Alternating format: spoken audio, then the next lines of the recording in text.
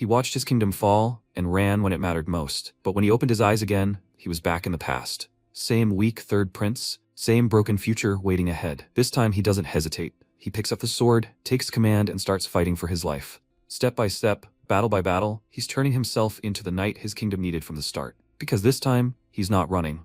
He's leading the war. In the tavern, a man asked if he knew about those rumors. They say some madman was wandering the battlefield. A comrade asked again, a madman? The man put his mug of drink on the table and said that he was most likely a mercenary with lifeless eyes, because as soon as the battle was over he disappeared and went in search of a new one. The comrade answered thoughtfully, a mercenary, not attached to life. How strange, the man said, and also, this madman keeps saying that he survived again. Also, they say that he always appears in battles somehow connected with the Empire. It seems that he is driven by something personal, rather than money. The comrade took a sip from the mug and said that these words already gave him goosebumps. So who is this madman? The man replied, well, judging by the rumors, he is most likely the prince of some ruined kingdom. They say he is looking for a place where he can die. After a while, Yuri was sitting near the stone, and the knight in front of him lifted his helmet and asked, and all he could think of was to end his life, the third prince of Briol, Yuri Briol. Yuri Briol is the name of a dishonest man who destroyed a kingdom with his own hands, and the name of a sinner who managed to survive in that kingdom. 10 years ago, a cry was heard in the casino. Come on, the third prince of Briol, Yuri Briol, laughed joyfully and shouted, yes, he's lucky today. The royal magician Hernando said, cool.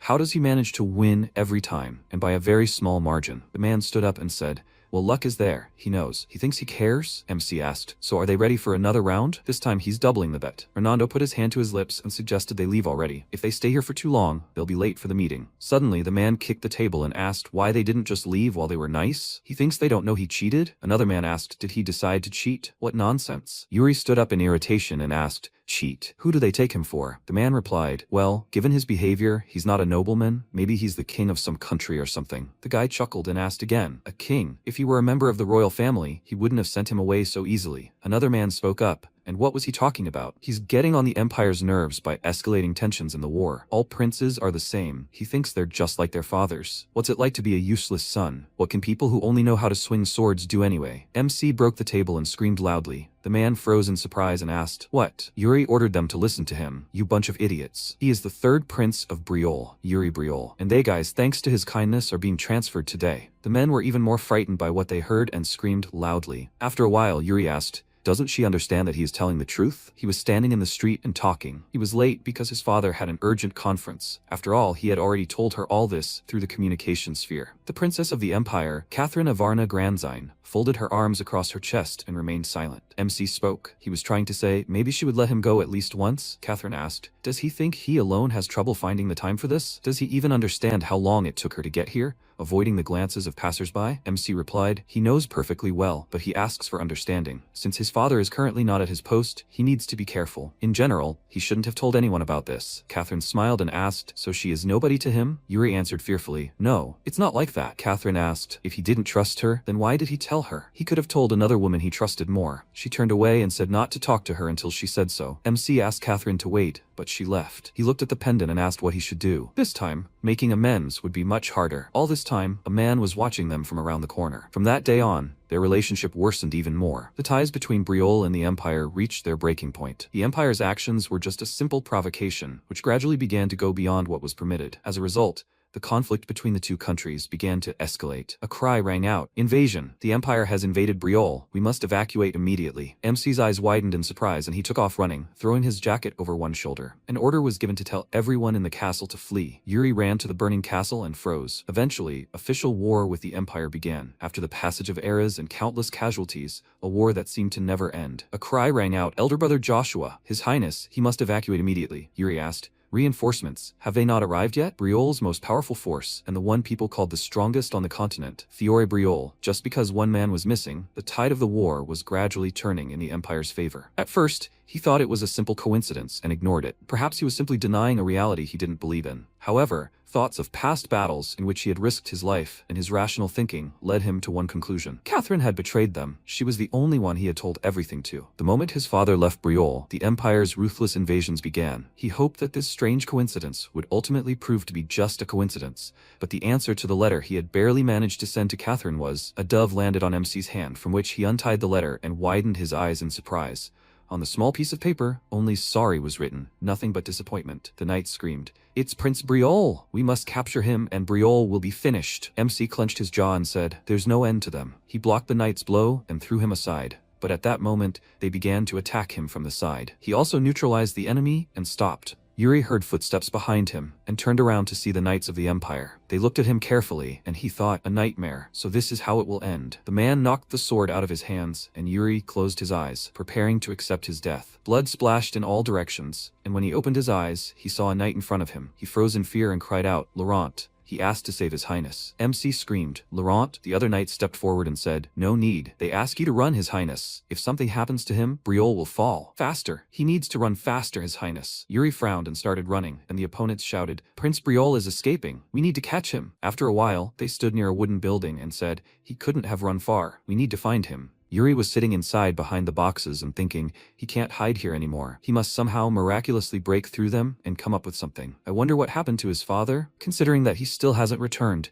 most likely he was killed by the Empire. Suddenly the door opened and a small beam of light illuminated MC. He was scared, and a knight entered the house. He thought, no, if he dies here, Briol. He asked for mercy. If he dies here, Briol won't be able to resist anymore. He thought, the knights of Briol who sacrificed themselves for him. Yuri clenched his fist and said, he's trying to say. He lowered his head, and the knight asked for forgiveness. He won't explain for long. The Empire will be punished for its sins. The Empire's soldiers will soon burst in here, so let him go. After some time, Yuri ran through the forest and thought, he must survive even in this way. He must survive. He must restore Briol. He must take revenge on the Empire. However, it was all nothing more than childish bravado, but reality turned out to be cruel. In the end, everyone died. What was the meaning of all this bloodshed? He can't even think of a reason for all of this. Yes, he picked up the sword only to punish himself. Someday someone will appear who can kill him. After a while, a voice was heard. They say he is looking for a place to die. Just think. So this is the reason he so fiercely rushes into the most dangerous battles and makes reckless accusations just to relax. And all he could think of was to end his life? He is obsessed with himself to the very end. Death for someone like him is too good an end. MC said. He says all this with the air of a man who wants to kill him.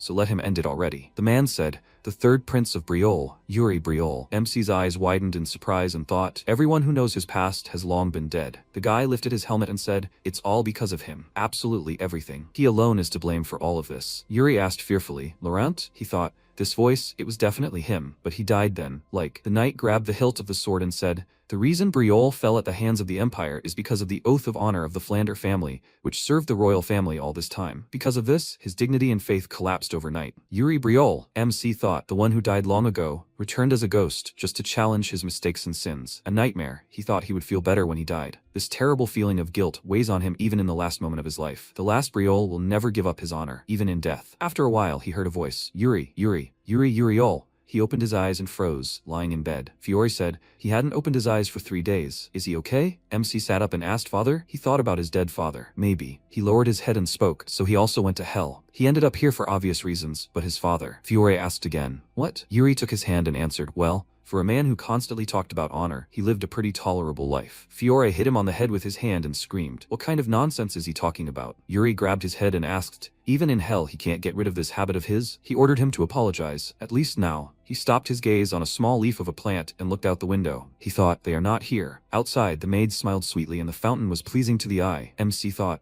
he does not see them. If this is hell, there must be sinners and a terrifying flame of purification. The devil must torment him and mock him. Wait, then this. His brothers stood by his bed and asked, Yuri has finally woken up. He lost consciousness again, and they screamed, Yuri, Yuri Briol. He is currently 13 years old. At first, he thought it was a dream, or a lingering memory, but no matter how hard he tried, he could neither wake up nor see the end of the world. Instead, old memories lying in the recesses of his memory constantly repeated.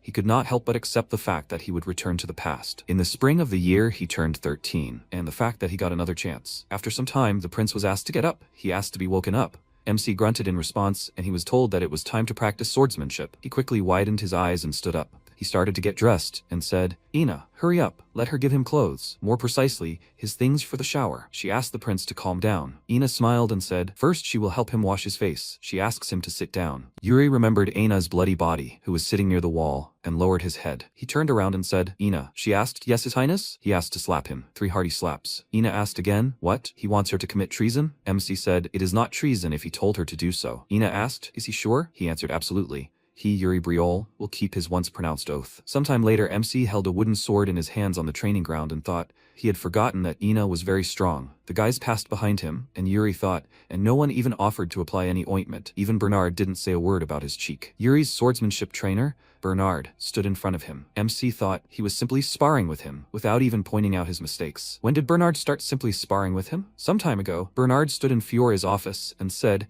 he is quite good when it comes to intellect, but it's a shame. If the prince had been a little more sincere, he would have been a blessing for Briol. MC thought exactly from that moment. They started sparring because they couldn't agree on anything during training. Hearing that, he began to become lazy and stopped putting in the effort. He turned to Bernard and said, starting today, let him train him properly. He, Yuri Briol, will train properly from now on. Bernard looked at him carefully and said, he doesn't know what came over him so suddenly, but he understood, sir. Bernard released mana and said, from now on, they will begin real training. He attacked MC, and MC asked him to wait. He stopped and thought, exactly. Before Bernard came to Briol, he was known as the Sword Demon. After a while, Yuri lay on the ground and thought, so this is what proper training with the Sword Demon is, Bernard. If he hadn't been a mercenary in his past life, it would have been much worse. He looked at the sun through the fingers of his hand and thought, although it is a little tiring, with this kind of training, his abilities will improve much faster, right? Not bad, not bad. Bernard examined him carefully and thought, he repelled all of his attacks. Where did the prince improve his skills so much? A cry rang out. His Highness. Anna ran into the training grounds and said, she thinks it's time for him to stop and come out. His Majesty requests his presence. MC turned around and asked, His Majesty. Why? Ina replied, it looks like Count Johannes has brought his son. Yuri thought, Count Johannes' son. He's the one who betrayed the kingdom and gave the empire a chance in his past life. Got Bavar. That idiot? He turned to Ina, and she asked, yes? MC said, that idiot, where is he now? After a while, two families were sitting at the table. Johannes said, the third prince has changed so much, he's become much smarter. Fiore frowned and replied, he thinks he just took the wrong pills. Johannes said, if there are any, he'd like to give them to his son too. Fiore said, his son is already smart. Johannes said, he still has work to do. Gott looked at Cedric admiringly, and MC gave him an irritated look. Gott looked down, and Joshua nudged MC with his elbow and asked, Yuri, did he quarrel with him? MC replied, actually, yes. He stabbed him in the back. Joshua smirked and asked, so what will their almighty Yuri Briol do? MC frowned and thought, he looks normal, but in fact, now he is thinking how to match the mood of others. He hasn't changed at all. Gott frowned even more and looked up at MC. Yuri replied, he won't do anything. He needs to control himself. He thought, everything is for him. Gott. This life will not go the same shameful way as the past. Come to think of it, around this time he had a fight with Gott. It was very one-sided. He decided to betray him because he had a grudge against him since that day. After some time in the courtyard, MC said, okay, Gott. He heard he is quite good with a sword. Gott caught the wooden stick and thought, well, he knows a little about them. Yuri shouted, quiet. The kingdom doesn't need weak-willed knights. Gott replied, he's not an official knight. Yuri shouted, wouldn't he be a knight who serves this kingdom? Gott replied, well, yes. Yuri swung the stick and said, then a duel. Gott blocked a blow and said, a surprise attack. How cowardly. MC jumped back and kicked Gott. Gott screamed, the third prince. He's asking him to be noble. MC threw the stick and Gott asked, did he drop his weapon? Yuri quickly rushed at him and kicked him, knocking the stick away. Gott fell to the ground and screamed, and Yuri clutched the stick and held it to his head. He said, Gott Bavar. He thought about it. In his past life, he used his father's honor to sell information to the empire. He said his father is a magnificent count and a respectable knight. Why does he think he has all these titles? What is it for? Gott tried to answer and said, they. MC thought he knows, he just wanted to survive. But this time he will stand firmly on the ground of Briol. Yuri extended his hand and asked, are the questions too difficult? Gott answered, yes, he doesn't quite understand what he means. MC thought, he will not allow dissent from any knight, including himself. He asked, what if he asks such a question? Why is his father a count who gave him this title? Let him try to understand the very essence of the situation. He took his hand to help him up and told him to think about what he said today. Gott answered, he understood. He got up and started to leave, and Joshua happily said, it was so inspiring. He really fights well. MC asked, did he think he would lose? Joshua answered, yes. Yuri looked at him with displeasure and asked, brother, does he even know who he is? Joshua replied, the worst idiot and swindler that ever existed in the kingdom. MC replied, he's not like that anymore. He should also stop causing trouble. Joshua looked at him in surprise and asked, did he hit his head? After a while, Yuri leaned on his sword and said, done. He fell to the floor and exhaled, and Bernard said, good job. He suggested finishing for today. He turned to the prince and said, I think he's ready to learn about the mana control method. Yuri stood up and asked, will he teach him his control? Bernard replied, no, his isn't that good, considering his potential. He needs to learn the Briol method. MC asked in surprise, why? Bernard replied, it's the best control method. It's quite pure and effective. Yuri thought, in his past life, he learned this method. He was able to master it, but Bernard asked, is he thinking about learning another method? MC replied, he's thinking. He asked Bernard to recommend a knight based on his potential, not his skills. He thought there was one technique he hadn't even tried to learn in his past life. Bernard grinned thoughtfully and said, potential. Based on potential alone, he thought Jared would be a good fit. MC asked again, him? Bernard answered he was strictly based on potential. Yuri spoke up, Jared. Before the regression, he met him only towards the end of the war. He had quite good skills, but he was surprised that he could survive for so long with it. Some time ago, Jared cried out. He was angry. MC asked, at what? His potential was truly special. Jared leaned on his sword and said, he could be much stronger if he trained more, but he didn't sharpen it. And at the time, when the war began, Yuri looked at him and said, that doesn't make sense. They were both still stupid. Presently, MC stood up and dusted himself off, said, okay then, do they need to meet this slacker? He imagined Jared's image and thought it would enlighten him. After a while, he went out to the observation balcony. Rosso turned around and said, Your Highness, what brings you here? Yuri replied, he came to see if everything was all right. Rosso laughed and said, of course, not as good as His Highness, but they were working hard. MC looked around thoughtfully and thought, they looked quite enthusiastic. He asked, where is Jared? Rosso asked again, is he talking about the newbie? There he is. MC looked at him and thought, now he understood what Bernard was talking about. Training should be based on the desire to improve your skills, and he was simply doing exactly as much as necessary. He said, at this rate, he would soon lose ground. Sir Rosso, have him bring him a wooden sword. He will join the sparring. Rosso replied, he understood. Who did he want to spar with? Yuri replied, with that nosy idiot. After a while, the knight shouted, newbie, good luck. Rosso told him to watch his defense. Jared looked at them with displeasure, and MC said, Sir Jared, he had heard that he was quite gifted. Would it be a problem for him to show him what he's made of? Jared replied, yes, of course. Yuri rushed to attack and said, in that case, he hoped he wouldn't disappoint him. Jared quickly parried his attack, and Rosso said, as he thought, Jared, no wasted moves. Someone shouted, His Highness, he's rooting for him. His Highness is quite good, huh? Jared frowned and thought, no, that's very strange. He blocked all of MC's attacks and thought, his movements, they were so unnaturally consistent, as if he was deliberately adjusting to his pace. Yuri smirked and asked, not much fun, huh? It's like they were just playing around. So now, should they get more serious? Jared blocked his punch, and MC thought, he blocked. As he thought, he has animal reflexes. He tried to attack him, but Jared quickly dodged and stepped back. MC clicked his tongue and thought, he wanted to gradually build up the pace. Jared swung and hit Yuri, who thought, nightmare. It didn't work. Even considering his past, Jared is still a pretty good knight. He thought he could beat him, and yet, he looked closely at Jared and swung his sword. He thought, it has to hit him at least once. He hit Jared in the side of the stomach and screamed, that's it. The knight asked, did that attack actually hit him? The guy said, His Highness, he's magnificent. MC asked, he's not being too lenient with him, is he? Jared answered, no. He looked at him and thought, how strange. He attacks, but it feels like he's the one who's driven into a corner. Jared stepped forward and quickly dodged the attack. MC said, what a shame. Jared gripped the hilt of his sword even tighter and thought, that's enough. The knight screamed, Jared? He was covered in mana and everyone screamed, is he crazy? A mana control method? He's sparring with the third prince. He needs to pull himself together. Jared stood up and several strands of hair fell on the floor. MC looked at the frightened Jared in confusion and a scream was heard. His Highness, he's crazy. His Highness, is he okay? Yuri waved his hand and said, everything is fine. Is this their first time seeing sparring? Someone said, but his wound. Yuri tied a rag over his head and told Jared to raise his sword. Now this is really fun. There's no reason to stop now. He rushed to attack and started throwing punches. Jared thought, this prince is different from him. To the limit. No, he's pushing himself beyond his limits. Jared frowned and thought it was like his blood was boiling. He had never felt this before, even when he sparred with stronger opponents. But this young prince, he makes some feeling build inside him. Yuri swung his sword rapidly, trying to hit Jared. He screamed, oh my! He gripped the hilt of his sword, released his mana, and swung. MC's sword, which he had used to block the blow, broke in two and flew off. Yuri exhaled and said, it's the end. Jared looked at him carefully and he said, he realized something, Jared. Jared shook his hand and said, no, it was a good sparring match. He thought he showed a strong determination and perseverance he had never seen before. How could such a young prince do that? MC looked at him questioningly and asked, what is he doing? Jared looked at his hand, which was clutching MC's, and his eyes widened. Yuri asked, what is he doing squeezing his hand like that?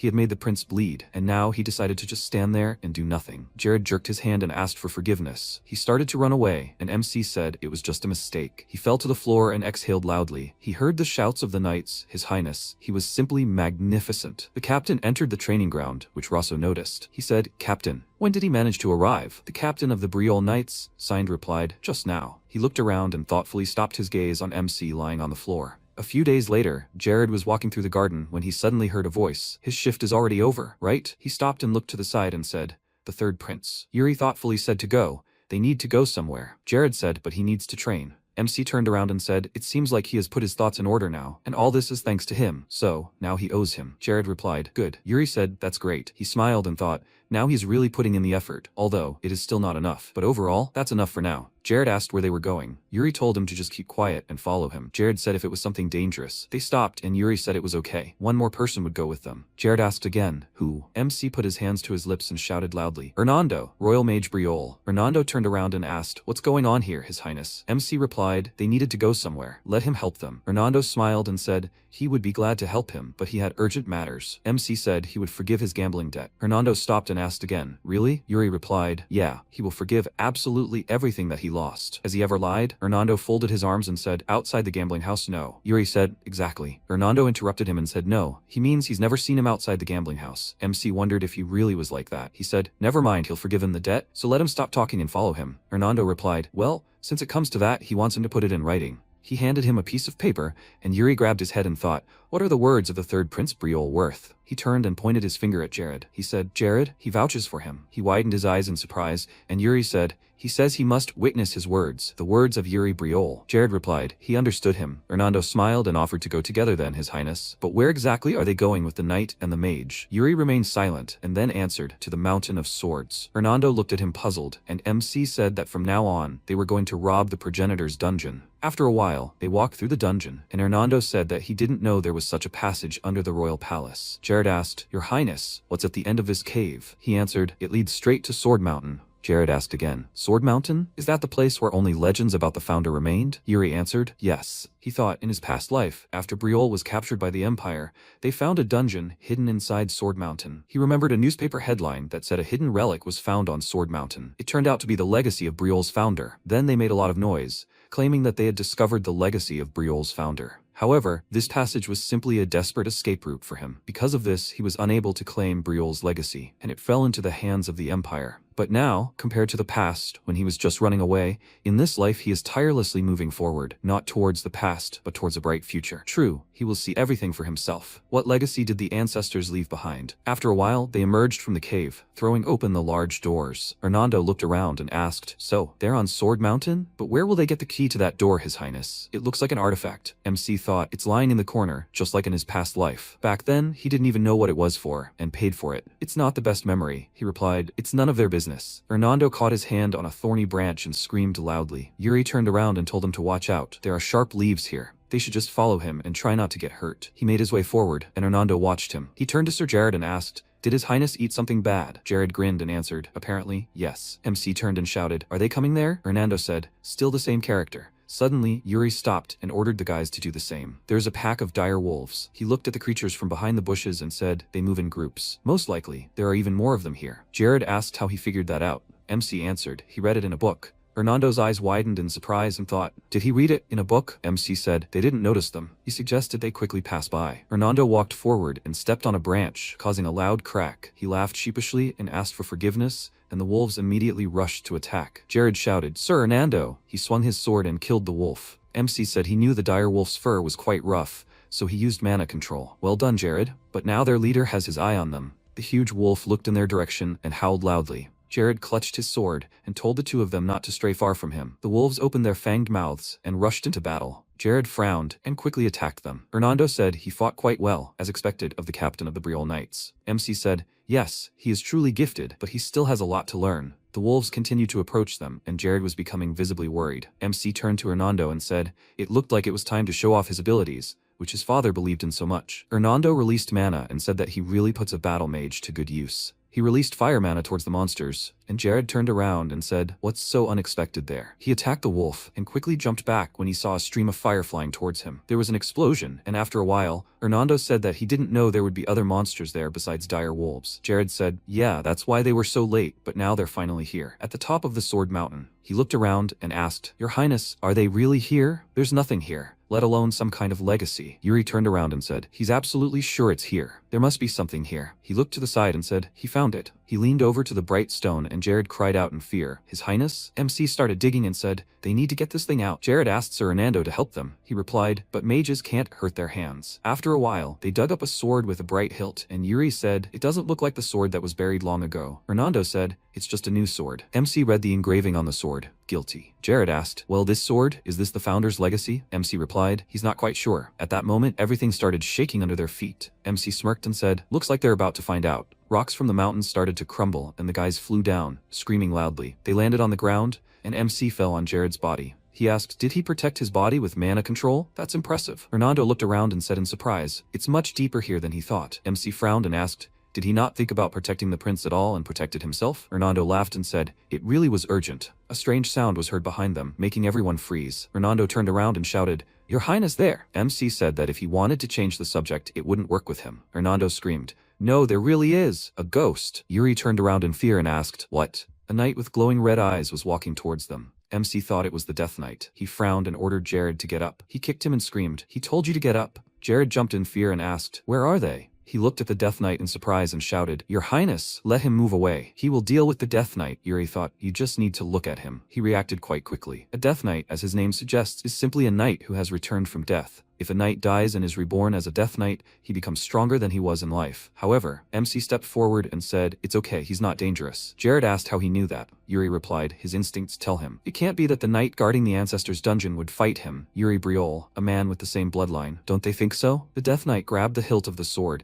and the guys shouted, Your Highness, be careful. The tip of his sword appeared right in front of him, and then it stuck into the floor. Hernando said in fear, no. The prince's head was cut in two. MC turned around and ordered him to watch his language with displeasure. Hernando said the prince's hair was cut in two. The Death Knight spoke, the same smug demeanor as his. He sheathed the sword, and Yuri asked, who? The knight replied, Eric Briol. Jared said, Eric Briol, that's it. Hernando said, that's the name of the man every Briol resident knows. A sword master who conquered the entire continent using only a sword. He is also the progenitor of Briol, the country of knights, and its first king. MC asked, did he come here first? The knight replied, yes. If he is not a descendant of Briol, then he won't be able to lift this sword. Yuri said, that means this is the same unrivaled sword the progenitor used. The knight replied, he used it. He looked at MC, puzzled, and asked, what's with that expression? He looks down on it because he used it. Yuri replied, he just feels guilty because he picked up someone else's thing. The knight replied, a descendant of Briol. Let him state the reason why he came here. MC gripped the hilt of his sword and replied, he, Yuri Briol, the third prince of Briol of this era,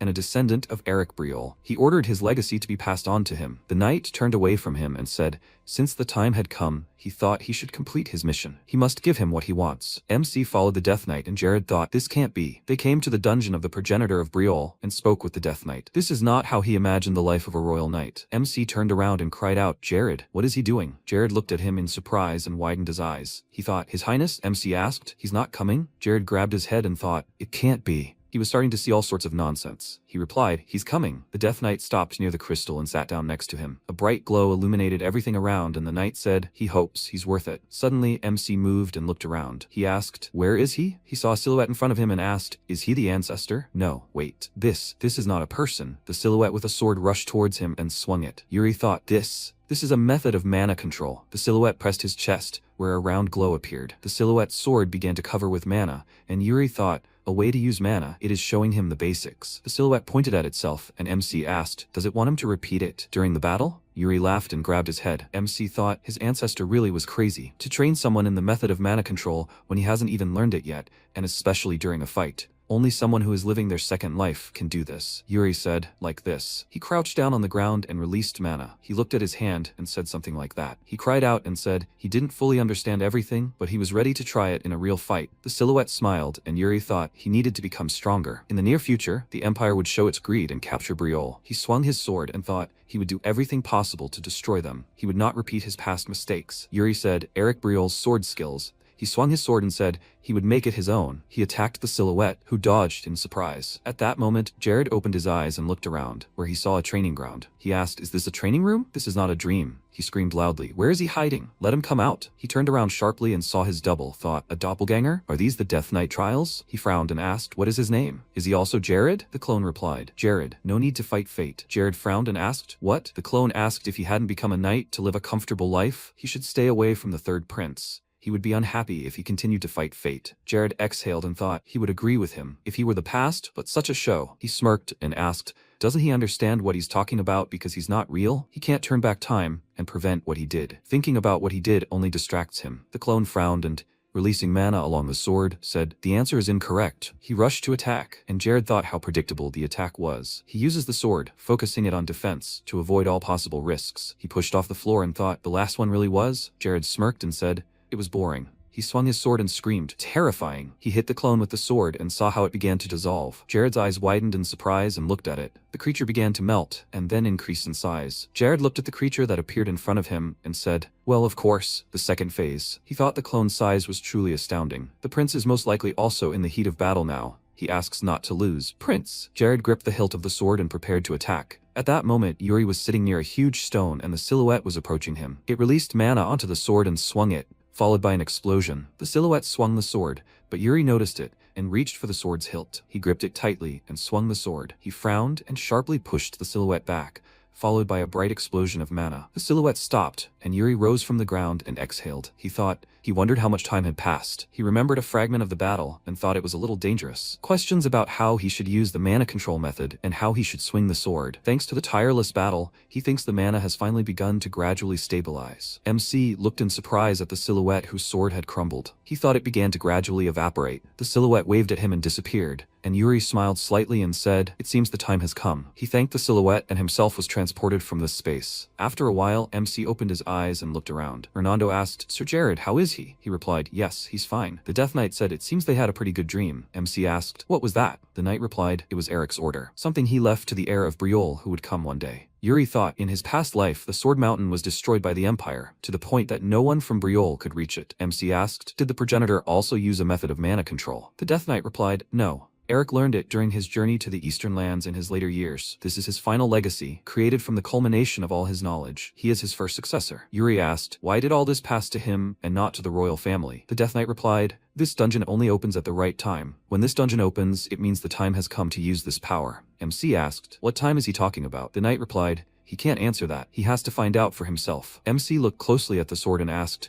what is the name of this method of mana control? The knight replied, he called it a strike to the heart and soul. Yuri spoke, a strike to the heart and soul. The knight told Yuri Briol to kneel. He must give the progenitor's legacy to the descendant of Briol. MC knelt before the knight, and he placed his hand on his head. He told him not to fear his enemies. MC replied, yes. The knight told him to do what he believes in. Yuri replied, yes. The knight said, to the very end, let him fulfill his duty to Briol. MC replied, yes. The knight grabbed him by the hair and told him to keep in mind, Briol do not neglect honor, even in death. Such is the oath of Briol. Yuri looked at him carefully, and after a while in the castle, Aina opened the windows in the room and said, Your Highness, good morning. MC sighed loudly and stood up, and Aina asked, is he tired? He came very late yesterday. He looks like he's gonna fall asleep the moment he lays down on the pillow. Yuri stretched and replied that he simply went to the royal library last night. Anna asked why he suddenly decided to go to the library. MC replied that he wanted to find some records. According to the royal family tree records found in the library, Eric Briol had a brother, a man who disappeared from the annals of history and left no name behind because he renounced his honor. MC wondered if he must have been that Death Knight and the true master of that sword. Ina said, His Highness,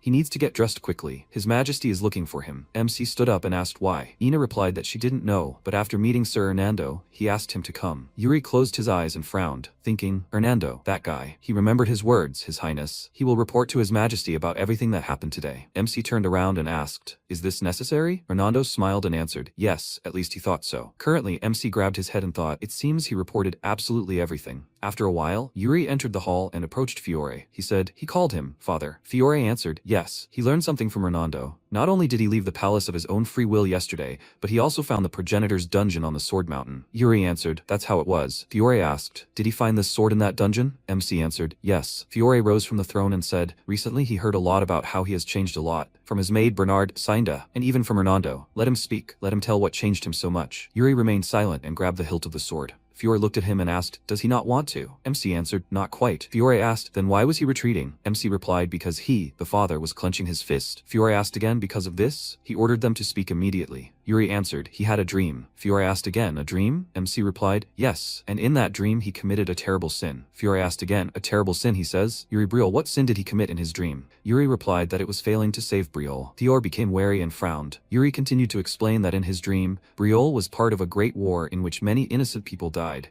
and he tried to save Briol, but he failed. The kingdom fell, and he fled indifferently, and ultimately, he died. He woke up from this dream and realized that the necklace his mother had given him was missing. He wondered if this dream had been a warning from his mother. Fiore paused and asked him what had destroyed the kingdom in his dream. He replied that it had, but at that moment, he fell silent and thought that it was too early to talk about the Empire.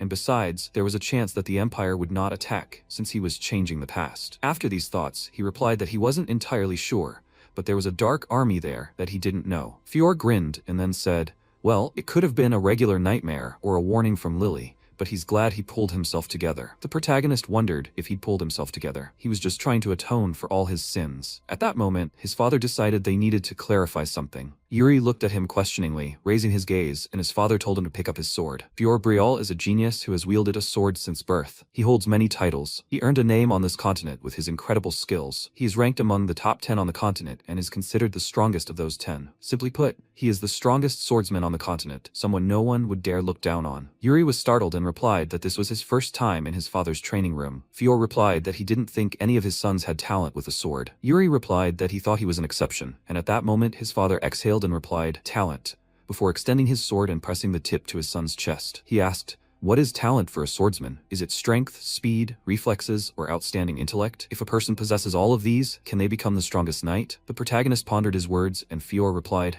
"That's not quite right." At that moment, Yuri was stunned and surprised. His father continued to say that more important than the things that appear on the surface is what can drive a person to surpass their human limits. Something that transcends crisis or a sense of duty. At that moment, his eyes lit up with a bright magical light, and Yuri froze and thought, "Wait, what's around him?" His father returned the sword to its place and replied that he himself didn't know what it was called. It was something like the sword's call. Yuri was stunned by what he heard, and when he drew his sword, he asked, "Is this destiny?" He replied that it was possible, perhaps so. When Yuri looked at his sword more closely, he considered that in his past life he had not followed the path of the sword. But what now? Fior asked. What was he thinking, son? Should he hold the sword? Did he hear the sword calling him? When death approaches, did he still hold on to his sword? Fior considered his words, then frowned and replied that he felt nothing. When he looked up at his father, he glared menacingly, and Fior became terrified and rolled back, asking what was happening. When he looked around, he saw a multitude of magical eyes enveloping him. His mouth dropped open in shock and suddenly heard a cry that they needed to run. The train must leave here. He continued to listen to the cry for rescue, when suddenly someone exclaimed, "Prince Yuri!" He saw before him a bright fiery flame that rose stronger and stronger above the palace. A battle raged around the palace, and the knights fought until blood flowed. When he found himself in the past, he wondered what was happening. Looking around, he asked why Briol was on fire. Someone exclaimed, "There he is, the third prince."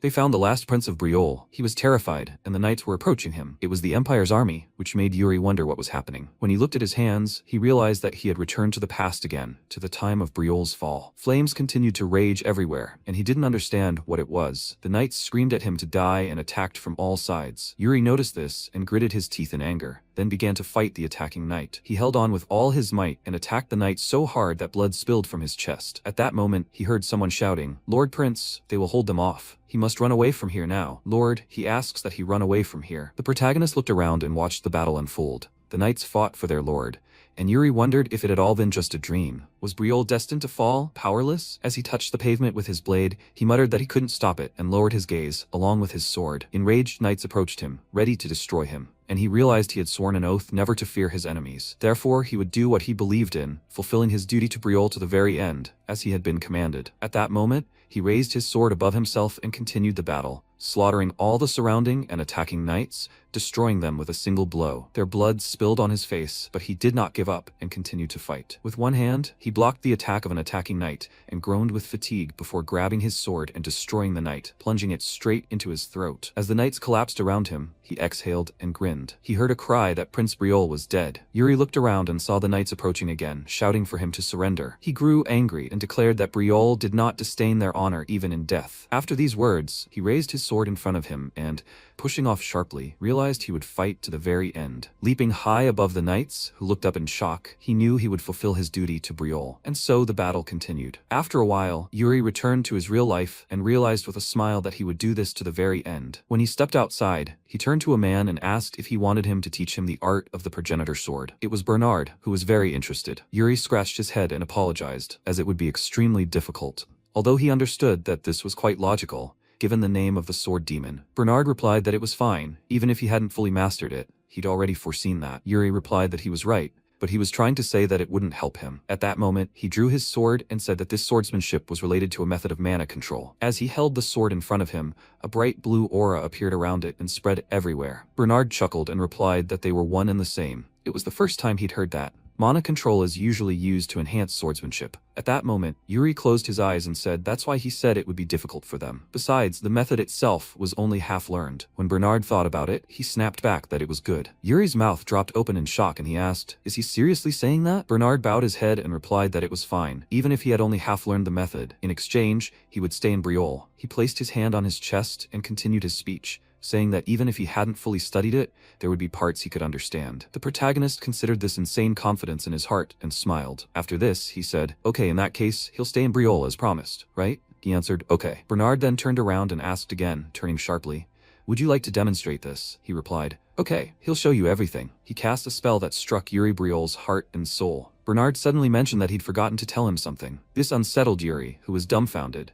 until Bernard suddenly said mockingly that he'd originally planned to stay in Briolle. This greatly surprised the protagonist, who hadn't expected to hear this. Bernard continued saying that His Majesty had said they would be here together for at least another 10 years. Yuri asked, "What?" He wanted to say that, but before he could finish the sentence, Bernard asked again, "He's not going to attack him?" Bernard continued, saying that in that case, he'd strike first. At that moment, a magical aura also formed around his sword, and he lunged at the protagonist, who grew angry, his entire body trembling. He gripped his sword even tighter and asked, "Why are you only talking about this now?" At that moment, he became so enraged that he lunged at his opponent with a blow. Bernard countered the attack, and their swords clashed. Sometime later, evening fell, and Yuri lay down on his bed, staring at the ceiling. He thought about how everything was changing. In this future, Briolle won't be destroyed because of his mistake. Although no special measures were taken, the fact that Bernard decided to stay in Briolle proves it. The changes in the future seem so vague and uncertain to him, but little by little, it's definitely changing. But that's not all. This time, he must stop the Empire. When he clenched his fist, he realized it was infallible. He must do it without making a single mistake. Suddenly, he noticed a rustle at the side of the room, and the maid, Anna, entered. He looked at her questioningly, and she said, "Infallibly, he must avoid trouble." The protagonist stood up abruptly and asked, "Was there anything else on the schedule?" Anna replied that he caused trouble every day and therefore didn't even know what she was talking about, right? She said that because he had a meeting scheduled for tomorrow. He asked in surprise, "A meeting?" Ina confirmed that it was a meeting of the elders. His Majesty said that this time they were obliged to attend. Hadn't he heard about this? Yuri was surprised and came to his senses,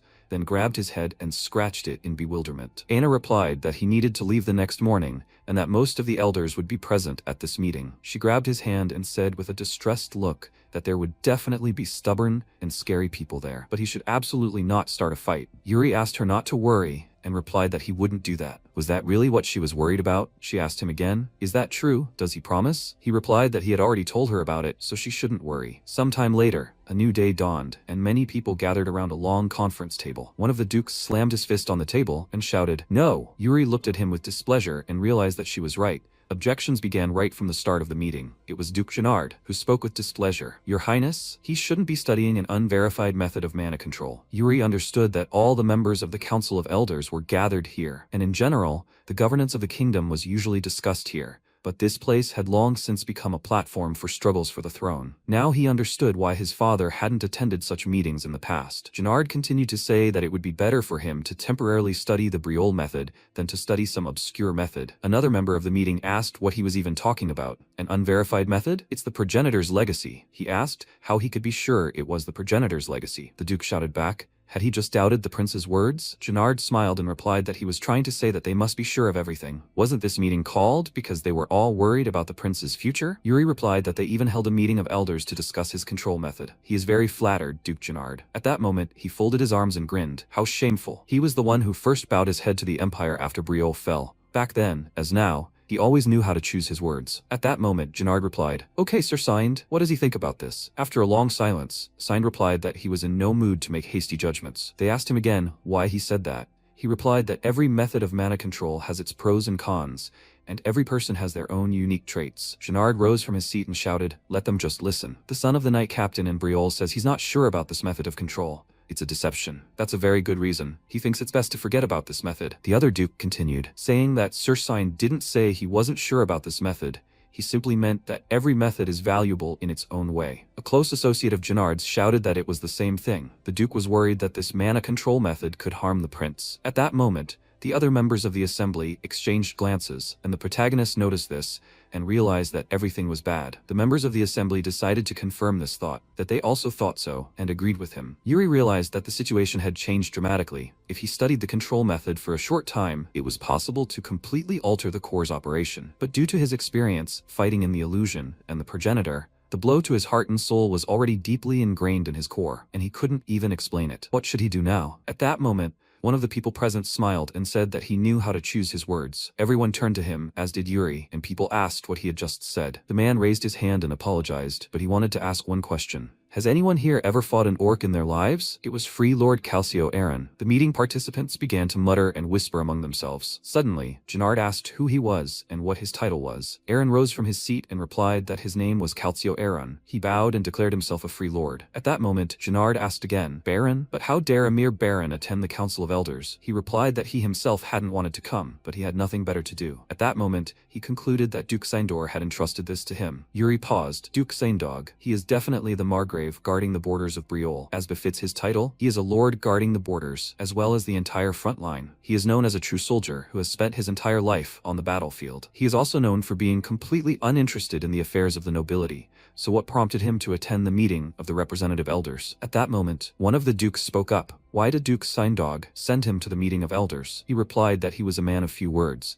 But seeing how the appointed nobles played their political games here and indulged in pointless arguments, he understood why the Margrave had sent him here. In a real battle, the type of mana control method matters little, whether it's the Briolle method or the Imperial Lionheart art. Ultimately, everything depends on the person using them. His Highness, what does he think of this? Yuri replied that, as Prince Briolle, he didn't quite understand why there was such a heated debate here about whether he would master the progenitor's mana control method. No matter what they said, he would learn the progenitor's method either way. So, the prince, a swordsman, decided to follow in the name of the progenitor and the mana control method. So why do people with no authority or responsibility continue to interfere in the prince's affairs? But usually, such a fuss comes from people sitting behind a desk and never having held a sword in their lives. Gennard frowned and replied, Free Lord, you speak very rashly. Aaron replied that he apologized for his rudeness, but he couldn't help it. He was an ordinary warrior, fighting orcs on the border every day. He'd mentioned this before, but could anyone tell him who among those present had fought an orc? There was an awkward silence in the office, and he asked again, did they think the orcs would care what mana control method their opponents used? Everyone remained silent, until one of them suddenly said he was right,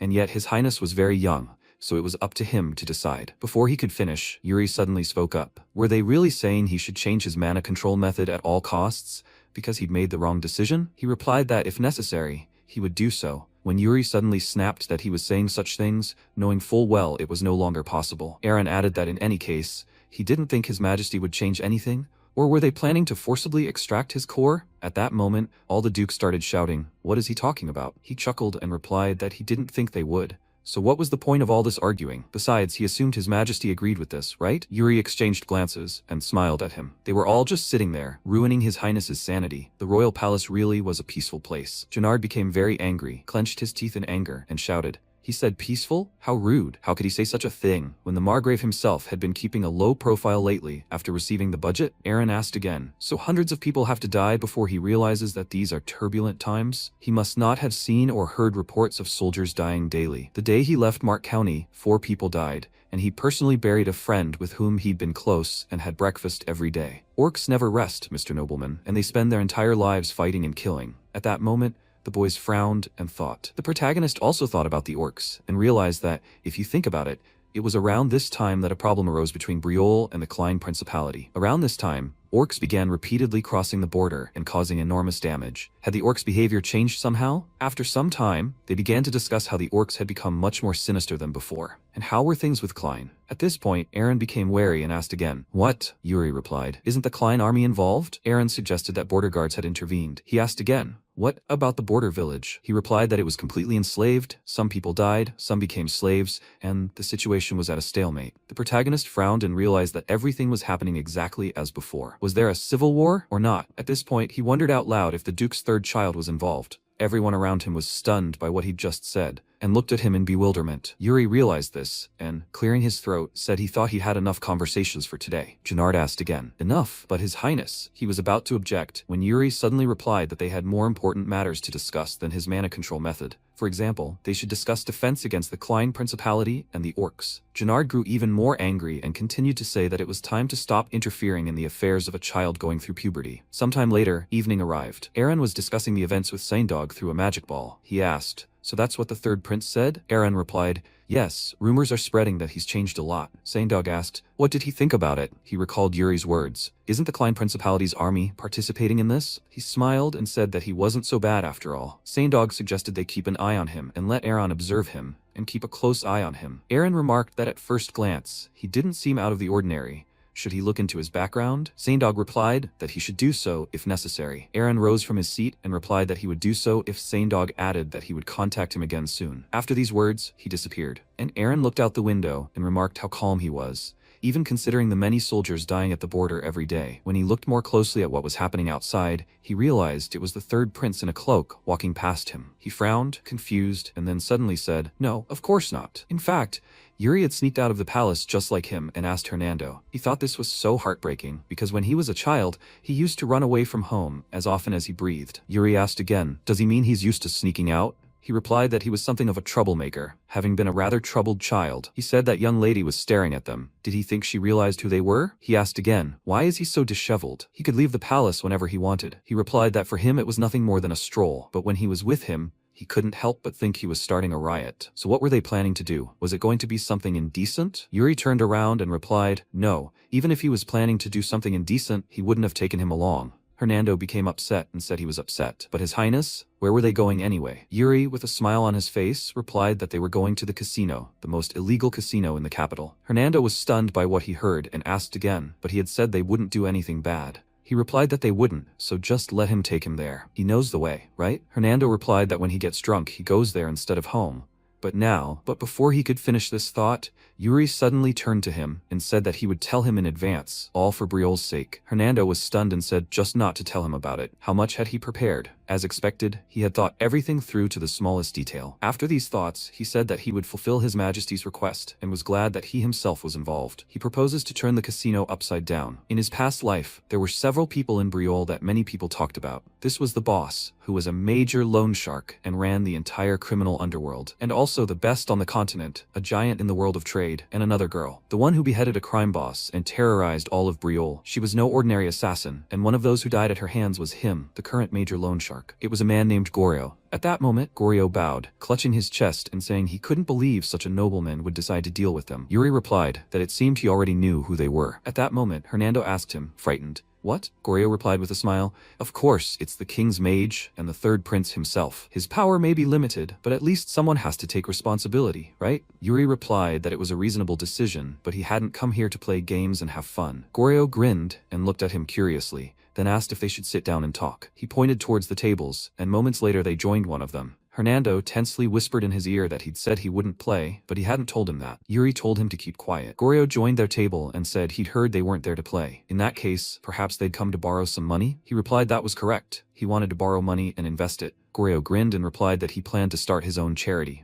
And since he was borrowing money from him and not the bank, that meant the prince had big ambitions, right? At that point, the protagonist replied, "Enough." It's not his place to interrogate him, and smiled. Goryo bowed and asked for forgiveness for that, as he'd like to apologize. Yuri replied that it was fine. After all, he was the one who came there to borrow money. They decided to get to the point, and Goryo asked if he'd tell them why he needed the money. He replied that he planned to use the money to buy magrange, a spice from the Klein region. Demand for it would soon increase. Hernando was very surprised and asked again what he was doing. Goryo laughed a little and replied that magranja is used to make high-quality spices, but he wasn't sure it was worth it. Yuri replied that everything would soon be as he said. At that moment, the mage thought he heard that a war had broken out in the Klein Principality and that orcs were roaming everywhere, but he didn't think the price of spices would rise significantly because of this. He simply wanted to buy the Klein Principality's spices in advance. Goryo saw a strange look on the protagonist's face and realized that Yuri Briol was different from those rumors. Moreover, It seemed he was acting not only on the information he had just revealed. At that moment, he wanted to settle the issue of the amount, and Yuri told him that as an investor, not a prince, how much money was he willing to lend him. At that moment, their conversation continued for some time when Goryo suddenly grabbed the table and announced that he was proposing a contract. At that moment, Yuri smiled back. Sometime later, as they left the establishment,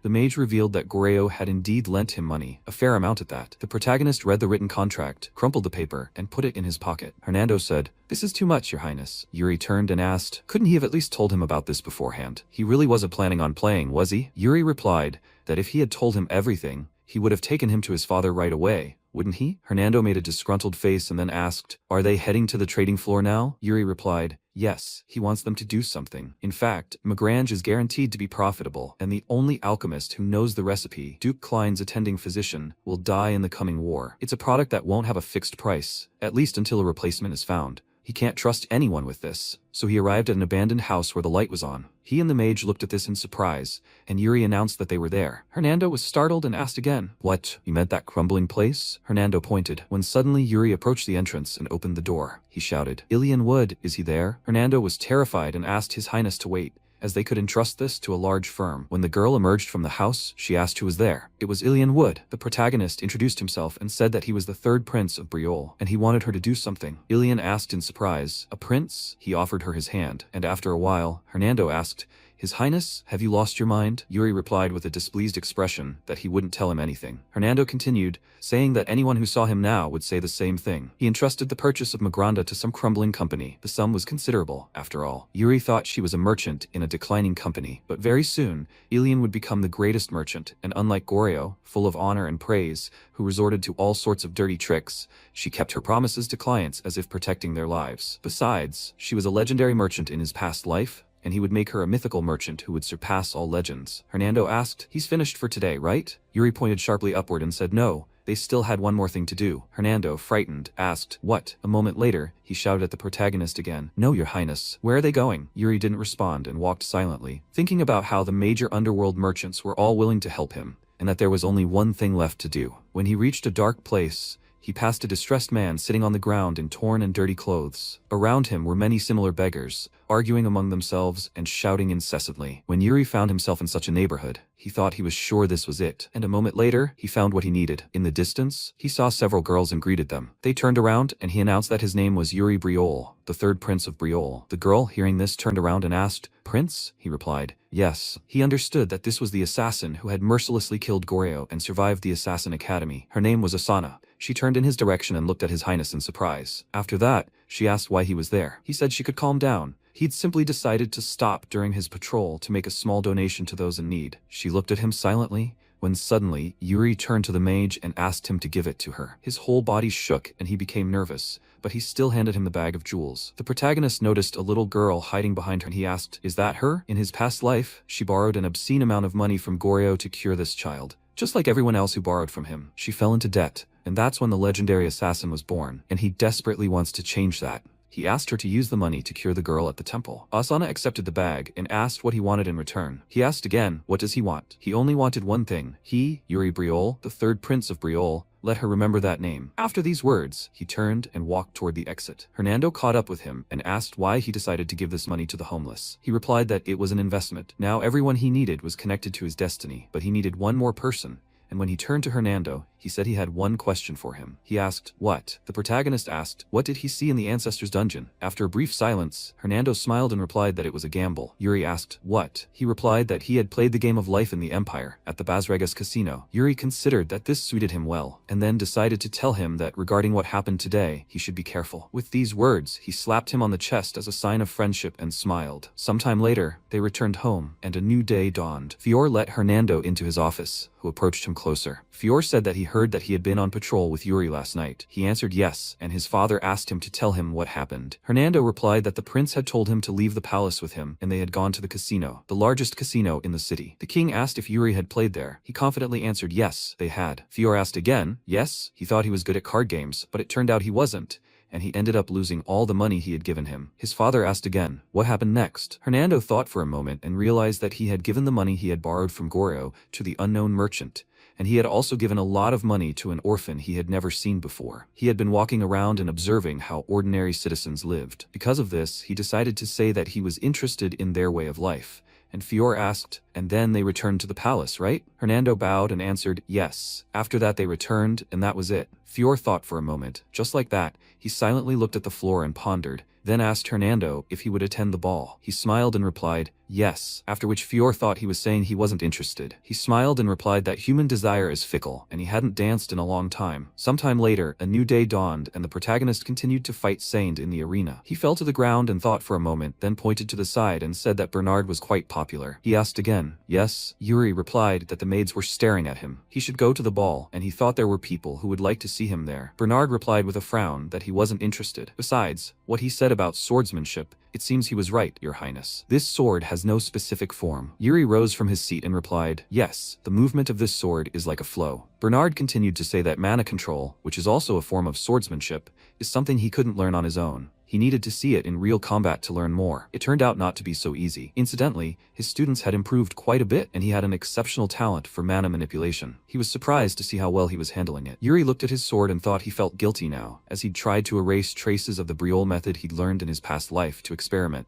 but it had only intensified his feelings. Bernard replied that he needed to slow down a bit, but he was worried. Yuri asked again, "Was he worried?" He replied, "Yes, it felt like he was rushing." He'd already achieved a lot for his age, but his body wasn't strong enough yet. Yuri smiled and told him not to worry, as he'd figure that out later. He offered to begin the next round, and Bernard asked in surprise, "Are you sure?" Yuri replied, "Of course." At that moment, he tossed one sword aside and told him to use a real sword this time, as he needed to get stronger. Bernard also threw down his wooden sword and said he understood. And Yuri proposed a bet. He'd go to the ball if he could hit it at least once. At that moment, Bernard sharply replied, "No," and Yuri asked again, "Why?" He said he'd win either way, and he never kept his promises. He was known as the last person to argue with, and Yuri was upset about this, then told him to watch. After these words, magical power formed around him and his sword, and an aura began to spread everywhere. Suddenly, a bright flash of light occurred, and he decided to prove him wrong. Their swords clashed, and that day, he failed to hit it even once. A few days later, the day of the ball began. Many chariots arrived at the palace to attend. In one of them sat a young man and a girl. The man said that she truly couldn't take her eyes off the beauty here. It was the second prince of the empire,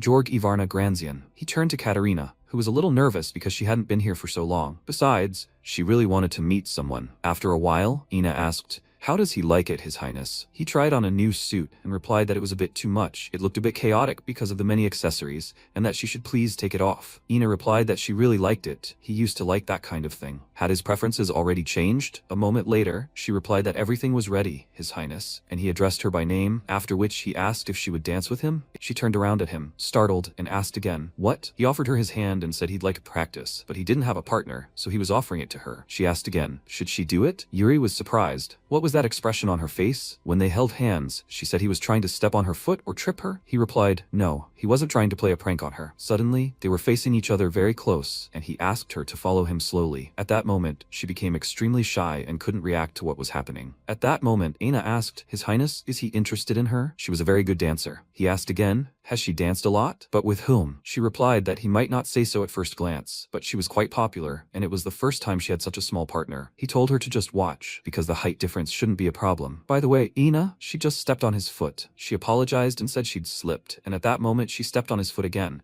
And Ina, smiling, replied that she'd simply made a mistake. After a while, the musicians began performing new pieces, and the ball began in the enormous hall. The partners began dancing to the music, and Fior watched from the sidelines, sitting on a throne and sipping a glass of alcoholic wine. He watched Yuri's behavior as he chatted with passing men. Yuri, meanwhile, looked carefully ahead and realized that Duke Signdog had also arrived. As expected, he was very different from the average knight. Only Baron Aaron had come to the last meeting. He watched him closely when suddenly his brother approached him. Yuri asked if he had been having problems with his eyes lately. He had begun wearing his glasses more often. He replied that it wasn't so bad that he needed to worry about it. At that moment, a loud sound erupted, and the gates to the hall swung open. George entered with a confident expression and approached the king himself. He shook his hand and thanked him for coming to this humble place. George was grateful for his hospitality and announced that he had come today with his younger sister. When he pointed to her, Yuri was stunned by what he saw. Katerina, whom he remembered from his past life. He realized he could not betroth her and would never make the same mistake as in the past. He noticed her gaze on him. She was incredibly beautiful. After a while, everyone in the hall was chatting among themselves, and Yuri noticed Katerina. He mused that, as expected of his brother Cedric, he treated people with respect, and that this was the makings of a good king. In comparison, he was nothing like that. At that moment, he saw Katerina pass by him and look him in the eye. He greeted her, when suddenly she turned her attention to his brother. He clutched his head, wondering if he still had feelings, even though he knew it would end badly. Suddenly, Ina approached him and asked if he wanted a cookie. He thanked her for working so hard, and she replied that it cost her nothing. He asked again, "It's hard, right?" She replied, "No, compared to cleaning up the mess some people leave behind every day." But before she could finish, Yuri replied that it didn't matter, that she should just give him a cookie. When she turned around, she replied, "Please, if he needs anything else, just let her know." He wished her luck and watched her go, then leaned his elbows on the table and looked up. At that moment, a person approached him, and he felt it and opened his eyes. It turned out to be George, and the protagonist realized that it was the second prince of the George Empire. In the past, he was a commander on many battlefields. He bowed and announced that he was the third prince of Briol, Yuri Briol. At the same time, he was the one who personally brought Briol to its decline. He should calm down, and he cannot show hostility towards him. At that moment,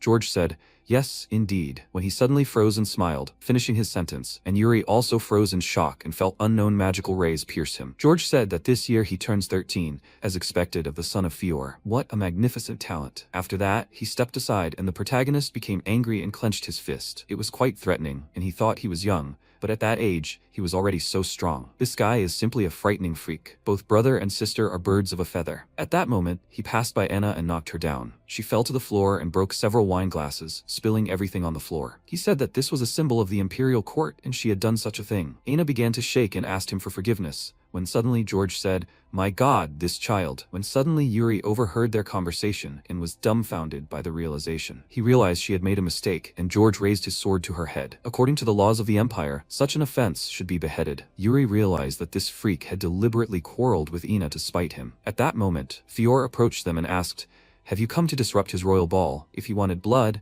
then let him do such things on his own land." At that moment, George turned his attention to him and, after an awkward silence, replied that he would like to ask for his understanding and bowed to him. His Majesty, the Empire, and Briol had always respected each other. Fior replied that everything was correct, but he believed that they had no such intentions. "Does he remember what happened in Gatensh?" George smirked, and Fior continued speaking. "When he executed an imperial knight on Briol's soil, His Majesty stole his honor and didn't hold him accountable for his actions." George replied that it was the same thing. It must be done to preserve the honor and dignity of both nations. He reflected on how his father had once executed an imperial knight of his own free will. He wasn't doing it because he wanted to, so he proposed ending it quickly. And seeing how he recalled the past, it became clear to him that the honor of the imperial family depended on it. There wouldn't be much bloodshed. In other words, stopping this now would be tantamount to challenging the empire. However, duties and conditions, ideals and reality, justifications and power. Briol does not disregard honor even in death. Such is the oath of Briol. At that moment, he cried out, "His Highness, she is his subordinate." Why was he thinking so hard like a mouse? Therefore,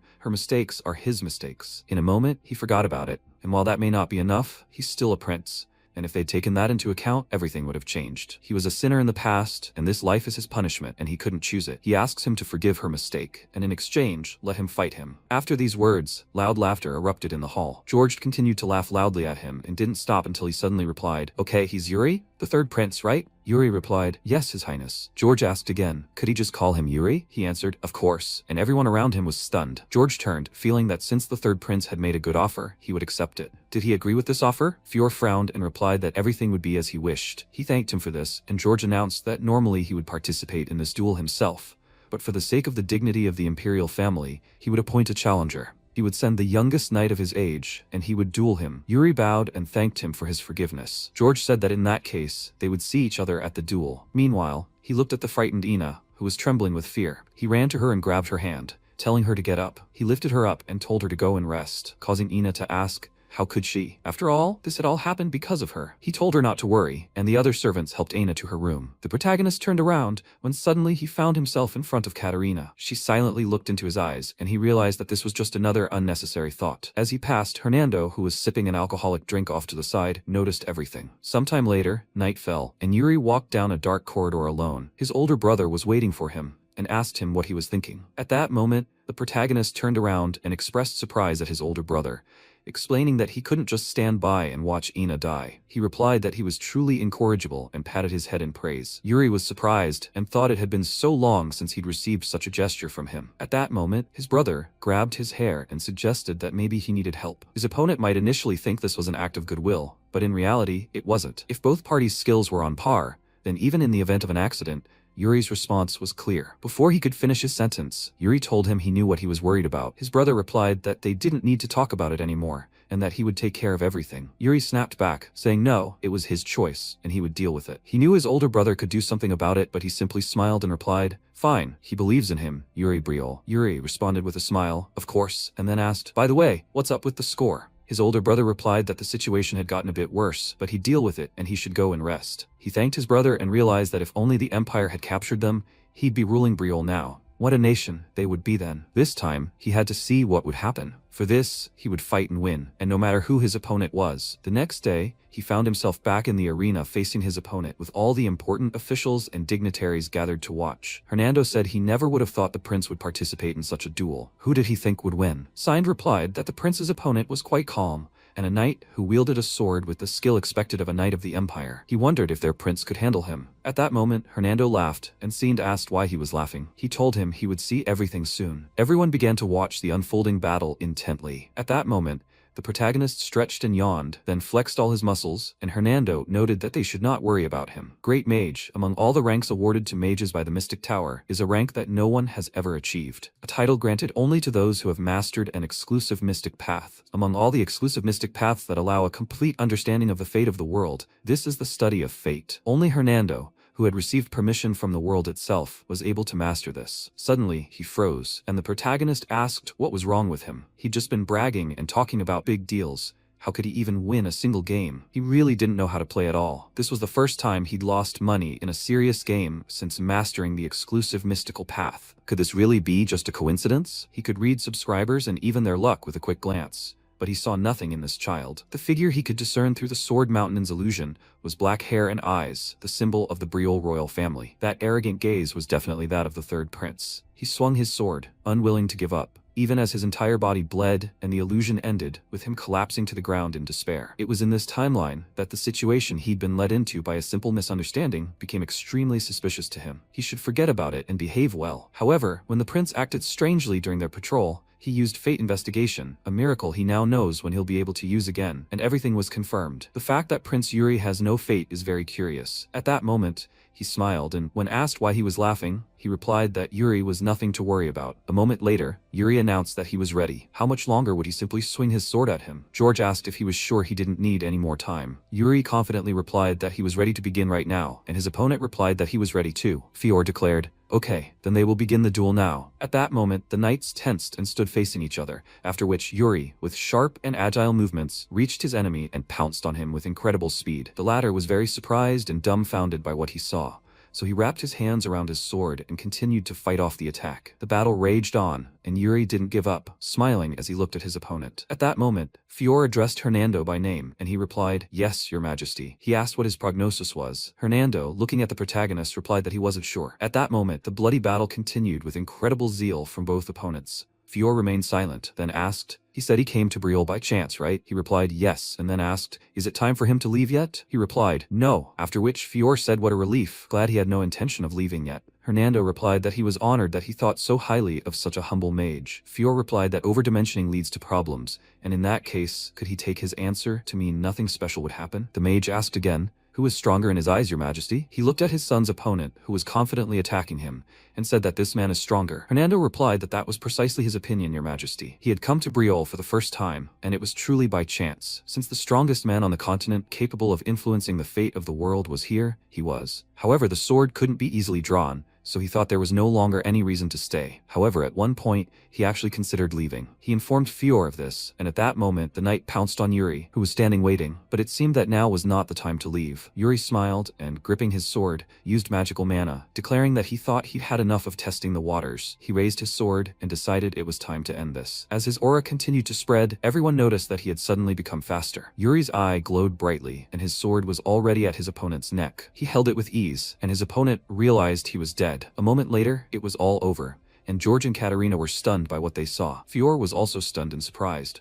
Saint also cried out in surprise, and at that moment Hernando smiled. People shouted, could he really turn the sword in such a situation? What did they think of it? The protagonist's opponent's sword was shattered in two, and the tip of the weapon was near his throat. Yuri smiled, and his opponent said that he had lost. Everyone in the palace rejoiced at the outcome, and Hernando realized that fate had brought him here, and he had met someone who defies fate. From life to death, from death to life, the third prince's sword changed this man's fate and the fate of the maid. His every step is always against fate. Yes, he who lives in defiance of the fate of the world. Yuri Briol, unconquerable by fate. He said, it was simply magnificent, your highness. He would like to see how he changed the fate of this world. 5 years later, a maid ran through the palace, disappointed in herself because everything was going so well, but she had seriously screwed up. If she got caught, it would be the end for her. At that moment, someone called out to her and asked if she was new. She looked at the prince and realized it was his black hair and the symbol of the House of Briol. The prince asked, what is she doing here? She exhaled in disappointment and thought that she should calm down and answer as she had been taught. He asked, what is she doing here? The maid thought that firstly,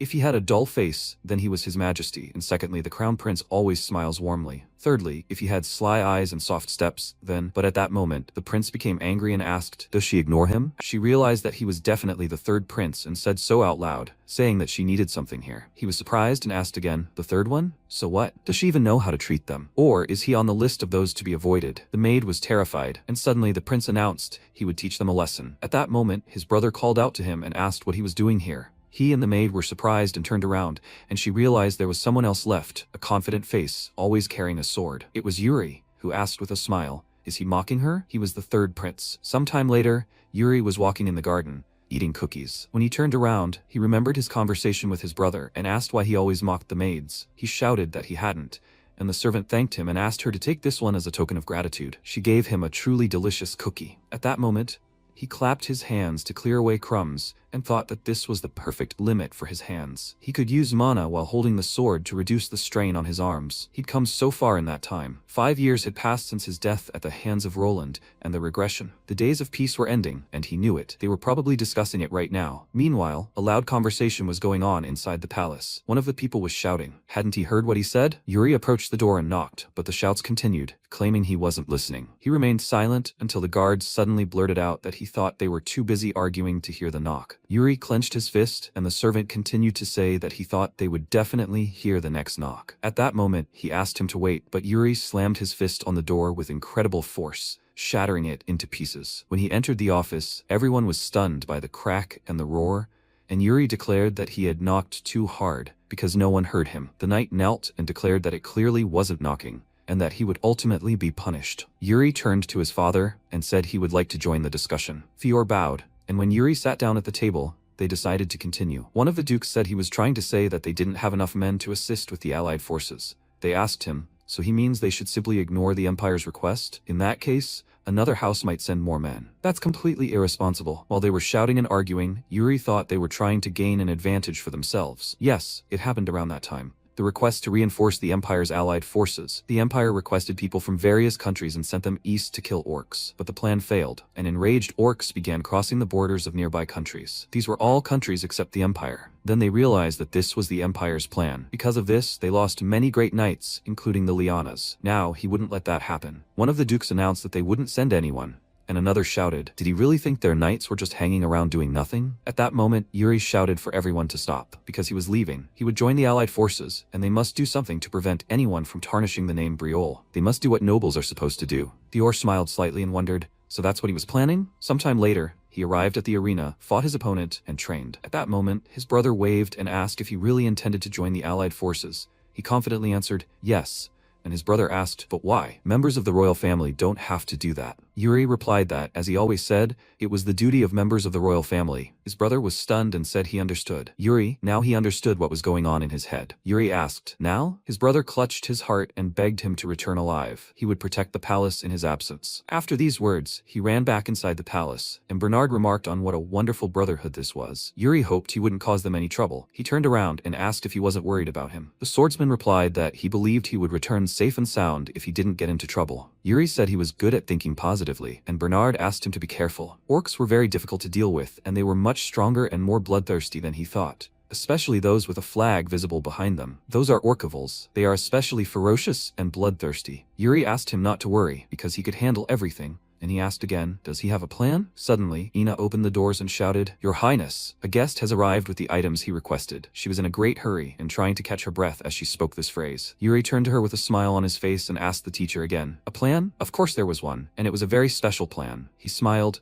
looking into Bernard's eyes, completely confident. After a while, Guillermo was sitting on the sofa at the table. He took a sip of the offered drink, and then the protagonist entered the room. He rose from his seat, straightened his jacket, and said that he welcomed him, His Highness. He was the vice master of the Ilian Guild. Then the protagonist sat down across from him and asked how Ilian was doing. Replied that she was on a trip, so he came in her place. He asked if she still traveled alone. He should tell her to hire a cab. He said that she preferred traveling on her own. Then he placed the chest on the table, and the protagonist said, She's like that. Okay, is that why he was looking for it? In response, he laughed and said, Of course, that's not true. They got all the items he requested. The protagonist looked at the contents of the chest and said, Good job, Guillermo. He smiled and thought that he finally got it, the Sword of the Four Paths. Then Guillermo asked, Your Highness, is this really that precious? To him, it looked more like some kind of decorative daggers. Then MC took one of the daggers and said that it was very valuable. He concentrated energy into it and added, Since these are artifacts containing ancient magic. At that moment, Guillermo cried out in surprise, The sword is moving on its own, and the protagonist said, It's okay, he won't die. He asked,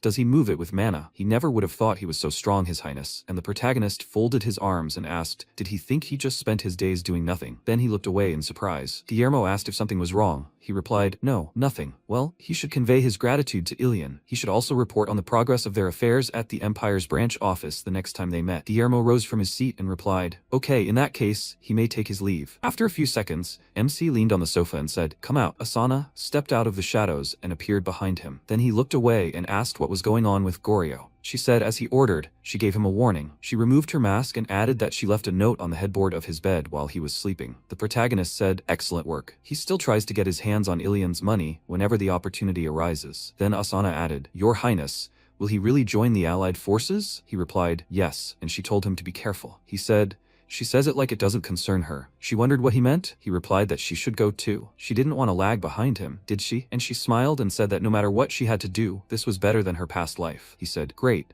He would contact her later. The next second, she vanished into thin air. A few days later, the departure day. The protagonist was adjusting his armor. His brother came up to him and said, Yuri, he should be more careful. MC, smiling, looked at him and told him not to worry. He was invincible after all. He would raise Briol's reputation to the skies. And he, brother, should at least take a little break from studying, and he needed to take care of his eyes. In response, he laughed and said that he understood. And then he hugged the protagonist and said, Have a safe trip, brother. He replied, Yeah, he'll definitely come back. After that, the knight blew his horn, and Fiore stood behind the podium and said that they were beginning the departure ceremony. The protagonist came up the stairs and asked if he was worried. He answered no, and Fiore told him to look behind him. The protagonist turned around, noticing the huge number of knights, and his father said that all the soldiers he saw were precious lives that rested on his shoulders, Yuri. Then MC closed his eyes and thought that they would all be able to return home alive, but he would try to ensure that they were not doomed to a miserable death like him in the past. Then Fiore asked if he was sure, and he looked at him and said, Yes, father, I'm sure. Before he could finish speaking, he told him to take it in that case. At that moment, he released a powerful energy, and the protagonist thought a murderous aura. His body, he can't move a muscle. He instinctively felt that death was coming for him right now. If he tried to avoid it, he would die anyway. So he couldn't avoid it? No. He concentrated energy in his weapon,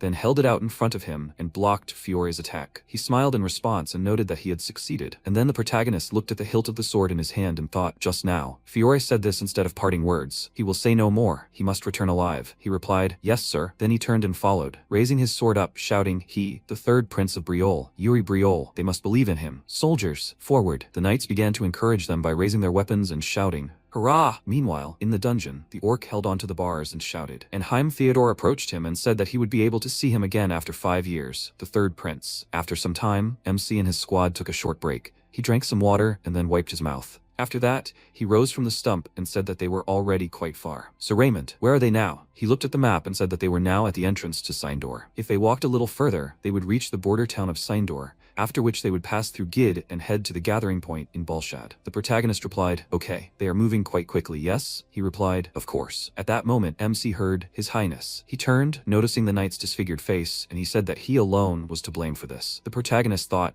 Laurent Flandre, the idiot who killed him in his past life. He was the eldest son of the Margrave. Then Laurent knelt and said that it was an honor to meet him. His name is Roland. The protagonist said, surprised, Yes, of course. Then the knight put his hand to his chest and said that even before their meeting, He wanted to tell him something, His Highness. He asked what it was, and he looked at him with admiration and said that he admired him. The protagonist asked, surprised, what? And he added that after the incident that he learned about from his father, which happened 5 years ago, he, His Highness, became his idol. When he raised his sword to protect the maid, he is a living example of a true knight incarnate. He did not stop smiling happily, and the protagonist lifted him up and, horrified, said yes. He also heard something about him from his father. They should get along. He shouted, yes, it is a great honor for him to serve. Then Raymond said, His Highness, it is time for them to move. The protagonist replied, all right. And then he told him to be aware that Duke Sandor wasn't known for being the kindest or most hospitable person, so he shouldn't take his less than warm welcome to heart. After a while, they arrived at the right place, and notices were posted on the palace gates. Welcome, His Highness the Third Prince. The troops lined up, and MC smiled and said, a very warm welcome. He would even say, very warm. At that moment, Haim bowed and said, he has arrived, His Highness. At that moment, the protagonist dismounted and thanked him for the warm welcome, Sir Haim. He said that they were simply showing respect for someone who at such a young age was already preparing to fight on the front lines. Had he ever fought orcs? And the protagonist closed his eyes and said, of course not. He hadn't, but he had read about them. Then he turned around and added, most of the soldiers here have never fought orcs, so he should at least train them all. Haim said, good, very good. He bowed and added, in that case, His Highness, would he mind if he gave him something? After a while, they stopped at a door, and the knight undid the lock, then opened the door slightly. Haim, holding the torch, walked forward and said, it's inside, His Highness. The others walked forward, and then the door closed behind them. The protagonist asked, what do you think he's doing, Sir Haim? And he set down the torch and said, don't be surprised. MC continued to look around while the soldiers screamed in fear. It's an orc. They stopped near one of the cells, and Haim suggested they just call him a prisoner. He needed to study them to survive. Everything, from their little habits to their instincts. Absolutely everything they could use in battle. The protagonist asked, Haim, was this the gift he was talking about? He answered, yes, indeed. Considering they had a battle with them ahead of them, a better gift couldn't be imagined. MC smiled and thanked him. He thought he was even crazier than he thought. Torturing an orc? Then he glanced back, noticing the knight's upset face. He asked his name. He replied that his name was Simon Reshu, the son of Baron Wolf. The protagonist asked him to answer honestly. What was going on in his mind right now? He said he didn't think they should have gone that far. In his opinion, it was too much for a prisoner of war. And the protagonist said, right, he can think like that now. Then he added, Sir Haim, he must open the door. He answered, yes. MC looked back and asked, he said his name was Simon, right? He answered in the affirmative, and the protagonist said that now there would be a real fight. He must fight the orc. Then the orc walked out of the dungeon, and Simon stood in front of him, pointing his weapon forward. Then the orc screamed loudly and started banging his head on the floor. Simon, perplexed, looked at him, and then shouted, as he thought, this is simply ridiculous. Fighting a prisoner who has lost the will to fight. With these words, he turned around, and the orc, noticing his back, sharply pointed his hands at him, then punched him in the head, destroying his helmet. The others cried out in alarm, Simon! And the next second, the orc grabbed him by the head, and one of the knights shouted for everyone to prepare for battle. But Haim stepped forward and said, calm down. They've cut most of his tendons, Your Highness. That's what orcs are like. If you open yourself up even for a split second, he'll immediately try to kill you. The others shouted, Your Highness, they have to save him. And Haim added, they have to calm down. They've cut most of the orc's tendons, so he won't die. At this point, the orc continued to scream and restrain Simon. The protagonist asked, have you taken him hostage? And Haim said he'd call a translator. He should translate Corey. At that moment, he came out from around the corner, and MC, noticing him, asked, Corey? He answered, yes, that's right. Then Corey covered his ears with his hands and said that if they didn't drop their weapons right now, he would start breaking this knight's bones one by one. At that moment, Simon screamed in fear, and the protagonist said, Hernando, he has to figure this out. He walked forward and, concentrating energy in his hand, said that he understood. Then he directed the energy at the orc binding his hand. He said, now. The protagonist ran forward and noticed, well done. He snatched Simon from the orc's hand, and then the orc screamed loudly, clenching his fists. The protagonist asked, Sir Haim, this is no ordinary orc, right? He replied that he was not. He was very small, but he had plenty of experience. During his capture, he ate the knight whole. This orc killed many people, and then one of the knights shouted, idiot, it doesn't matter if he's a prisoner or not, he will kill him. But at that moment, the protagonist approached him and told him to calm down.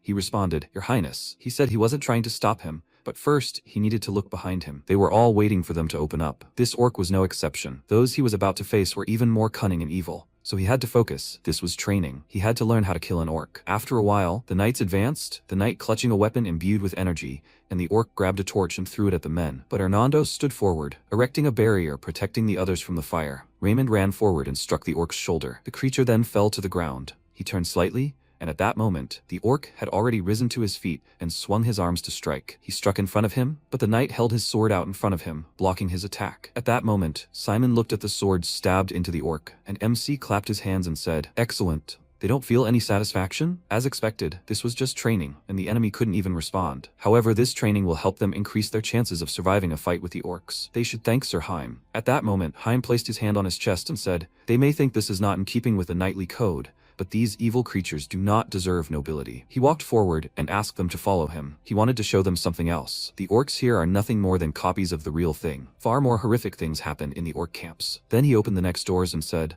"What they are about to see is the consequences of these actions." The protagonist looked ahead and thought, "I see." The knight next to him cried out in surprise, "It's them! They are half-orcs!" The chained creatures stretched their hands toward them, and MC noticed there were far more of them than he thought. Haim must have brought them, and creating them isn't that easy. Orcs enslave humans and use them as toys, and they're a product of game time. At that moment, Simon left the room, holding back the urge to vomit, and the protagonist looked at Haim and asked, "Does he hate orcs?" He looked away and said, "With all his heart, and it will be so until his death." After that, they left the room. The protagonist, placing his hand on the hilt of his sword, thought he was so calm, as if he were completely familiar with all this chaos. Everyone has a sworn enemy, his empire for example, and for Sir Haim it seemed it was the orcs. He had heard that he found the body of his dead son in an orc village. It seemed that the image was still imprinted in his memory, just like his own. He still can't forget the destruction of the kingdom. When morning came, the protagonist was standing outside the city, and Haim approached him and asked to take him with him. He directed Corey to him, and MC said that he saw him in the basement yesterday. He answered, "That's right, his name is Corey." The protagonist smiled, looking at him, and said that being able to speak the Orcish language is a very useful skill. And he said, his lord, he would like to say something. But the protagonist held out his hand in front of him and said, "No need, he knows." He looked at him in surprise and asked, "Excuse me," and Haim said that he knew what he was worried about, but he shouldn't worry. He put the glove in his hands and added, "Of course, he will tell him everything, so he hopes that they can work together." Corey said, "But something so precious." At that moment, MC shouted, "Sir Raymond." He approached him and asked, "Will they head to the border from here?" He replied, "Yes, there will be several hordes of monsters there, but he shouldn't worry about that." Then the protagonist closed his eyes and said, "No, he didn't understand. Hordes of monsters are as much a threat to the border as orcs. They need to be eliminated too." After a while, the merchants stopped their horses and bandits rode out to meet them. Their leader drew his sword and attacked several merchants at once. Meanwhile, MC rode forward with his squad. Then he turned around and thought that if the squad found out that Corey was a half-orc, there would be problems, although he had ordered Hernando to keep an eye on him, so he thought he could handle it. Then he looked at the map and after that, waving his hand, shouted, "Jared." He rode up to him and said, "Yes." The protagonist showed him the map and said that from now on, he was in charge of reconnaissance. He would tell him where he needed to go and check everything out. He asked, "Reconnaissance, sir? But aren't there hordes of monsters roaming around there? If the squad approaches them, they'll just run away, and he still wants to fight them?" He replied, "They'll have to chase them anyway. They're bothering the merchants near the border." Why was he asking? He hoped it wasn't because he lacked confidence, especially for a man like him. He couldn't delegate this task to other soldiers because they were nervous, and he was still too young and inexperienced. Besides, he was a genius when it came to swordplay, but if he couldn't even hold them off. The next second, Jared turned and galloped ahead, shouting that he'd be back soon, and the protagonist smiled and said, "Well, that's different." Then Raymond rode up to him and noticed that he was treating him quite well, and he asked, "Is that what it looked like?" He just likes to take him around. Then he looked to the side and asked Sir Raymond if he could ask one very boring question. He answered, "Of course." He asked, what was he fighting for? He looked at him in surprise and then said that he hadn't heard that question for quite some time, but he could only give him one very old answer. He answered that he was listening. Then Raymond answered, "For the safety of Briol." MC looked at him in surprise and then smiled and thought, well, not such a bad answer. Then he said, "Squad, they should not lag behind. He'll go check on Jared." Then he rushed forward. Meanwhile, at the camp, the tied-up bandit was thrown to the ground, and then the protagonist approached him and said, "Quiet, he doesn't want to die, right?" With these words, he showed him a knife. At that moment, Raymond looked through binoculars and said, "Your Highness, they have found them, the bandit camp." He pointed his finger forward, and MC said that he was a good boy. It looked like he was patrolling the area alone. He's saying the leader sent him alone? The boy responded fearfully, "Yeah, right, he's just a lackey, so he doesn't know much." Then the protagonist noticed something glittering around his neck. He then snatched the pendant from his neck, looked at it, and asked, "What is that, Giz?" He replied that it wasn't. Their leader told them to wear it when they went out on patrol. Then the protagonist reached for his sword and said, "It looks like some kind of artifact. What spell was cast on this?" And he cried out in fear that he didn't know. He asked, "Really?" Well, he thought there was nothing he could do about it. He'd have to personally catch the leader and find out everything from him. After a while, the sun began to set, and the protagonist was sitting in the bushes, looking through binoculars. Jared rode up to him and shouted, "Your Highness!" He said that, as he ordered, they had positioned their forces along their retreat route. They had also sent several scouts to determine the enemy's combat strength. He said, "So if he's causing chaos, they can deal with the rest, right?" Jared asked in surprise. surprise. Excuse me. And after that, MC saddled his horse and said that they had to go. If they were late, there would be no one left to fight. Jared continued to look at him in surprise and said, Your Highness, he's asking. He must wait. It's dangerous to go there alone. But at that moment, the protagonist shouted, Soldiers, forward! He rode up to the camp, and people came out of their tents, wondering what all the noises were. Then the man looked up in surprise, and at that moment the protagonist ran forward on his horse, swinging his sword, destroying their dining table, and, stopping next to the man, said, Well, hello fellow bandits. As night fell, Jared ran up to the camp with several knights and shouted, Your Highness! At that moment, the protagonist was sitting on the bandit leader near the fire, and noticed that they were late. Jared came closer and asked him not to act alone. It was dangerous, and he said that they just needed to keep up with him. Sir Raymond, what about the escapees? He replied that they dealt with them. Besides, they didn't lose anyone. When MC smiled and, getting to his feet, said, Great, then they should take all their meat and cook dinner. He picked up the skewer, and Jared said, It doesn't smell very good. And the protagonist asked, Does he know how delicious it is? He still has a lot to learn. They'll stay here today and move on tomorrow. Sounds good. At that moment, the bandit leader stood up, and Raymond said,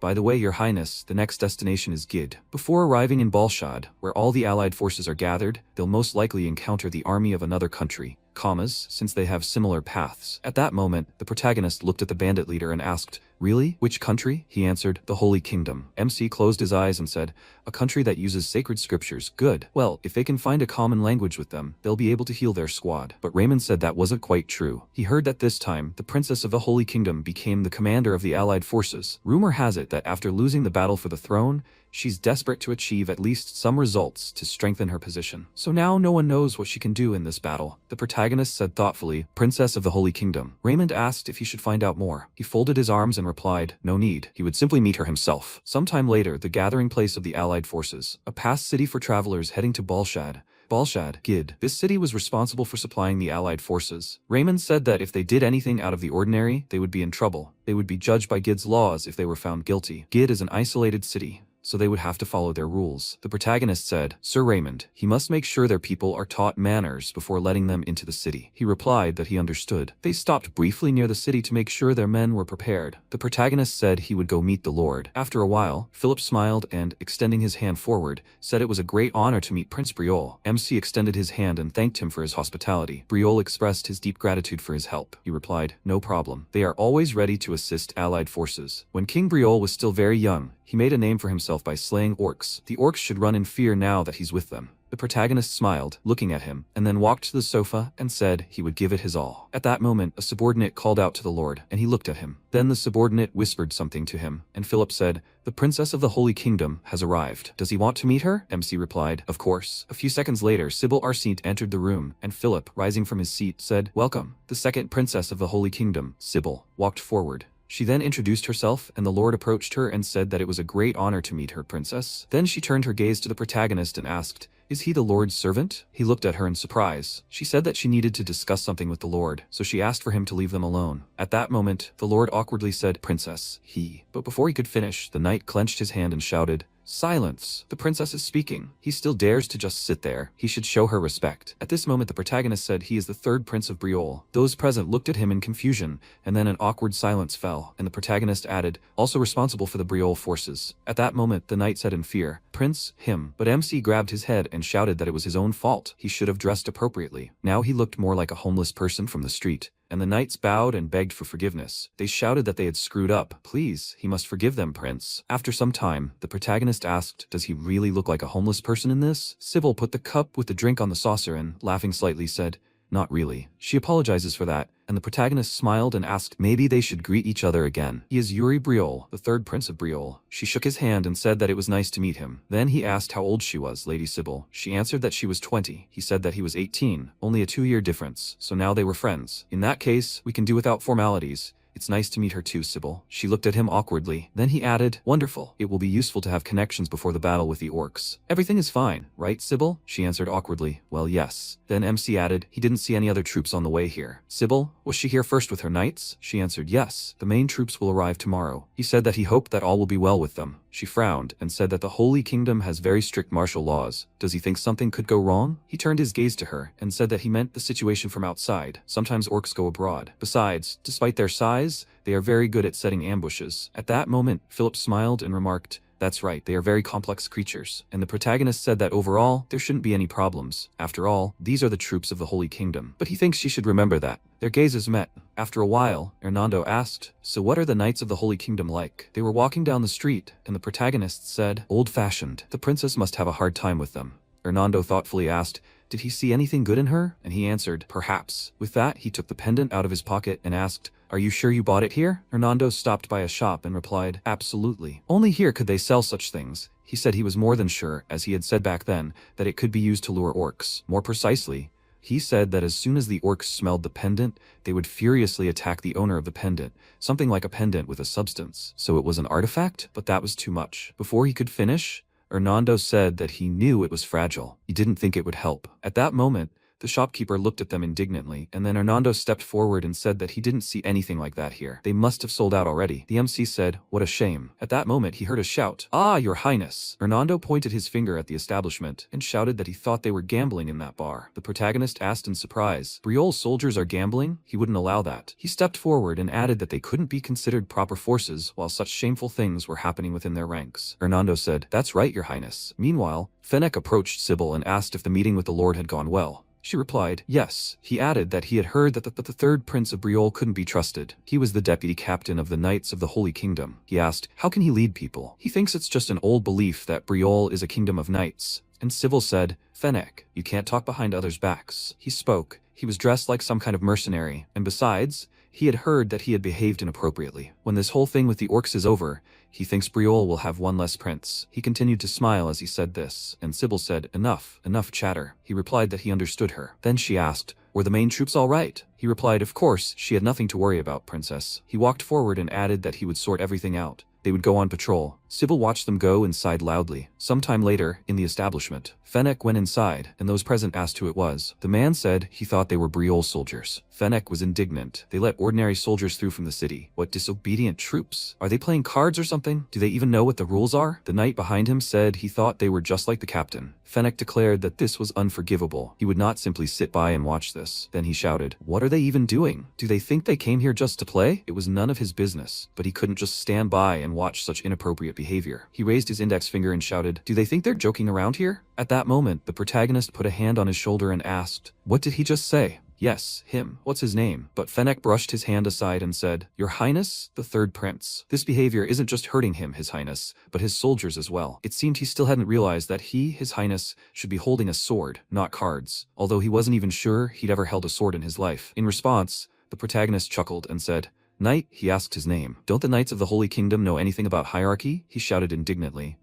At that moment, Sybil entered the establishment and asked what they were doing here. Sir Fennec, shouldn't he be patrolling right now? He bowed and apologized. She told him to leave. Fennec and his soldiers went outside, and then Sybil approached the protagonist, sighed, and apologized, saying she would apologize for him. MC smiled and said, no need. She said, I have a hard time controlling all my subordinates. Then she walked to the exit and turning around, said she would repay this debt later. He agreed. Yeah, later. At that moment, the protagonist remembered Raymond's words. He said she was very worried about her performance since she lost the battle for power. He thought, so that's what he was talking about. Then he put his hands in his pockets and walking forward said that it was none of his business. He returned to his soldiers and asked if they were ready for another round. One of them said, this time he goes first. And MC smiled and said, what a mood. Meanwhile, Fennec stood near the establishment and, looking at Sybil, asked irritably, has she already become friends with the third prince, Briole? She asked in response. Is that such a big deal? And he said, Princess. He told her, he has no dignity. At that moment, a soldier ran up to them and shouted, Princess, Sir Fennec. They looked at him, and he dismounted from his horse, and, kneeling, apologized for interrupting their conversation so unceremoniously. An urgent letter had arrived from the main forces. Sybil asked, what's going on? He shouted, the main forces were attacked by orcs. They looked at him, puzzled. After a while, Sybil saddled her horse, and Philip approached her and asked, Princess, have you decided to move out immediately? He apologized for his presumption, but did she not want to ask for help from the Briole army? She looked ahead silently, and he added, if she wanted to minimize allied losses, that was the best option, right? At that moment, Fennec rode closer and indignantly shouted, what the hell was he talking about? The affairs of the Holy Kingdom are decided by the Knights of the Holy Kingdom. Or does he think they'll lose to some orcs? He replied that he hadn't meant anything of the sort, and Sybil said, it's fine, Lord. She understood his worries and accepted them with pride, but they could handle it themselves. Then she shouted that they were moving forward, and Philip watched them go. Roy approached him and said how stubborn the Knights of the Holy Kingdom were. He added, especially that second in command. You must go to the Briole army barracks immediately and meet with the third prince. Roy bowed and said, okay. Philip added, hurry up, they don't have much time. After some time, Raymond approached the protagonist and asked, Your Highness, what is this message? He held a letter in his hands and said that the main troops of the Holy Kingdom were attacked by orcs. This is a request from the Lord, asking them to help the allied army clear the area. Raymond asked, does he mean to say that this is a request from Gid and not from the Holy Kingdom? The protagonist remembered Fennec and said that they were quite stubborn. Sir Raymond, he must prepare for immediate departure. He bowed and replied that he understood. And then MC looked at the knight and asked what his name was. He replied that his name was Roy, His Highness. He said, Roy, he should go to the bar next to the amulet shop and gather the Knights of Briolle. He should say that only the first 10 people will go with them, and that they were in a great hurry. He replied that he understood. Then he saddled his horse and rode away. After that, the protagonist put the letter down and dusted his hands, saying that it looked like they were heading out for a night ride. After a while, they set off, and then he turned around and asked, he sees that they are not fully awake yet, right? And the knights shouted, no sir. He said, that's good. Jared, he is not very active, and his face is a little pale. He said that he is fine, sir. At that moment, Roland rode up to him and said, Your Highness. He replied, yes, Laurent. He said that he admired him again, Your Highness. He not only forgave the knights of the Holy Kingdom who insulted him, but also personally went to their aid. He is impressed by his kindness, the fact that he is not as petty as these knights. His Majesty's deepest wisdom always sees the whole picture, not just the individual parts. And the protagonist smiled awkwardly and said that it wasn't like that. He thought Laurent had always been like this. Then he said, Knight, his loyalty is truly wonderful. He thought, he's so different from his past self. It's so strange. Well, he himself has changed dramatically. In response, the knight shouted that he was grateful for what he noticed. He thought, apparently, he had some influence on him. Then a knight rode up to them and shouted, His Highness. He sees them. He pointed his finger forward and shouted, This is the Holy Knightly Order of the Holy Kingdom. And MC said, they must listen. This is their first time fighting the orcs. From now on, he will be the first to enter the battle and the last to leave it. Yuri, the third principal, he commands them not to die. With these words, he concentrated the energy in his body and urged the horse forward. Sometime later, Holy Knights of the Holy Kingdom. Sybil thought she had been too careless. She should have expected an ambush. She remembered the protagonist's words and, frowning, thought that she should have been more vigilant. Then she looked ahead and shouted, They're still fighting. She urged her horse forward and thought, good, they haven't lost yet. Then she turned and said, Sir Fennec, they're heading straight for the commander. He replied that he understood, and then he shouted, fall into formation. They will break through. Forward. They charged forward, and at that moment, Sybil, grasping the cross hanging around her neck, said, Oh my God, his wretched servants are afraid.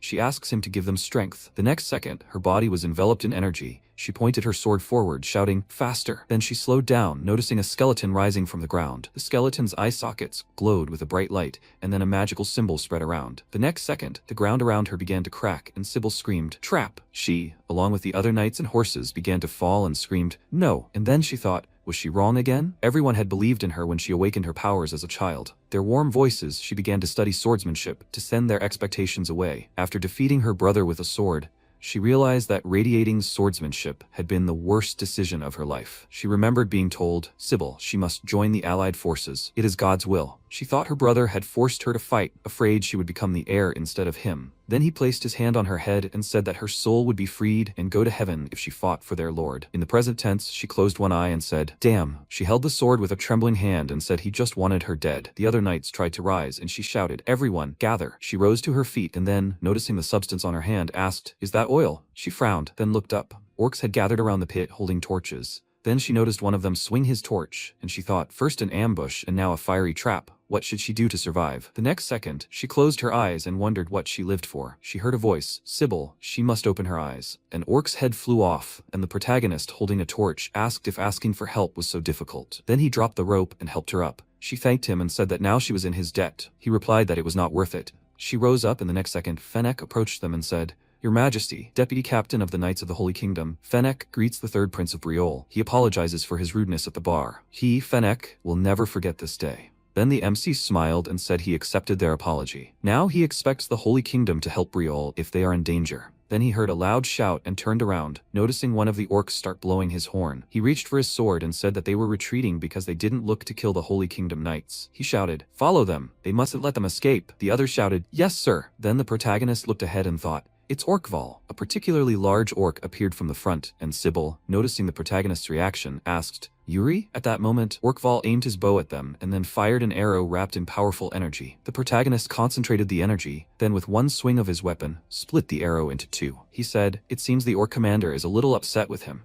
He thinks he should answer him. He smiled and slung the sword over his shoulder. He then concentrated his energy and said he'd be back soon, and Sybil, standing behind him, said, Yuri should wait. He's not gonna run into trouble alone, is he? But the next second, he was already rushing toward the orcs, and one of them threw a spear at him. The protagonist noticed the blades approaching him and thought, 5 years ago, Bernard had explained to him how a strike to the heart and soul works.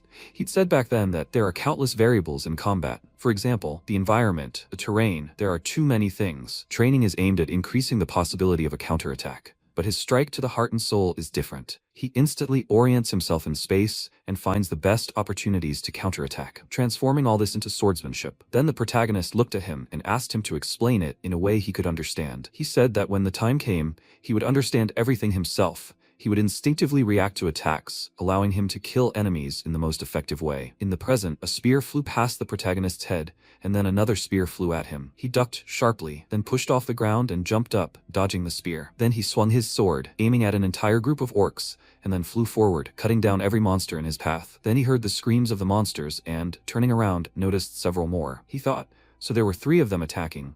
He couldn't just attack them head on, but he hadn't fought in too long. He wanted to feel that feeling of satisfaction again. Then he noticed the lines on the orcs' bodies and thought, he sees it. The best way to counterattack. Then he struck, cutting down the monster in front of him. He did the same to 2 more. He thought, his strength still hasn't fully adapted to this. Well, this will have to do for now. Then he looked away and taking up a spear, shouted, Orkval. He looked at him, holding his axes in his hands, and then the protagonist threw a spear at him, to which the orc crossed his axes in front of him. He deflected the spear, and the other orcs glared at him. Then Orkval said something, and MC thought they would all attack him at once, but they decided the losses weren't worth it. He smiled and said that he hoped he had already paid for that arrow. At that moment, Sybil ran up to him and shouted, Yuri, are you hurt? And he turned around, smiling, and said that he was fine. Well, it looks like everything is settled. Well, Sybil, how does it feel to win for the first time as part of the Allied forces? She smiled and nodding, thanked him. It was all thanks to him. Meanwhile, Orkval and the remaining orcs were walking through the forest. He punched a tree, destroying it, and said something in a disgruntled voice. After a while, the knights asked, is this true? And Jared, sitting at the table, put down a cup of beer and shouted, His Highness rushing forward and snatching up a torch that had been thrown into the pit.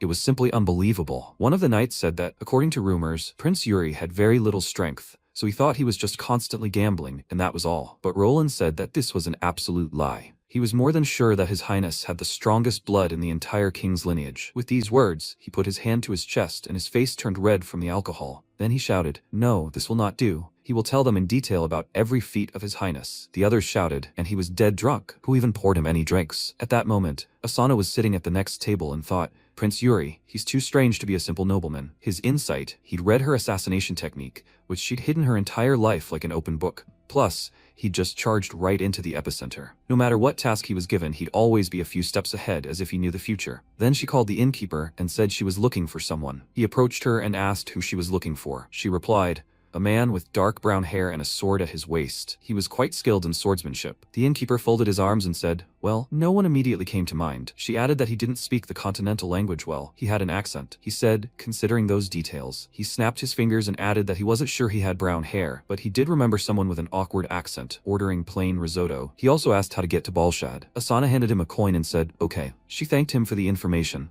and he laughed slightly, reaching for the coin, and said he wasn't insisting, but since she was offering, he'd do it. Then Asana looked out the window and thought, Balshad is the rallying point for the Allied forces. It looks like he's heading the same way as His Highness. They need to hurry and find him. One of the 10 strongest on the continent, a swordsman from the east. After the battle in Gid, they set off for their next destination, and although they had to set up camp at night, they had made careful preparations, considering what had happened to the Knights of the Holy Kingdom. Then the protagonist approached Raymond and said that it seemed like everyone was already used to this kind of work. He was worried that he would have to explain everything to them from the very beginning, and he said that they had set up camp at night many times. They remembered perfectly well what to do. He said, Sir Raymond, it's all thanks to him. He did a great job. Then he walked forward and said that he would go and look around. He would leave the management of the soldiers to him. He replied, His Highness. After that, MC walked into the forest and thought, deathly silence. Although there are many people here, the chances of a night ambush are much higher than he thought. Then he heard a scream. The little idiot. He peered out from behind the bushes and noticed the knights standing next to Cory. sitting on his knees. They were screaming. He told him not to leave his side. Damn orc. At that moment, a tear rolled down Corey's face, and one of the knights said, "He's definitely a spy. He's deceiving his highness and spying on them." And he held out his hand and shouted that it was all a lie. How dare he? It was a complete lie. Then the warrior grabbed him by the glove and shouted, "What the hell is a lie?" He took off his glove and added that he was more than sure that he had stolen this too, and he replied that he hadn't stolen anything. They must give it back. And the knight, clearly mocking, shouted, "We'll have to break it." The next second, the protagonist emerged from the bushes and said,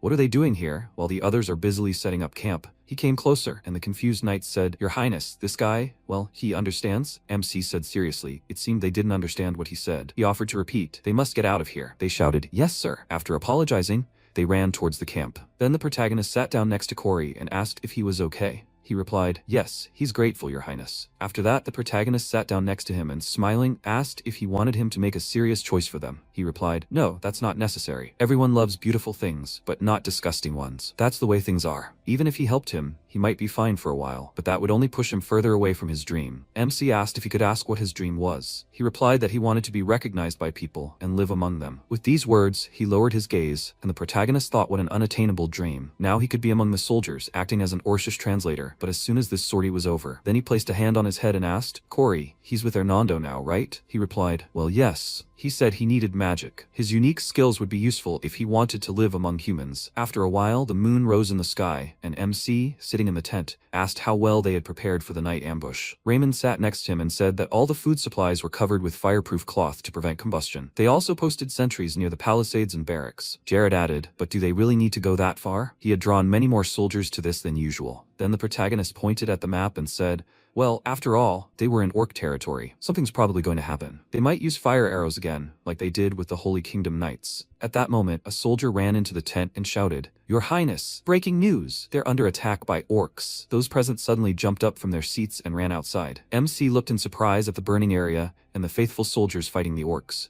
He said the situation was dire. At that moment, a barrel flew past him and exploded in a bright light. He asked, "Are they using gunpowder?" And Hernando said it wasn't gunpowder. It was some kind of sorcery. The mana was moving. He said that was too much. He had nothing more to say. "Hernando, do they have any countermeasures for this?" He extended his hand and replied, "Most likely, they're just throwing bombs at them, pre-made with magic. In that case, they just need to stop the orcs throwing those bombs." After this, the protagonist shouted, "Jared, Sir Raymond, they must concentrate and take command of their units." In the meantime, he would look into the face of the one behind these spectacular stunts. Then he asked, "Hernando, where is the flow of magic coming from?" He pointed his finger forward and said, "That's where." MC moved forward and said, "Okay, he'll be back soon." He abruptly ran to attack and, frowning, said, "That's it." Ahead, he saw Orkval, looking at him with determination. He approached him and, pointing his sword at him, asked, "So it was him?" In response, the orc held his axe in front of him, blocking his attack. The protagonist jumped back and, sighing loudly, thought, "He's incredibly strong, and he moves unusually. It looks like he's been in many battles. He certainly doesn't like retreating, but this distance needs to be increased slightly." The next second, Orkval attacked him with his axe, and MC began to dodge from side to side, avoiding each blow. He blocked the last blow with his sword, and then attacked, moving backwards. He thought, "Okay, he gets it. He's much stronger than those he fought before." Then he said, "Okay, then they'll see what he can do." With these words, he ran forward, extending his weapon, and Orkval swung his axe again, destroying the ground in front of him. The protagonist stopped and said, "That's a mana control method." The orc's entire body was covered in powerful energy, and MC thought he should have realized this immediately when he heard they were using magic. If an orc mage can use magic, then an orc warrior can most likely use it too. He smiled and asked, "So he's an elite warrior, huh?" Then he shouted, "Soul Rip." Lines appeared on Orkval in front of him, and the orc attacked with his hand in front of him. But the protagonist frowned, then plunged his sword into the enemy's neck. Orkval grabbed it with his hand, and then the sword in the protagonist's hands began to tremble. He thought, "Idiot." He focused mana on the neck to minimize the damage. Then the orc shouted something incoherent and then ran his hand along the tip of the sword. MC swung the sword, cutting off several of the monster's fingers. And then Orkval grabbed an axe and struck, leaving a wound on the protagonist's shoulder. To which he smiled and said that apparently weak attacks won't work on him, meaning he concentrated the energy in his sword and said, "Okay, then they'll fight at full strength." He prepared for the attack. Orkval did the same, and the next second, two powerful energies collided. At the moment of collision, a powerful explosion occurred, and they flew apart. The shattered axe lay on the ground, and MC approached the kneeling Orkval. He swung his sword and shouted, "It's over." Then he plunged the sword into the monster's eye and stood on top of it. Then he stepped aside and, drawing his sword, thought, "He's still alive. He's an elite warrior, so he probably knows a lot more than the others. We can't just kill him yet." Then soldiers ran up to him and shouted, "Your Highness, he's fine." Orkval. The protagonist looked at them and asked, "Yes, what's going on with the camp?" One of the knights put his hand to his chest and said that they'd killed almost all the enemies. He replied, "That's excellent. They should gather all the surviving orcs in one place and capture this one too. Today they'll begin studying the orcs." They returned to camp, and Hernando immediately began treating him. He said that the shoulders are the most vulnerable part of the body. They need to be constantly stretched. Yuri asked him to stop whining. He knew it was because of the orc. He smirked and asked, "So that means the orcs can beat him, right?" This angered him slightly, and finally, Hernando finished treating him, smiled and said he was lucky the wound wasn't serious. MC tried stretching his shoulder and gave a satisfied smile, and just as he was about to get down to business, the mage asked him to wait and ordered the soldiers to bring it here. Yuri watched their actions in bewilderment, and when they placed a luxurious chair in front of him and asked him to conduct the interrogation sitting on it, he was slightly taken aback. The mage smugly wiped his nose and said that a commander always has to be tough. It turned out that one of the soldiers was a carpenter, so they made him make this chair. A satisfied smile immediately spread across MC's face, and he said that since it was already done, nothing could be done. He sat down on the chair, and feeling the soft seat sink under his weight, said that it was quite good. After that, he cleared his throat and pulled himself together, declaring that he would now begin interrogating the prisoners. Let them drag them here one by one. The interrogation did not start very pleasantly for the orcs. One of them was dipped into a bowl of fire in front of everyone. He screamed loudly in pain. The soldier released him and threw him to the ground, and the orcs felt uneasy at this sight. Yuri said that they could only answer once, who ordered them to conduct a night ambush. One of the orcs shouted something furiously, and the translator awkwardly turned to His Highness, and he told him not to worry. He realized that he had insulted him. He ordered Jared to deal with him, and he immediately grabbed the orc and dragged him to the bowl and dipped his head into the fire, but did not let go for a long time. The orcs were nervous watching his suffering, and they were simply waiting for one of them to speak. Finally, Jared let him go, but unlike the first orc, his whole body was already damaged. MC used magic and covered the blade with water, saying that he would ask each of them only once, and, depending on their answer, he would decide whether to take their life or not. He plunged the dagger into the orc's body, instantly extinguishing the flames, and ordered Jared to remove it. One of the orcs shouted something loudly. Yuri asked Corey what he was saying, and he answered that he said that they were simple soldiers and did not know anything, but Orkval gave the order, so he asked to punish Orkval, not him. The orc behind him became nervous. Apparently, he was Orkval. MC laughed contentedly and remarked that he had such aspirations. After that, he stood up and approached Orkval and asked,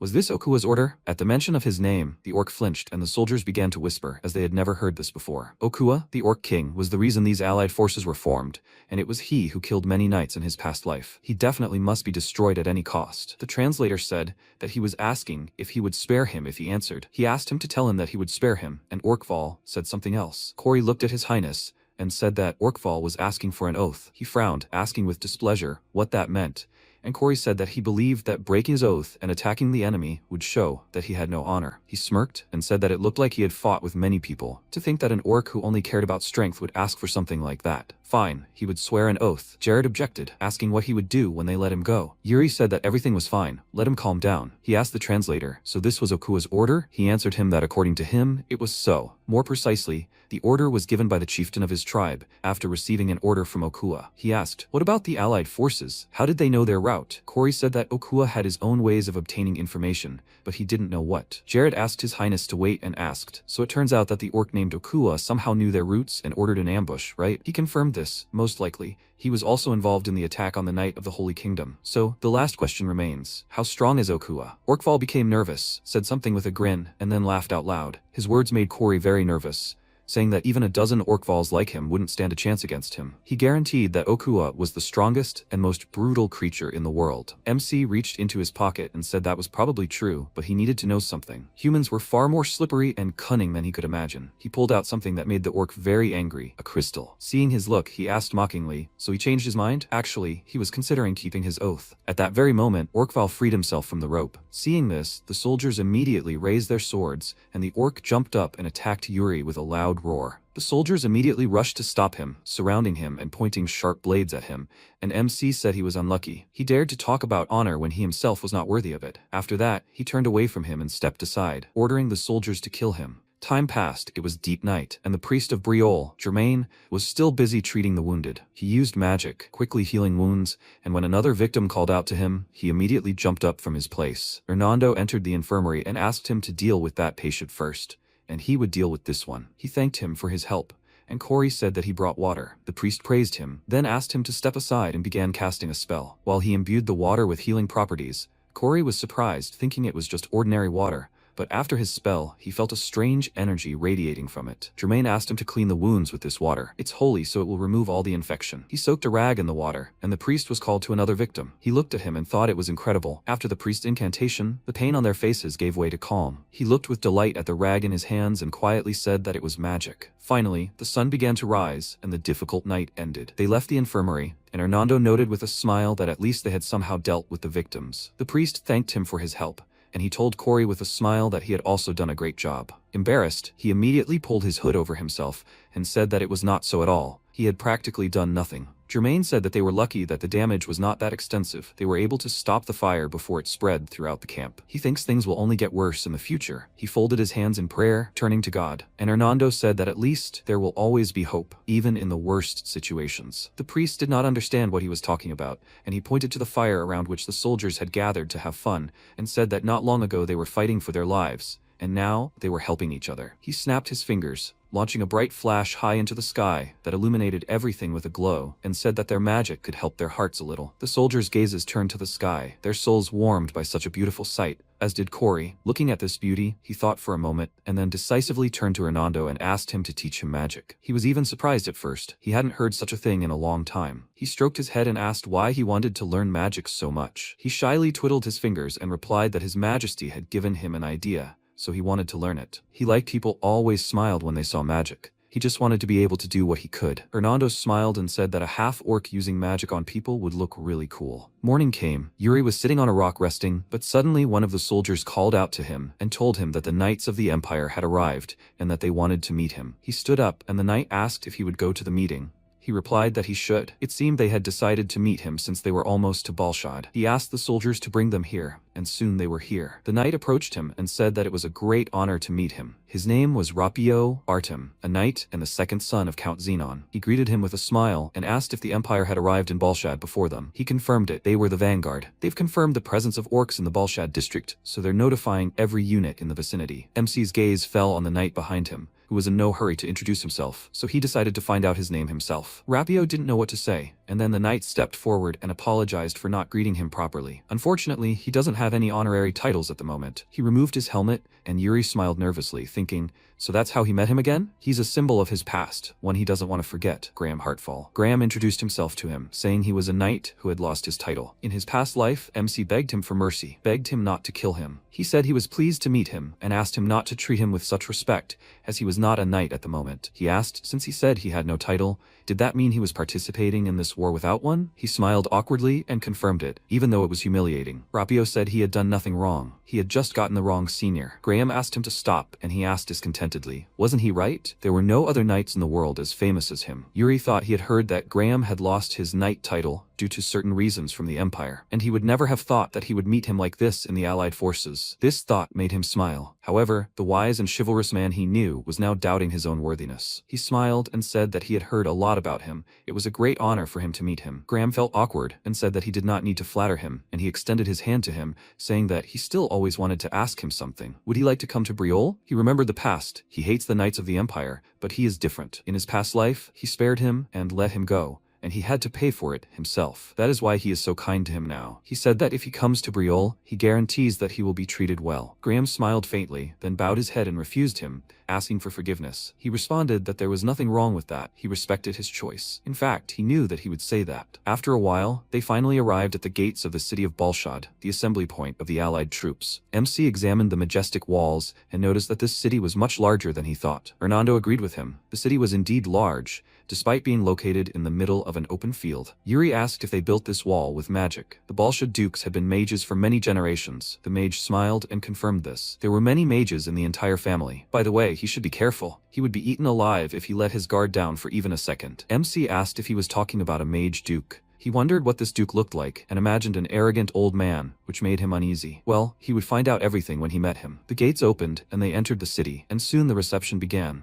Many aristocrats had gathered in the banquet hall, and the Duchess of Balshad, Mary Rose Entree, came out to greet them. Yuri noted that she was not an arrogant old man at all, and Hernando laughed and said that the ruling generation had recently changed. She approached them and said that she was extremely happy to meet the Briolle Knights. She sat down next to Yuri and asked, he must be the third prince of Briolle? He coldly answered her that he was the commander of the Briolle troops, and she said that she had heard that he was quite handsome, and these rumors were true. She asked him not to consider her question rude and asked how old he was. He told her that he was 18, and she moved closer to him, noticing that he was only 4 years younger than her. She thinks that they have a lot in common. He said that he wouldn't be sure of it, and seeing her smile, he thought that she knew how to use her beauty. She uses her smile to charm people and take possession of them. However, he doesn't get along well with such people. Whatever her intentions, he can't treat them positively. He said that age means nothing. If two people have the same values, then regardless of age, gender, or background, they can still become friends. She grinned and asked, "So that's what he thinks?" After that, she stood up and asked the Brucen Knights to take a break for a moment. These honorable guests were in front of them, the Briol National Army and the Third Prince. They would fight alongside them against a common enemy, and they could get to know each other better. Jared turned to Hernando and whispered, asking what she had suddenly started doing. He laughed and said that he didn't think there was a good reason. She just really liked making friends. Jared asked, "Is Brucen also here? Isn't it a small country on the outskirts of the Empire?" MC confirmed this and said that, moreover, there were a lot of sailors there, since the country was located near the ocean. They were strong and unyielding. A man suddenly approached him with a bottle of wine in his hands and introduced himself as the commander of the Brucen forces, Jonathan Eagle. He decided to fill his glass and he allowed him to do so, saying that he would be very grateful to him. When the glass was half full, he said that what he was seeing now was quite unexpected. "Is he sure it's wine?" He chuckled and said that such an exquisite liqueur was not suitable for a rural place like Brucen. Their expressions immediately changed. All of Jonathan's goodwill evaporated, and he said that he was glad that they knew it themselves. One of the soldiers named Proin exclaimed, "He decided to make fun of them because they were from the village? He would have attacked him if not for his comrade, and he told him to let him go." He looked down on them. Jonathan waved his hand and told them to stop and calm down, then asked the prince if they should take what he said as a mockery of Brucen. He asked in response, what if that was the case? Should he apologize? Jonathan smiled and said that there was no need. He thought he did it for one of two reasons. First, he, the third prince of Briol, is, as people say, an extremely rude and ill-mannered man. And second, he is testing them because he wants to know if they are truly suitable for an alliance with him. The soldier got angry and told the captain to step aside. He would teach him a lesson, and Yuri stood up and said that there was nothing more terrible on the battlefield than an ally he couldn't trust. So, were they ready to prove themselves? Jonathan agreed and said that a knight proves himself through his sword. The Duchess clapped her hands, drawing attention to herself, and said that in that case, she would accompany them to the training grounds. They went outside, and the two knights prepared for battle. Meanwhile, MC, the Duchess, and Jonathan took their places to watch them. Mary Rose asked if he had started this fight on purpose, and yet, whatever the case, she didn't mind, since now she had something to watch. Yuri asked with a smirk, was she pretending to be innocent now? Hadn't she set this all up from the start? She pointed out that he was the one who took advantage of this opportunity without thinking. He thought that testing the skills of the Brucen Knights was very important. There's one more thing he wants to check. In the future, one of them will receive a title given only to the strongest on the continent, like his father. The top 10, one of them, will be on that list, and it wouldn't hurt him to know in advance who it will be. Meanwhile, the two knights introduced themselves to each other. Proin and Laurent were about to fight. They shook hands, and Proin mockingly said that his respect ended there. He wasn't expecting any fun. Laurent remained silent, and everyone prepared for the spectacle. And after a short pause, he said that he looked forward to the opportunity to learn something during this duel. MC thought about the top 10. On the entire continent, where many people live, the top 10 was a kind of confirmation granted to those who came closest to the title of strongest. Their names wield unimaginable, overwhelming power in all the national conflicts and wars that flare up across the continent. He will undoubtedly have an advantage if he can win over those with a promising future. By the way, male friendship usually begins with a fight. Proin told Laurent that he had heard his name many times. He seems to be a genius, having won several tournaments. Did he just win some simple ceremonial events and games of nobility? He pounced on him and exclaimed that his swordsmanship was the same as that of a common nobleman. Laurent easily dodged his attack and quickly moved behind him. Proin thought that, as expected, his swordsmanship and movements were similar to those you could read in textbooks, but they were extremely predictable. He smirked and swung his sword, confident of his victory, and Laurent at the same moment slightly ducked and struck back. A loud clang was heard. Jonathan jumped up from his seat in surprise, and Yuri thoughtfully touched his chin. Laurent won by catching Proin off guard. MC smirked and thought that Laurent usually never opened up, but this time he deliberately showed his vulnerability, enticing his opponent to attack his shoulder. Immediately after the attack, he twisted his wrists to parry it. Then he shifted his center of gravity and parried the attack, simultaneously preparing his own attack. Of course, the knight from Brucen also fought magnificently. A normal knight would have lost, exposed, and unable to keep up with Laurent's speed. However, Laurent accurately read the attack and created an opening in his opponent's defense for an attack. The knight put away his sword, and Proin smiled and said he'd caught him. He accepted his defeat. he'd done well. Laurent replied with a smile that he'd enjoyed their sparring, and they shook hands. The knights from Brusen applauded joyfully, and Jonathan said that, as expected of Briol, the country of knights, he'd done magnificently. Yuri said there was no need for praise. The knight from Brusen had fought well too. Now the score was 1-0, and don't let him say he'd retreat after one defeat. Jonathan told him that, of course, that wasn't true, then called Jose and said it was his turn to spar. Jose said he understood and slung the heavy sword over his shoulder, and MC remarked that he looked quite strong, and the Duchess was delighted by his muscles. Jose Arator stepped into the center of the arena, awaiting his opponent, and Jonathan said that Jose was the strongest in their division, and that he also wanted to become the strongest in all of Brusen. Yuri grinned and ordered Jared onto the arena. He grew nervous and asked, confused, "Are you sure?" He ordered him to move, and with a heavy sigh, he put on his helmet and stepped forward, supported by his comrades. Jose was so tall that he had to duck to shake his hand. He introduced himself and said he was looking forward to their sparring, and Jared, confused, responded by telling him his name. He grew nervous and thought that everything was bad. His face, no matter how he looked at it, was the face of a warrior who had won many battles. Jose noticed his intense gaze and remarked that he seemed to enjoy sizing up his opponent. He waved his sword, saying that he would attack first, and the knight flinched in fear. The next second, he saw a huge warrior above him with a sword raised above his head, and thought that he should block this attack. He was very confused and realized that he wouldn't be able to block it, and at the last moment he took a step to the side and almost fell, and the heavy sword hit the ground. After that, Jose launched another attack, and he stepped back, dodging. The blade passed so close to his face that it cut a couple of strands of hair, and Jose said that it was not the time to be distracted. Jared was scared. His opponent unleashed a whole series of blows on him, which he was able to parry, and blocking the last heavy blow was difficult for him. MC thought that Jose's strength was comparable to an orc, and at the same time, his swordsmanship was owned to perfection. Moreover, he moved perfectly. Of course, in the future, he should deserve the title of top 10 strongest. Meanwhile, Jose effortlessly grabbed Jared and threw him over himself, causing him to fall face down on the ground. The fight stopped, and Jared stood up, trying to clear his throat, and Jose offered him his hand and said with a smile that it was a good sparring. He was surprised that he could last so long. He accepted his help, and in return said that he learned a lot from this sparring. Yuri stood up and said that now the count was 1-1, they both did well, and that was where he proposed to end it. His knights were happy, and Marirose said that she thought they could now say that they knew each other. He agreed with her. In combat, it was extremely important to trust your allies. She said that, to be honest, she was a little disappointed. She touched his shoulder and sat him back down, noting that he said that they should get to know each other better.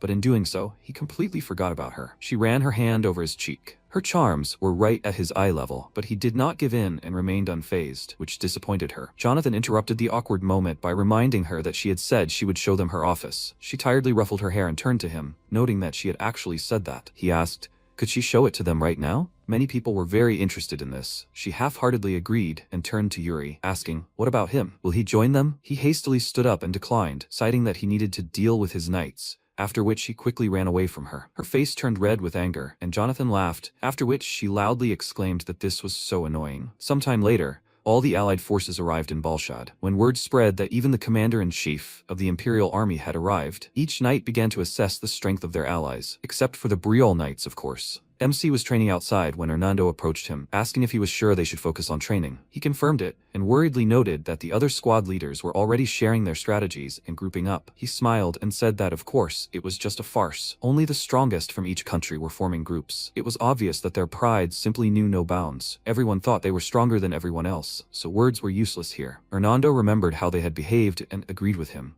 and he thought that in the end, it would be best for them to simply demonstrate their strength. He turned to the knight and asked if he was ready to spar. Laurent approached him and said that it was a great honor to spar with him. He pointed his sword at him and ordered him not to retreat, and Laurent smirked and prepared for battle, saying that he understood everything. Seeing his mana, MC thought that, as expected, his was very pure. He really is an extremely suitable partner for sparring. Laurent pounced on him first, swung his sword, and he blocked the blow, after which his opponent imbued the sword with mana and lunged. He made several thrusts, trying to hit Yuri, and he, looking at the blade right in front of his face, thought that his accuracy was excellent. Such a precise trajectory of the sword, not a single mistake. He was always like this. Even when he killed him, his sword was just as pure as if its purity contradicted his emotions. Therefore, he wants to know the future in which his sword will cover his back, then he too will be able to protect him. MC began to furiously swing his sword, parrying his strikes, which even forced him to retreat. But after that, he immediately rushed to attack, and Yuri ran towards him with a smile. Their swords and gazes clashed. The knights cheered joyfully, supporting both of them, and Jared asked if they really needed to try so hard during a regular sparring match. Suddenly, a voice behind him said that the prince was not bad. He turned around, and his eyes widened in surprise. Jose was in front of him. He smiled at him beamingly, then loudly addressed His Highness and said that he had a favor to ask of him. He turned to him, distracted from the fight, and Jose said that he would also like to spar. He smiled and said that he understood everything. He would lend him Jared. Jared was very surprised, and when Jose threw him over his shoulder and carried him somewhere, he indignantly called out to the prince, and the prince wished him luck. After that, Laurent bowed to him and thanked him for the opportunity to learn something from him. He said that he looked forward to the next sparring match, and they parted. MC decided to rest a bit in the shade of a tree. He sat down on the grass, sighed heavily, and asked Asan with a serious expression what news there was. It seemed she had improved. She appeared from the shadows on the other side of the tree and answered him that perhaps that was true, although her skills were much more effective in all sorts of valleys. He asked how her investigation into the stranger was going. She told him that his traces had been found in Balshad, and he thought that the stranger was a man from the east, one of the top 10 strongest on the continent. In his past life, he fought Okua alone. It is still unknown why he fought him then, but the enemy of his enemy is his friend. He said that they must find him before the battle with Okua. She told him that she understood everything, and he thought that they had little time because in the battle against Okua, he would be ousted from his place in the top 10. The Emperor's half-brother and the current commander-in-chief of the Allied forces, Ragnar Gustav Granzayan. He had met him in his past life. One day, he and Catherine decided to have some privacy. They went into a room, and Catherine asked him to stop. What if they got caught? He said with a playful smile that she was worrying too much. Everything was fine. There was no one around. She sheepishly objected, and when he said that he would take full responsibility, she finally allowed him to do so. But suddenly someone's voice rang out. Her uncle, lying on the couch, called them brats and told them to go to another room. Yuri immediately retreated, and Catherine fearfully called out to her uncle. MC asked, "So it was him?" Ragnar sighed heavily, telling them to stop making noise. It irritated him so much. Actually, he wanted to ask him something. Yuri immediately became agitated, and patting his niece on the head, asked if he really liked her. He confirmed it, and Ragnar didn't press him further, telling him to forget about it, that they would handle everything themselves, and he would leave. At that moment, MC smiled and thought that he had realized at first glance he is a professional. Right now, they were all gathered in the meeting room, waiting for the commander-in-chief. One of them said that it wasn't that easy to meet him, but it was good that he was here. This is a great opportunity to make a new acquaintance with someone from the imperial family. Yuri thought that even during a war, they constantly try to play politics, and at that moment, Ragnar's voice was heard behind him, and he flinched in surprise. The commander-in-chief walked past him with a grin and said that they looked like they were having a lot of fun. He took his seat and added that despite this, if they relaxed even a little,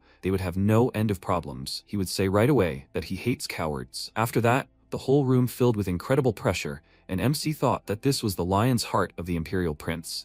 Such an impressive performance. Ragnar menacingly said that if anyone decided to escape, he would personally execute them. Moreover, he considered them all knights, so they would be rewarded, taking into account their skills and achievements. Do they have any questions? The knights exchanged glances, hesitant to ask anything, but since Yuri knew his inclinations well, he decided to ask him a question. He liked those who carry themselves with pride, people who are confident in themselves, even if they lack skill. He asked how the Empire assessed the strength of orcs. Ragnar smiled and asked who he was. He introduced himself with the same smile and thought that he liked those who possessed skill and composure most of all. The commander-in-chief liked him immediately, and said that he had been wondering who he was, but it turned out he was the one Jorg had mentioned. He stood up and remarked that it was a good question. At the moment, they confirmed that an orc calling himself Okua had appeared, having absorbed 3 orc tribes. He approached Yuri from behind and, placing a hand on his shoulder, reached for the map on the table and said that his strength was growing at a terrifying rate, and the enemy vanguard had set up camp near Balshad. The day after tomorrow, they would begin the battle. It would be the first battle of the Allied forces. He turned to Yuri and asked if he would like to join the vanguard. He remained silent. An oppressive silence reigned in the room, and he, taking a deep breath, answered in agreement. He was honored to have the opportunity to fight in the vanguard. Night fell, he returned to camp, and while he was resting by the fire and thinking, he saw the Duchess and asked what she was thinking when she came here. She sat down next to him and said that he had managed to take the position in the vanguard that everyone had dreamed of. He didn't look too strong, so she was curious. He noticed that she seemed very interested in him, and she said with a smile that she couldn't help herself. After all, he hadn't given her a chance to get to know him better. The lives of the Balshad residents were at stake, and she couldn't just trust anyone because she was too worried. So, instead of these empty words, let him give her a serious answer. If he answered her, she would definitely help him on the battlefield. He asked how she would help him, and she asked if he had forgotten. She released the flames from her hands and said that she was a mage, and she assured him that she would be much more useful than Hernando. He remained silent and looked thoughtfully at the fire, after which he said in a cold tone that they would not do without casualties. He stood up and looked around the entire camp, saying that the vanguard on the battlefield was the most visible place where many soldiers died. The people they were eating and talking with right now would eventually die because he had made this decision. He doesn't want to seem sentimental, he just wants to shoulder this heavy burden properly. Her eyes widened in surprise. She immediately jumped up from her seat and exclaimed that his answer touched her deeply. Of course, she didn't like the fact that he was looking at the soldiers and not at her. She extended her hand to him and said with a smile that she would help him in his first battle. He shook her hand and thanked her, saying that he would count on her. A few days later, the battle between the Allied forces and the Orc army began. The commander-in-chief and Mary Rose, along with the rest of the soldiers, took places in the back, and MC and his knights, as befits the vanguard, were in front. He told the soldiers to prepare for battle, while the commander-in-chief said that the time would soon come to bring out their vanguard, and turned to the Duchess, asking what she was doing here. She answered him with a smile that she had been asked to do something in the name of Prince Briol. One of the soldiers blew a horn, warning of the approaching enemies, and Yuri, looking at the Orc army running towards them, turned to the soldiers and asked if they were ready. They confirmed this, and he urged his horse forward at full speed, exclaiming that they were starting. The commander-in-chief was watching them closely.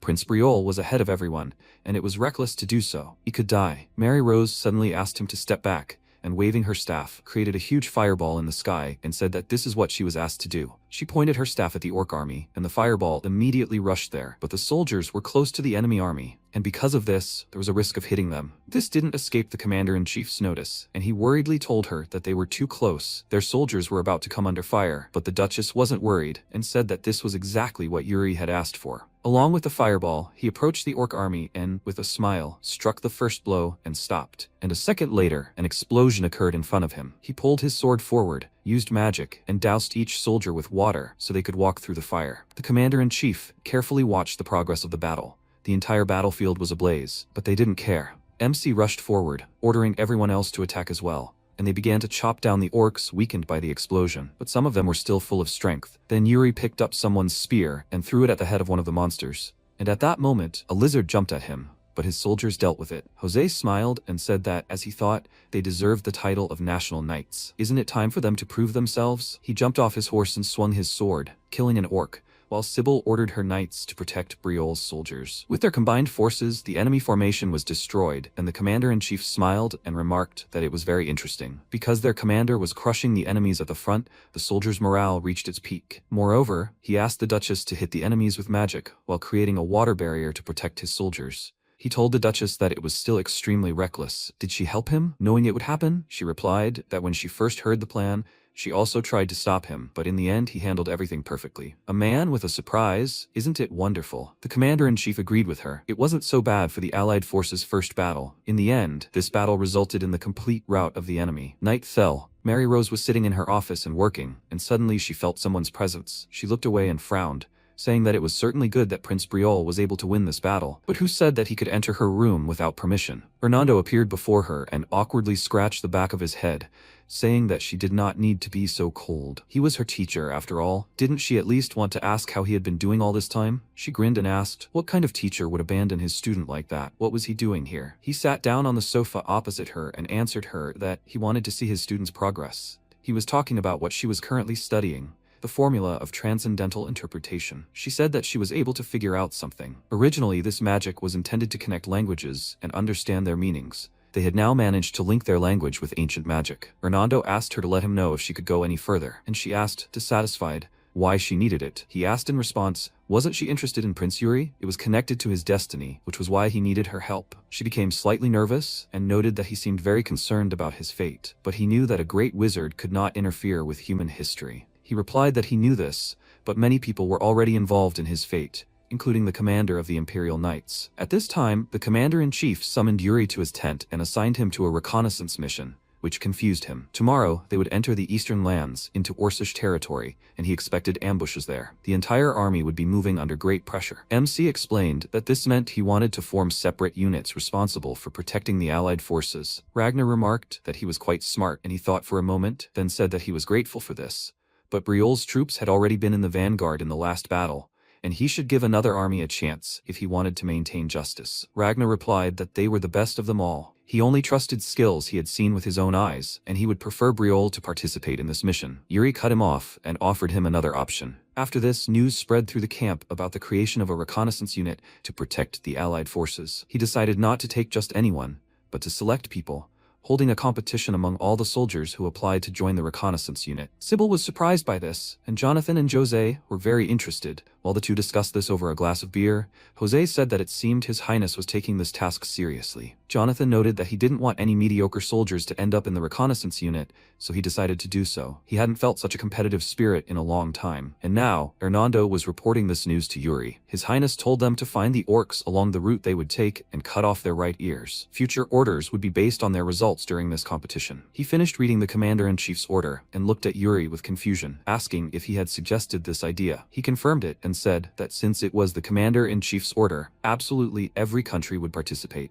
and through this competition, they would be able to fully understand each other's strengths. Jared worriedly said that a reconnaissance mission was very different from regular battles. They were not experts in this. He told him that everything was fine. He had a plan. The next morning, the Commander-in-Chief called everyone together and said that he would move forward with the Allied forces. They were to go ahead of them and deal with the orcs. The country that brought back the most ears would be prioritized when issuing orders next. All three prepared themselves. Then the commander flipped the hourglass and announced the start of the competition. They all immediately dispersed in different directions, and Ragnar smirked, and one of his soldiers said that it seemed like he was relying heavily on Prince Briol. He asked, "Is it that obvious? He's still young, but he already sees potential in him. If he succeeds this time, he'll probably take a closer look at him." Meanwhile, MC and his troops ran forward along the route, saw it, and Jared worriedly asked, "He does have a plan, right?" He answered that they needed to find the orcs first, and he irritably noted that they didn't just need to find them. This made Yuri laugh and assured him that everything was fine. He had a plan. One of his soldiers noticed the orcs to the northeast and warned the others. The orcs ran right in front of them, ignoring them, and then he took out a crystal to lure them here. Noticing the bright light, the orcs immediately stopped and stared at the crystal in fascination, after which they ran straight towards them. While waiting for them, MC told the soldiers to remember one simple thing: they need their right ears, so don't overdo it. He ordered everyone to attack and struck the first blow, while Jared jumped off his horse and pounced on the rider in the air, piercing his body with his sword, and then joined the other soldiers. Yuri at this time encountered the leader of this squad. He quickly approached him on horseback and, just as the orc was about to strike, he swung his sword and decapitated him. After that, he stopped and looked around the battlefield. All the orcs were dead. He had prepared a couple of things for this mission. The first was the crystal necklace taken from the bandits, and a few other things. Jared approached him with a bag in his hands and said that they had killed 10 orcs. At this rate, they could win this competition. MC took out a dagger and said with a smirk that this was not enough, and he completely did not understand what he was talking about. Then he plunged the dagger into the ground. A bright beam of light shot into the sky, and now Jared understood what he was planning. Yuri told his warriors that they would hunt all the orcs in the area, and only after killing them all would they return. Soul Rupture is a strange method of control that can become anything, depending on the owner's desire. By detecting vibrations with the Earthquake Sword, imbued with the power of the Soul Rupture, and then distributing it into this power, he will be able to recognize everything on the ground, even if he cannot see it. Evening fell. The Commander-in-Chief glanced at the hourglass and said that the time had come. He would now announce the results of the competition. Let them bring him bags with orc ears. Representatives of several countries approached him awkwardly, and he, taking one of them, discovered it was empty. He asked with displeasure, whose side was this bag? And was this what they wanted to be part of the reconnaissance? He tossed the bag aside, saying it was simply pathetic, and called the next one. But the next bags were also empty. He was disappointed that so many countries hadn't managed to kill a single orc, and then they brought him Bruson's bag. He emptied the contents onto the table and said that there were 6 ears, the best result so far. Jonathan said with a smile that they were just lucky. They managed to find their scouts. Ragnar smiled contentedly and noted that luck is also a skill. Many people died simply because they were unlucky. Besides, their Imperial army had also sent scouts. He realized that they shouldn't just stand by and decided to participate too. He emptied the ears from his bag. There were 12 of them. Jonathan thought that he knew the Imperial army was strong, but they managed to collect twice as many ears as they did, and he was still silent about the fact that they started an hour later than them. Sybil was also unhappy and thought, are they now openly showing that they are some kind of cannon fodder? Ragnar noticed their reaction and told them not to be upset. Their future results were more important now. After that, he turned to the soldier and asked, "Is that all?" He answered him that there was one more country left, after which MC put the bag on the table, and everyone was very surprised to see that it was completely full. Ragnar smiled nervously and asked what that meant. What was his secret? He answered him that there was no secret, they just tried very hard. At night, they returned to the camp. Jared was supervising how the soldiers were carrying various boxes. A knight from another country passed by, rudely pushing him with his shoulder. He turned around and saw how disdainfully he was looking at him, thought what was wrong with him. After that, he went to his highness and told him that knights from other countries were increasingly trying to start a fight with them. He stood up and asked, "Is it true?" They went somewhere, and the knight said that it seemed like they were spreading some rumors about them. They were clearly hostile. Yuri noted that nothing could be done about it. After all, they were in the center of attention now. They're probably jealous of them for being able to snag a spot in intelligence. Let him just ignore them and everything will be fine. Right now, the fact that they caught the orc mage is far more important. They approached the huge cage where Corey was already waiting for them. MC asked him if he'd managed to find out anything, and the mage stopped him from saying anything, shouting something loudly. Corey nervously said that he was saying black dog. Apparently, there's a rumor going around among them that there's a knight in their ranks who can smell orcs like a dog. Jared almost burst out laughing, but held back, and Yuri asked if that's what they called him. Corey said that the mage was telling him to be proud of himself, since not every enemy of the orcs has a nickname. He said that he understood everything, of course, but why dog and not wolf? Hearing a quiet chuckle behind him, he immediately turned to the knight and asked with displeasure, "Does that mean he thinks it's funny?" He looked away and said that it wasn't like that at all, and MC smiled and asked, "So, has his terrifying reputation spread among the orcs now?" It's understandable. After all, he's been doing very well lately. Corey confirmed this and said that, more precisely, they say that the Empire's black dog has recently set his sights on Okua's life. The mention of the Empire immediately made him lose all his joy and angrily asked, "Does that mean they think he's the Empire's dog?" He was so angry that he drew his sword to punish them for it, and Jared immediately began to calm him down and excitedly said that he would conduct the interrogation in his place. At this rate, he would simply kill them all. He calmed down, and the knight breathed a sigh of relief, and Corey said that there was information about orc barracks found in the Gurung region. Okua's direct subordinate, the head of the Gurung tribe, Kurui, had already completed preparations for the attack of the allied forces. Moreover, Kurui, who united the tribe by force alone, is considered an extremely powerful warrior. He says that he defeated them before they could even reach Okua. Yuri patted him on the head and said that he had done an excellent job, after which he told Jared that he would leave the rest to him, and he himself would report everything to the commander-in-chief. When he came to his tent, the first thing he did was ask if he had a lover. He was slightly confused by this question and answered him that he did not have a lover, and he asked how old he was. He answered him that he was 18 years old and asked what he was getting at. Ragnar said that, of course, such things shouldn't be said during a war, but as he'd already seen, he had a very pretty niece. MC was shocked, and Ragnar patted him on the shoulder, telling him he could go now. They'd talk about it another time. Yuri came out of his tent in the same shock and thought, "His niece is very pretty." He immediately remembered Catherine and ruffled his hair, shouting that this would never happen. He must avoid her at all costs. Concerned about his condition, Sybil approached him and asked what happened. He didn't look very well. He looked up at her and immediately had a great idea, and she asked suspiciously why he was looking at her like that. To avoid this conversation, he needs to pretend that he is dating someone, anyone. He needs someone who not only loves him, but is in his debt, someone who cannot refuse him, and the perfect candidate for this role is Sybil. He put his hands on her shoulders and asked with a smile if she remembered that he once saved her. She confirmed this, and he said that he would soon need her help. Only she could help him with this. She didn't understand what he was talking about, and he quickly said goodbye to her and ran off, and she worriedly asked him to at least explain himself before leaving. She looked after him in bewilderment, not understanding what was wrong with him, and suddenly Sir Fennec appeared behind her and called out to her with an enticing smile. She was even scared from surprise and asked what happened. He smiled broadly and remarked that they looked good together. He would sincerely root for the two of them. Realizing what he was talking about, she felt sick. The next day they set out, and Jared told his highness that he had heard something. He knew the reason why the prince kept calling him to his place. There was a rumor that they were discussing marriage. He irritably asked what nonsense he was talking about. Let him finally come to his senses. He looked at the other knights who were smiling and asked, were they apparently bored to believe such ridiculous rumors? A raven flew overhead, and he looked up to see a flock of them circling in the sky. The horses started acting strange, and he asked what was going on. Jared offered to ride ahead and find out what was going on, and he decided to go with him. He and the commander-in-chief rushed forward into the gorge, and what they saw made them uneasy. Bodies impaled on stakes were ahead,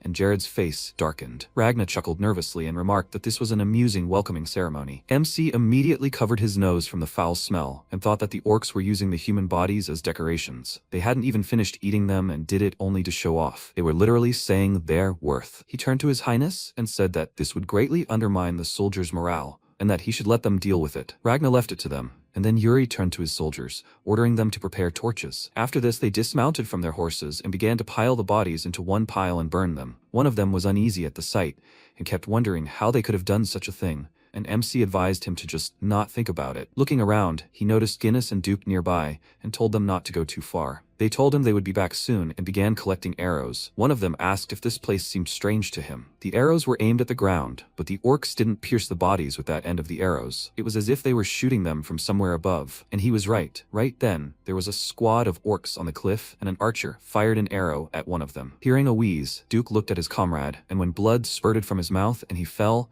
he screamed loudly in fear. Jared immediately drew his sword, warning the others that the enemy was attacking, and the archers no longer hid and began firing. Duke froze in horror, thinking that they were finished. He had to run, but what would happen to Guinness then? What could he do? Yuri rushed to their aid and ordered him to step back, then pushed him aside and swung his sword, deflecting the arrows. After that, he looked at Guinness and said that it looked like he was still alive. He turned to the soldiers, ordering them to request help from the Holy Kingdom. When they asked for help, they should say his name. It would help them. The soldiers took the wounded Guinness away, and MC glared at the orcs with hatred, thinking that they had caught them out. And then there was their attitude towards them. They were leaving as if they had given all the necessary warnings. So they were showing that they could kill them at any time? Gritting his teeth, he said he would accept this provocation, but he couldn't just let it go. He returned to camp and reported what had happened to the commander-in-chief, who remarked that it was all very sad. There were no other options. They needed to eliminate them. What would he do about it? Yuri smiled and asked what he thought. He simply needed his archers to suppress the enemy in ambush so they couldn't escape. Meanwhile, they would occupy the top of the gorge.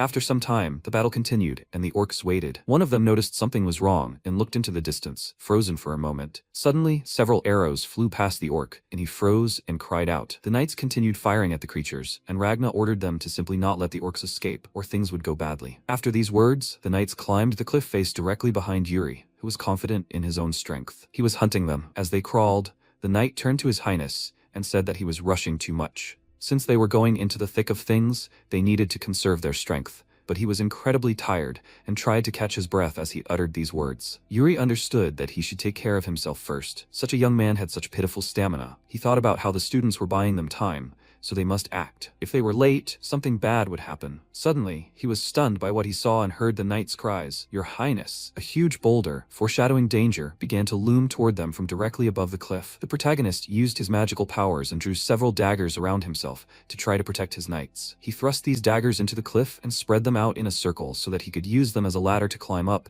and stop the enormous approaching boulder. He looked confidently ahead and continued the struggle, grabbing the dagger and trying to climb up. He was hanging by only one hand and was very tired, after which he shouted, "Are they all right?" His knights replied, "Yes, sir." He replied, "Everything is fine. They should keep climbing." At that moment, he threw himself upward and, with a high leap, finally climbed the cliff. When he landed safely, he pushed off the ground with his hand and said, "God, he doesn't even know how to thank them." He didn't expect them to greet him so warmly. He found himself surrounded by scores of orcs, who were getting closer and closer, growling loudly in hostility toward their opponent. Yuri was confident in his abilities, muttering with a smile that it was him, the bastards. One of the orcs began to growl even louder, and Yuri rushed forward and slit the creature's throat, followed by several others. Orc blood spilled directly onto Yuri's face, but he didn't stop fighting, engaging each approaching monster. Yuri, he muttered, probably thought this blow would only cost him an arm, but how could it feel? Now he couldn't even put all his strength into the blow, and yet, it was quite problematic. He smiled and continued his fight with ease. Slicing off the limbs of one monster after another, he gradually destroyed them, until suddenly danger appeared,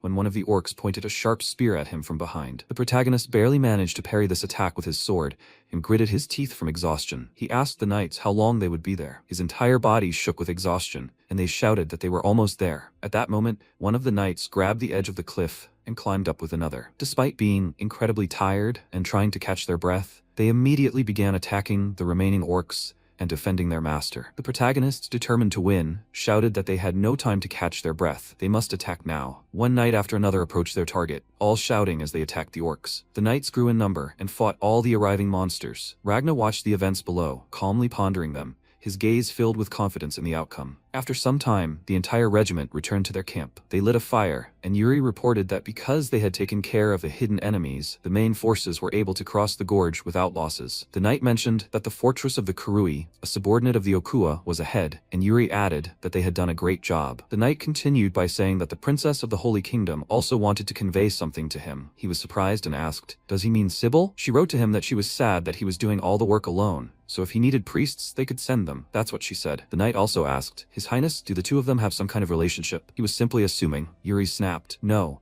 That assumption is incorrect. That's all. If there's nothing more to report to him, then let him go. Yuri became very angry, and the knight bowed and replied, yes, let him get some rest. The protagonist looked at the map and thought for a moment. He thought he'd get some rest, but suddenly he saw Asuna behind him and asked how long she'd been here. She replied that she'd found the pagan, and Yuri smiled and asked, what? Just in time, he asked. But where is he? She replied that he was here now and pointed to the mountains on the map. Yuri was surprised and asked, so she means the pagan is in orc territory? Is he working with the orcs? She replied that it was more likely the other way around. She couldn't go far due to the increased danger, but the pagan had been captured and imprisoned. She understands his interest, but please let him be careful, Your Highness, because it seems he was captured for some reason. If the allied forces had interfered with him, he would likely have simply turned against them. This stranger deliberately became a prisoner of the orcs, right? Should she go and investigate again there? He replied that there was no need to do that. It would be better if it were as it was. He would meet him himself. In any case, the stranger was targeting the Okua, and since they had the same goals, he could be lured away. He turned to Asuna and said that when the battle began tomorrow, she should immediately infiltrate the orc's territory before his arrival and simply monitor the situation. Asuna looked at the floor silently and didn't answer. Yuri noticed this strange reaction and asked again, what was wrong? She replied that if he was going to meet the stranger, she would go with him, since he was dangerous and she wanted to protect him, His Highness. He looked at her in surprise, then stood up and, calling her by name, accepted her not as a bodyguard. He could protect his own life. She hid her face with her hood and remained silent, and after a while, replied that she understood everything. Yuri breathed a sigh of relief, then turned to her again and asked if she'd like a snack before leaving. Someone had passed him something. It tasted simply amazing. He pulled out a plate of goodies and was about to set it on the table, when suddenly Asuna vanished, and he spoke this out loud. When it became completely dark outside, some knights came out to the fire to talk among themselves. One of them began to tell a story about a death knight who suddenly appeared, but he decided he must sacrifice himself and go into battle to protect the prince. Only knights can withstand such a test. The knights looked at him in surprise and were delighted by such a story, but the protagonist knew he was lying. He lay on the battlefield until he kicked him aside. This made Yuri laugh, but he continued eating and paid no attention. Another knight asked, is Jared lying? He replied, yes. He tried very hard. They were delighted, because this was incredible. How did he even come to the point of openly confronting the terrifying Death Knight? Jared replied that a Death Knight has a physical form and can parry sword blows and fight. However, the most terrifying enemy is perhaps one without a physical form. They exist as ghosts, which can be slashed but are of no use. Yuri observed this conversation and realized they had become friends, which pleased him. Suddenly, he looked away, his expression surprised. Who even wears such rags these days? An unknown figure approached Jared from behind. It was a huge ogre with bright red eyes, which left Yuri dumbfounded and frightened. He rose abruptly from his seat and shouted for everyone to draw their swords. The knights were alarmed by such a sudden reaction and asked again, what's going on? Yuri pointed to the side and said there was an orc. All the guys turned around and saw no one in the forest. Jared was stunned with horror and didn't understand what was happening, then said, Your Majesty, he must be very tired because there's no one there. Yuri tried to catch his breath from such fear and didn't understand what was happening. Suddenly, Jared fell to his knees and Yuri screamed. What is he saying? He was standing right in front of him and he didn't see it? That creature. Yuri continued to see the orc, which suddenly vanished right before his face. Yuri rushed after the creature, and the knights asked where he was going. He shouted back that he was going to hunt the orc. It seemed to him that only he could see this creature, a scout, invisible to the eye. He used magical powers and swung his sword at this terrifying creature, so he couldn't just let it go. Sharp fangs were visible from the monster's mouth, which abruptly turned towards the protagonist, causing him to become wary. A moment later, he shielded himself from the bright light with his hand and asked, What is it? Magical forces were spreading everywhere, illuminating the entire forest. He wondered if it was some kind of impure energy spreading throughout his body, and he instinctively tried to use the manometer to relieve it,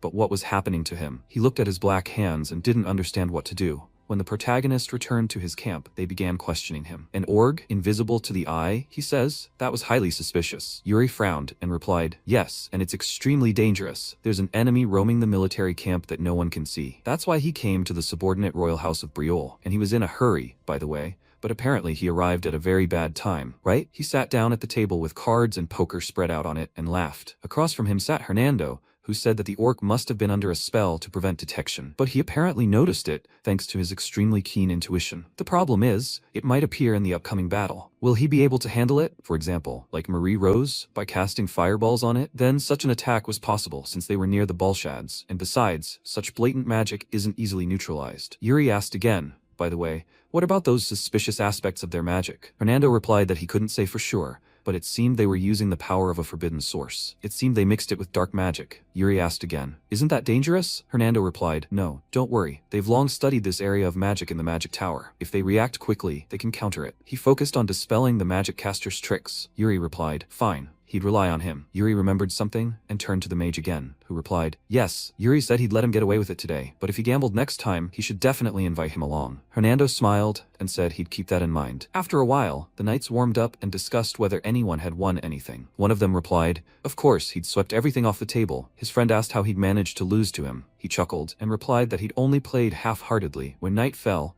the black eagles again flew over the dark forest, where numerous slain bound skeletons lay. The orcs cast their spells and approached their king, who reigned over them. He was a huge skeleton, sitting on a throne made up of other skeletons. The orcs listened attentively to this creature, and the monster extended its hand and began spreading dark, magical powers everywhere, attracting many orcs who appeared in the creature's path. All these orcs were engulfed in these magical powers and responded to their commander in a special language. They would be ready to carry out the order. The next day, at the Kurui base, the knight blew his horn to begin a full-scale attack. Ragna was fully prepared and stood confidently, looking into the distance. Yuri was in the same mood and shouted, Briol, attack! All the subordinate knights rushed on horseback to attack the orc fortress and approached them, while the orcs, in turn, hurled arrows at the approaching enemies. Numerous arrows began to fall directly on the knights, and Yuri became frightened and shouted that they must retreat. Most of the knights were seriously wounded by arrows directly to the chest, and the protagonist realized that he could not retreat and they must attack. While they were acting as bait, the creatures were distracted.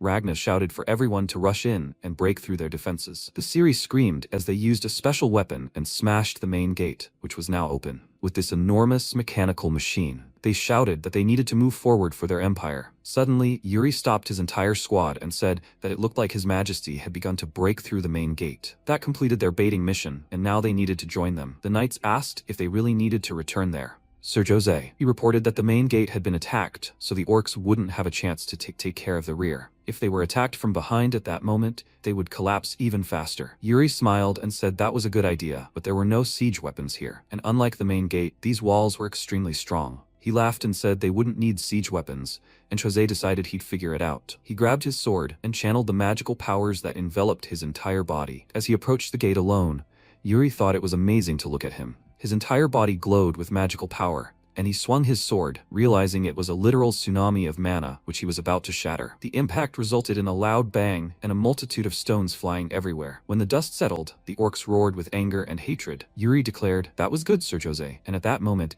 the entire army broke into their city and began destroying one enemy after another. Yuri shouted again to raise the team's spirit, "Briol, this is their chance." He raised his bloodied sword and shouted for them to clear the way. All the knights rushed after him, and he continued to shout for them to destroy these monsters with the allied forces. Everyone rushed inside the fortress, attacking the prepared orcs who were waiting for an attack. But suddenly, the protagonist was able to destroy the tips of several spears of the monsters that were trying to attack. One of the knights approached with incredible speed and shouted, "For the glory of Briol, they must do this." Yuri turned to Jared and said that he was too excited and that this was unlike him. He remained silent, then said that he should join them. At that moment, Yuri looked ahead and asked, "Laurent?" He stopped, and at that moment the fight continued with incredible force, and the orcs were attacked by a bright beam of light. Jared easily defeated several of these opponents, causing his sword to quickly become bloody. He raised his fist and shouted that they were doing this for Prince Yuri, for his highness. Jose, with a smile on his face, remarked that it seemed Briol was doing all the great work. The knights shouted that they simply couldn't lose to them. They charged and continued to destroy one monster after another. After some time, when all the surrounding orcs had been destroyed,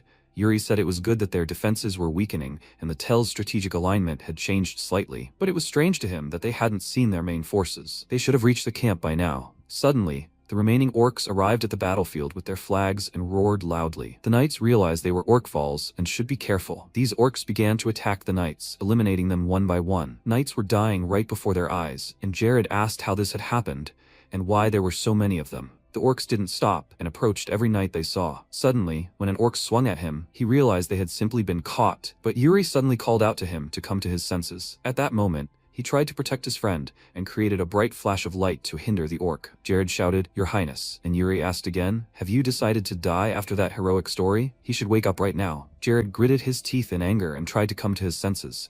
The orc shouted loudly at the protagonist, who shouted back and continued the fight. When Jared exchanged glances with Yuri, they managed to defeat their opponent. The bloody battle continued, and Jared turned to Yuri and asked for forgiveness, but Yuri told him not to relax. He understood that there were definitely more enemies here. He sensed a huge, terrifying creature inside the room that had destroyed several of the arriving knights. It was a huge orc skeleton monster, completely covered in human blood. Jose understood that their formation was broken and they must push back. He would not allow Briol to overtake them. They continued to fight, and Yuri, noticing this, turned to Jared and said that he felt it too. He wants to go in there? Yuri told him to follow him. They'd go into that hut. Jared followed him and asked if he thought the main forces had already encountered whatever was inside. He replied that they could only hope they weren't too late, and that those people were alive. At that moment, one of the knights fell out of nowhere, straight to the ground. His body flew between Yuri and Jared and slammed right into the wall. This all happened because the orc threw the poor knight aside with his huge hand, destroying it. When the monster suddenly pushed off the ground and jumped, Jared didn't understand what was happening. Yuri realized they were in a bad situation and cursed because they'd missed the terrifying creature, which had rushed to destroy the surrounding knights. Yuri shouted at them to calm down immediately, but many didn't have time and were destroyed. The orc's axe was completely bloodied by the protagonist's knights. When the monster rose from its place and turned around, a pile of destroyed knights lay around it. Jared turned to Yuri, who told everyone to retreat immediately, because he wouldn't be able to control his power now. He approached the enormous creature alone, sword in hand. Jared was terrified and shouted, "Your Highness!" But Jose approached him and told him not to waste time, as he likely couldn't hear him. Jared asked again, "Sir Jose, what does he mean?" He replied that he would fight alongside the prince. Moments later, Yuri pounced on the terrifying creature, and their forces clashed. Yuri stared confidently into the eyes of this terrifying monster, and suddenly a bright beam of light was directed toward the monster. Yuri said that if even one blow from the monster hit him, he would fall instantly. But what was going on now? At that moment, Sir Jose entered the battlefield, grinned, and said that he seemed to be in trouble, so he would help him. Yuri replied that he would not refuse his help, and they decided to fight together. At that moment, Yuri thought that he knew that look, like a mother driven to the edge of a cliff, who has something to protect. These were the eyes, after all, completely suppressing internal fear and terror. Despite its young age, it already knew what war is. The monster grinned and pointed a finger in its direction, signaling for the attack. Jose exchanged glances with Yuri, and together they began the attack, deciding to encircle the bridge from different sides. Jose was confident and charged at the monster from the left, but their swords clashed, and a bright flash of light erupted between them, pushing it back. Jose realized it was a real monster, roaring loudly and defending itself, repelling all attacks. Yuri appeared behind the monster at that moment and tried to destroy his opponent with a blow to the head, but he missed because the monster managed to dodge and, turning sharply, grabbed Yuri with its hand. The knights were terrified by this and cried out, "Your Highness!" The monster simply threw Yuri to the far side with its bloodied hand. When Yuri landed, he smiled, realizing everything was clear to him. But isn't this troublesome? Their knights will definitely destroy their great oracles. He suggests finding out how long it can hold out against the two of them. Jose also smiled, and together they pounced on the monsters, once again using their magical powers. When they tried to strike, the orc managed to shake off both of their attacks and grinned again. But suddenly, the orc began to roar so loudly in terror that even thunder rumbled in the sky. Jose looked up and asked what was happening. Yuri was also frightened and didn't understand what kind of energy it was. A blue-tinted magical force appeared around the orc, and Yuri realized it was real. At that moment, he shouted at Sir Jose to retreat immediately, but before he could do so, another knight's head flew off his shoulders. Yuri was terrified for him and shouted again at Jose to dodge. His eyes showed both rage and fear. He knew he couldn't handle this, and defended himself by raising his sword. He was in great pain and cried out in exhaustion, just as the protagonist pounced on the orc from behind to help Jose repel the attack. When the protagonist looked the orc in the face, he struck again, then backed away a little and asked, "Jose, is he all right?" He shouted, "Yes, he can fight." They stepped aside again and stared in bewilderment at this enormous orc they couldn't defeat. Jose remarked that after the appearance of the black smoke, this creature's physical abilities had increased dramatically. Yuri noted that he felt it too. He had the same sensation he had felt from the ghost of that shaman last time, but now he was supposed to dispel the black magic. But he still didn't understand what was happening, as dark forces enveloped them, one after another. One of them looked at his opponents in horror, as the monster's eyes glowed with a bright, fiery flame, and Yuri couldn't understand what was happening. Suddenly, lightning exploded in the sky, and all the orcs returned to work, when suddenly, something surprised them. Strange molecules began to flow from their bodies. One of the monsters stomped loudly on the ground and approached the frightened Mozar, who couldn't move. It lunged at him with a sharp weapon, and the knight screamed in fear. But at that moment, Yuri noticed everything and shouted at Jose that he was leading them to him. He shouted back, "Yes," and at that moment, Yuri defended that very knight. He rose from his seat, and Yuri continued to fight in anger. A bright spark erupted between the opponent's weapons. The monster roared loudly in pain and terror as the protagonist cut the creature's body into several pieces. Blood spilled, and the protagonist covered his face with his hand from the dark forces that appeared. He was terrified when he saw a terrifying orc with a severed arm before him. Suddenly, he realized something was wrong here. Perhaps it was regeneration, or magic. What even was this? At that moment, another monster emerged from the monster, pulled out its hand, and began casting a dark magic spell. These dark forces enveloped the protagonist in such a way that he became frightened and realized that he was in a terrible situation. Suddenly, an unknown voice told him not to resist. Yuri realized that the aura was much more sinister and dark than before, and that it was definitely black magic. The voice continued to ask, "Why is he alive? Why only him?" Yuri turned around and saw many people behind him, and the voice said, "His Highness, he wants to live. Please let him save him." Yuri, why did he abandon them? It was his fault that the kingdom was destroyed. He should be ashamed of himself for still living. He is nothing but a disgrace to the Briol family. He ran away, leaving behind his duties and honor, and still dares to use that name? Yuri Briol. He can't do anything. This is his fate. When Yuri calmly listened to all these phrases, he said that this was nonsense. Right before his eyes, magic began to spread everywhere. But he stamped his foot and asked, "A predetermined future? A fixed fate?" He grabbed the sword along with his friends and asked, "What, doesn't he know what time they're living in? He's still relying on this fate nonsense, huh?" After these words, he made one sudden movement, and the ogre froze, after which, a bright beam of light flashed past them. Yuri tried to stay on his feet in the strong wind, but landed on one knee. He then leaped sharply upward, and the monster directed its magical powers at Yuri. While he was in flight, he swung his sword to defend himself and destroy his opponent again. When he broke it in half, he landed and listened to the screams of the slain. A mangled, bloody body appeared before him, continuing to roar loudly as blood spilled from the creature's mouth. A moment later, it fell face first into the ground. Yuri watched the scene unfold, thinking that the black energy was fading, and this was his chance. He shouted to the others that their magic had been destroyed, when suddenly the orcs exchanged glances and the knights decided to attack immediately. All the knights rushed into battle and began to fight the ogres. One after another, they did not give up and destroyed their opponents. One of the ogres killed the knight, who began to bleed. Yuri watched in horror and shouted, "Sir Jose!" At that moment, the monster threw him aside and pounced on him with its huge paw. At that moment, the ogre made another sharp movement, when Yuri suddenly shouted for the others to stop and stay back. Jose turned to him, bleeding, and at that moment, the ogre was aiming to kill Yuri, who had come to his aid. He realized that he would no longer run away until he died. He would not lower his gaze until the very end. He looked into the monster's eyes, and a moment later, blood spilled, and the creature's hand was severed. The monster screamed loudly in pain and horror and looked at its hand. Yuri was stunned by what he saw, and Mo Yunshan declared him a genius and smiled. Yuri looked at him in surprise, and Mo Yunshan continued to say he liked it. A moment later, Mo Yunshan continued to destroy monsters and paused, looking ahead. The ogres were screaming in pain from their severed limbs. Mo Yunshan grabbed one of the monsters with his bare hand and yelled at it to shut up right now, as it wasn't even amused. Yuri watched in bewilderment, thinking that he had an alien's manner of speech and a strong build. Furthermore, he used a sword technique completely different from theirs. Yuri spoke up, looking closely at him and the approaching monster, which he destroyed again with a single blow. He was exactly what he was looking for. Mo Yunshan struck down all the monsters, and Yuri watched him silently. Mo Yunshan said he only attacked because he'd done something amazing,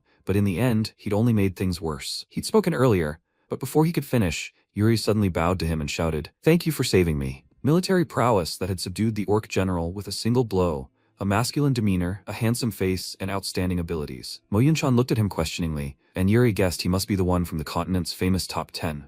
Mo Yunshan asked again, "So he knows him, so what's he up to?" Yuri replied that he knew he'd deliberately allowed himself to be captured by the orcs for a specific purpose. He believes he's hunting the orc king, Okua, so he's proposing they work together. Mo Yunshan asked again, "What?" After Kurui's death, the orcs quickly lost morale. These creatures began to die quickly. A massive massacre began, and only after killing most of the Uruks in the camp did Ragma place Kurui's head on his spear. In their past lives, the allied forces had never sustained such crushing victories. And now, predestined history has changed. "They did a great job, Your Highness." Yuri entered the tent and asked Jared how many casualties they had. He replied that they were currently counting them, but they weren't that many. More importantly, the number of soldiers who had seen the inside of the orc barracks and suffered psychological trauma as a result was increasing significantly. Yuri realized this was entirely expected and similar to what had happened in the Sidor domain. There were many unfortunate people there, standing alongside the monsters, screaming that they wanted to live and please let them kill them. And yet, things could have been even worse. Yuri asked his subordinate to try to calm them down so they wouldn't panic too much. He replied that he understood his orders, after which Yuri asked, "By the way, what about the stranger?" Jared replied that as he had ordered, all his demands were being fulfilled. But after his meal, he washed, shaved, and began eating again. Yuri was dumbfounded and realized that he was very capricious. Jared continued to explain that at first he said the soup was cold and they heated up, And now he says the soup is salty and knocks over the table. He even refused to eat if there were less than 5 plates of food on the table. This really unsettled Yuri, and thoughtfully he said, okay, he'll deal with him. Where is he now? Jared replied that he probably knows where it is. Most likely, he is sitting by the central fire. And indeed, Mo Yunshin was outside, staring at the flames. Yuri approached him and said, there he is. He chewed discontentedly, and Yuri asked again if he enjoyed the food. He replied that it was so-so, then leaned back and declared that he was finally full. Yuri replied that since he was finished, he wanted to ask him something. Mo Yunshin asked him to wait and said he would ask first. How did he manage to track down the orc mage? Yuri looked at him in bewilderment and didn't know what to say. After which Mo Yunshin said that he knew his target, so he should tell him everything and hide nothing. At that moment, he grabbed his sword and said that depending on his answer, he could kill him. Yuri smirked, looking at him and wondering why he had suddenly started speaking without an accent. He didn't know for sure, but his mana technique had reacted, and he had followed suit. Mo Yunshin replied, it's a mana technique, so it's an internal technique. When magical rays appeared around the protagonist, he declared that this was a mana technique passed down to him by his ancestor, Eric Briol. Mo Yunshin was stunned by this, then abruptly turned away and said it seemed they were destined to meet. Yuri asked what he meant. He replied that it was an internal chi technique in the name of his ancestors. Both of them meant nothing special to him. At that moment, he slammed his fist into his palm and declared that the last disciple of the walls, the head of the Cheongsong school, their protector, Myungchan, paid tribute to the flow of the old benefactor. The Cheongsong school had not forgotten the friendship shared by the swordsman who conquered the heavens. Yuri gaped in astonishment and asked, benefactor? Mo Yunshin replied that he shouldn't be so surprised. All that was long in the past. His ancestor, Eric, they called his swordsman, the one who conquered the heavens. He was friends with the leader of the Pure Star sect at the time, and had put a lot of effort into eradicating the demonic cult. Yuri muttered, who's a demonic cult? Mo Yunshin added, they're the ones who sacrifice human lives. The Pure Star sect exterminates demons to rid the world of evil, and he came here to cut down the ominous star that had appeared in the west. He speaks without an accent only when he needs to say something very serious. Yuri now understood. Demon hunting is why he was so obsessed with killing Okua in his past life. But his sect had long since disintegrated anyway. He couldn't let such an important person go alone. At that moment, he said that then it would be all the more reason for him to go with them. Mo Yunshin was surprised by this offer and asked again, what? Yuri replied that they were offering him the title of Honorary Knight of Briol. He could join the allied forces and finish the demon hunt. Mo Yunshin paused, and Yuri explained that food, a bath, and anything else he desired would be provided. His knighthood would not be ignored anywhere on the continent. He was embarrassed by this and realized he liked it, after which Yuri explained that after the war, they would offer him a place in a major trade caravan. He was delighted by the prospect of such a position and overjoyed. He cleared his throat and said that since he was offering, he could agree to this condition. But he still had one more condition. He liked him, so from now on he could call him mentor, Mo Yunshin. Yuri asked, what? He continued, saying that starting today, he would become a disciple of their Cheongsong sect. Yuri was stunned by this, and his face twisted in confusion. Yuri asked, what do you mean, disciple? Mo Yunshin replied that it would cost money, but he'd make an exception for him, so he should be grateful. Yuri thanked him for the offer, but he had a teacher. His nickname was Sword Demon. When Mo Yunshin heard this, he shouted that he could be his disciple at the same time. He couldn't even imagine how lucky he was, and he needed to meet the captain of the allied forces. He should take him to him. Yuri looked at him in surprise, and Mo Yunshin continued, saying that he'd said he'd help him with his goal, so he needed to know something about orcs. Human sacrifices were another topic of discussion in the knight's tent. Ragna said, so this Okua sacrifices people, right? Mo Yunshin replied that he sacrificed human lives for their magic. Human sacrifices when worn were proof that he was already immersed in evil spells. In the previous battle, the orcs' abilities had sharply increased, and they believed it was related to their magic. If the orcs could consistently use magic, they needed to prepare. Ragna realized they were definitely up to something, and Mo Yunshin continued to say that was precisely why he wanted to pretend to be a victim and come to him. But the guys, had ruined his plan. Yuri addressed him as a commander and said that the stranger had decided what would happen. This was the destruction of the lessons, so he would be useful to the allied forces. He paused for thought and suddenly froze. After a brief moment of reflection, he said, okay, he understands everything. They will search for information about magic. He entrusted the stranger to him. Yuri thanked him for this and reflected on how he had finally managed to persuade the stranger to join the allied forces. At that moment, Ragna turned to him and said that he had heard that there was something important in the Briol army. He replied that it was, and Ragna exhaled and said that the orcs they'd managed to capture had been handed over to Graham, but they didn't yet know what to do with them. He wished he'd decided. The protagonist reflected after a while that it was certainly good that Ragna trusted him, but it looked as if he'd shifted the troublesome work onto him. Suddenly, someone shouted, are they just going to let Briol overtake them? He heard the knights standing nearby discussing,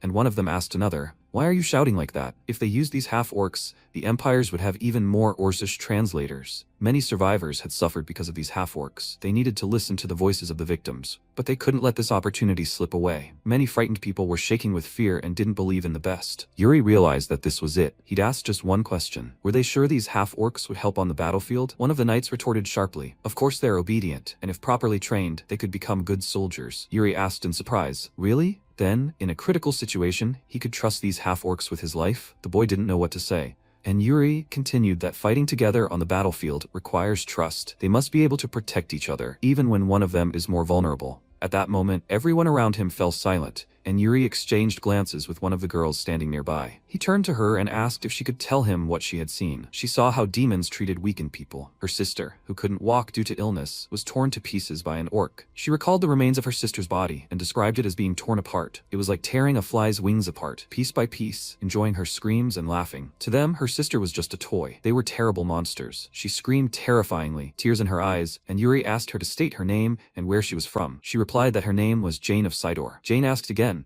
"This hair, is he Prince Briol?" He replied, "Yes," and she asked him to avenge them. He replied confidently, "Revenge." At that moment, he turned to Graham and said that he was not speaking as an army officer, but as Prince Briol. They had killed innocent people in his country and left unhealed wounds on the survivors. Leaving alive those who destroyed humanity was out of the question. Orcs do not change, and he demands that they destroy every last one of them. He bowed and replied that by the authority granted to him by his majesty, he would execute the half-orcs. When a new day dawned, the knight made a loud sound and announced that the orcs were approaching. All the knights were frightened and wary when they saw the flags of the arriving monsters. They didn't understand what they were planning. Ragna wondered if the orcs had come with a report. The knight replied, "Yes, your majesty," and they were asking for the gates to be opened to convey a message. He asked again, what were they thinking? "Let them open the gates now." One of the orcs walked through the gates and smiled, looking his opponent in the eye. Yuri and Ragna glared at the creature. The orcs exchanged glances and chatted, while the knights watched them closely. Meanwhile, Yuri approached Ragna and said, "Your Highness, may I ask what this is all about?" He grabbed his head and replied,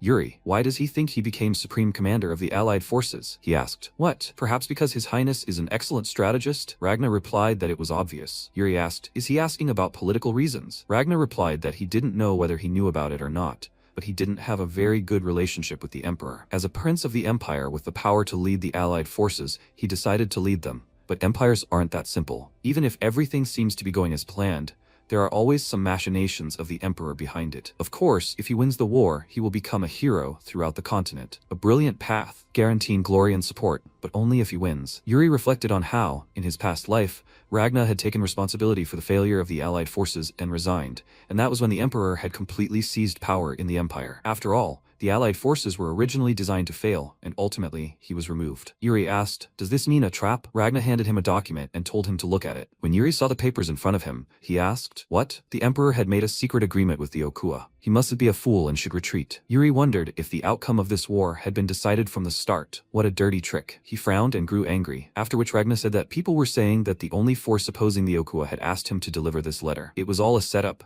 There was no way the Allied forces would survive from the start. So what does he think, Yuri? He silently looked at the documents and said, "Your Majesty, can he offer him a plan?" He replied, "Go ahead," and smiled. Yuri swept up the paper, stepped on it, and declared that it didn't matter whether the letter was true or some kind of shady scheme, but they had to return victorious. The war, which had been so difficult, had just become a little more difficult. That's all. At that moment, Ragna laughed loudly at him and replied that everything was correct, standing up and leaning his elbows on the table. No matter what the Emperor had planned, they simply had to win this war. Now they just had to talk to those who brought this letter. Yuri said, "Your Highness, can he trust him with this?" He smiled back and entrusted him with the matter. Meanwhile, outside, the orcs were talking to each other and suddenly began to shout loudly. They saw Yuri approaching them, pointing a finger at him. Yuri shouted at them to be quiet immediately and began swinging his sword, severing the heads of the monsters. He destroyed several with a single swing, and they fell to the ground in unison. The surrounding knights watching the scene were amazed that he killed 3 orcs with one blow. He had no idea Prince Briol was so strong. Ragna also remarked that this was quite impressive, right? He was only 18, but his skills were simply astounding. He thought he had become even stronger. The knight asked again, "But isn't that too cruel? People say he made a promise." After he destroyed the monsters, he looked toward the open gates.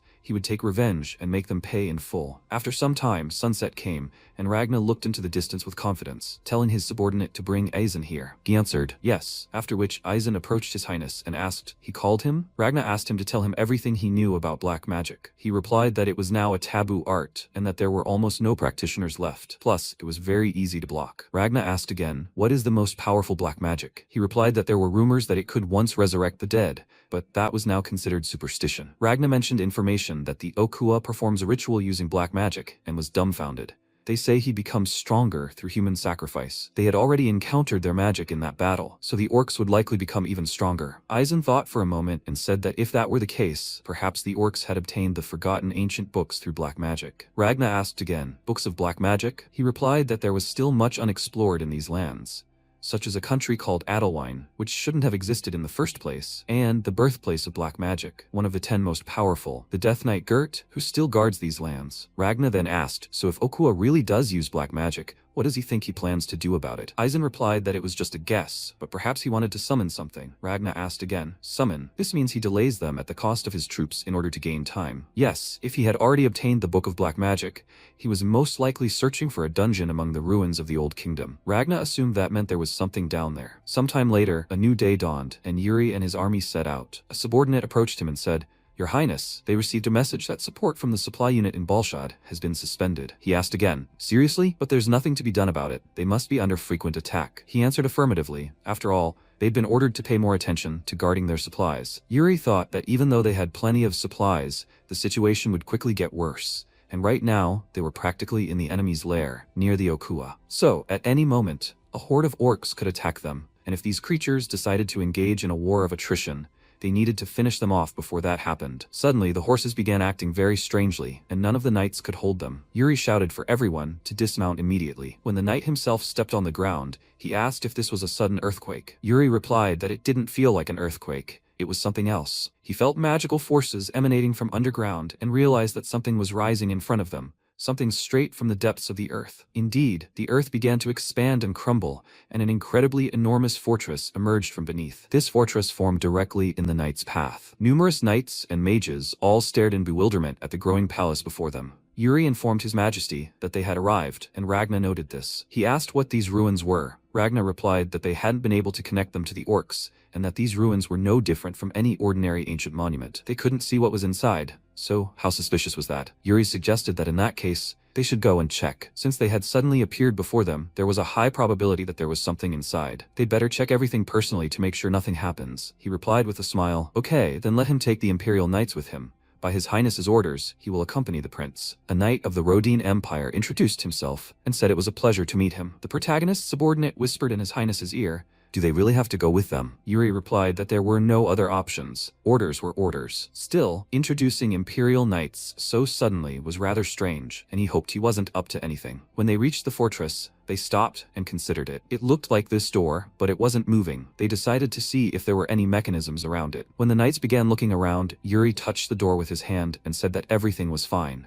If they didn't find anything, he would simply break it slightly. He held his hand against the wall for a long time, and white magical forces appeared around his hand, and he sensed something was wrong. Suddenly, he was frozen with horror, and those around him asked what he'd done. He shouted back, no idea. He'd simply placed his hand on the door, and it had opened so easily. It was as if the ruins had been awaiting their arrival. As he walked a little further, he watched in silence and decided they should go inside. It was incredibly dark, and he turned to Jared and asked if he had a torch. He replied that he hadn't brought one, and Yuri turned around, wondering if the others had either. He suddenly paused, thinking that, if he thought about it, the doors seemed to have reacted to his mana control method. If the structures inside the ruins were designed similarly, then, but before he could fully process this, his mouth fell open in shock at what he saw. The knight asked if he'd been here before. Yuri replied, of course not, they're simply magnificent. A multitude of magically tinted torches appeared in the corridor, and suddenly Yuri shouted to the other knights that they were entering, and that they shouldn't relax. They shouted that they had heard his order and followed him. Yuri looked confidently ahead and suddenly stepped on a bone, crushing it in two. There were numerous skeletons and skulls scattered around on the ground. As they approached the room, they saw something unknown, and all the knights looked around in fear. One of them decided to go and see what was going on. A moment later, he shouted, Your Highness, the way is blocked. He knocked on the door next to the skeleton,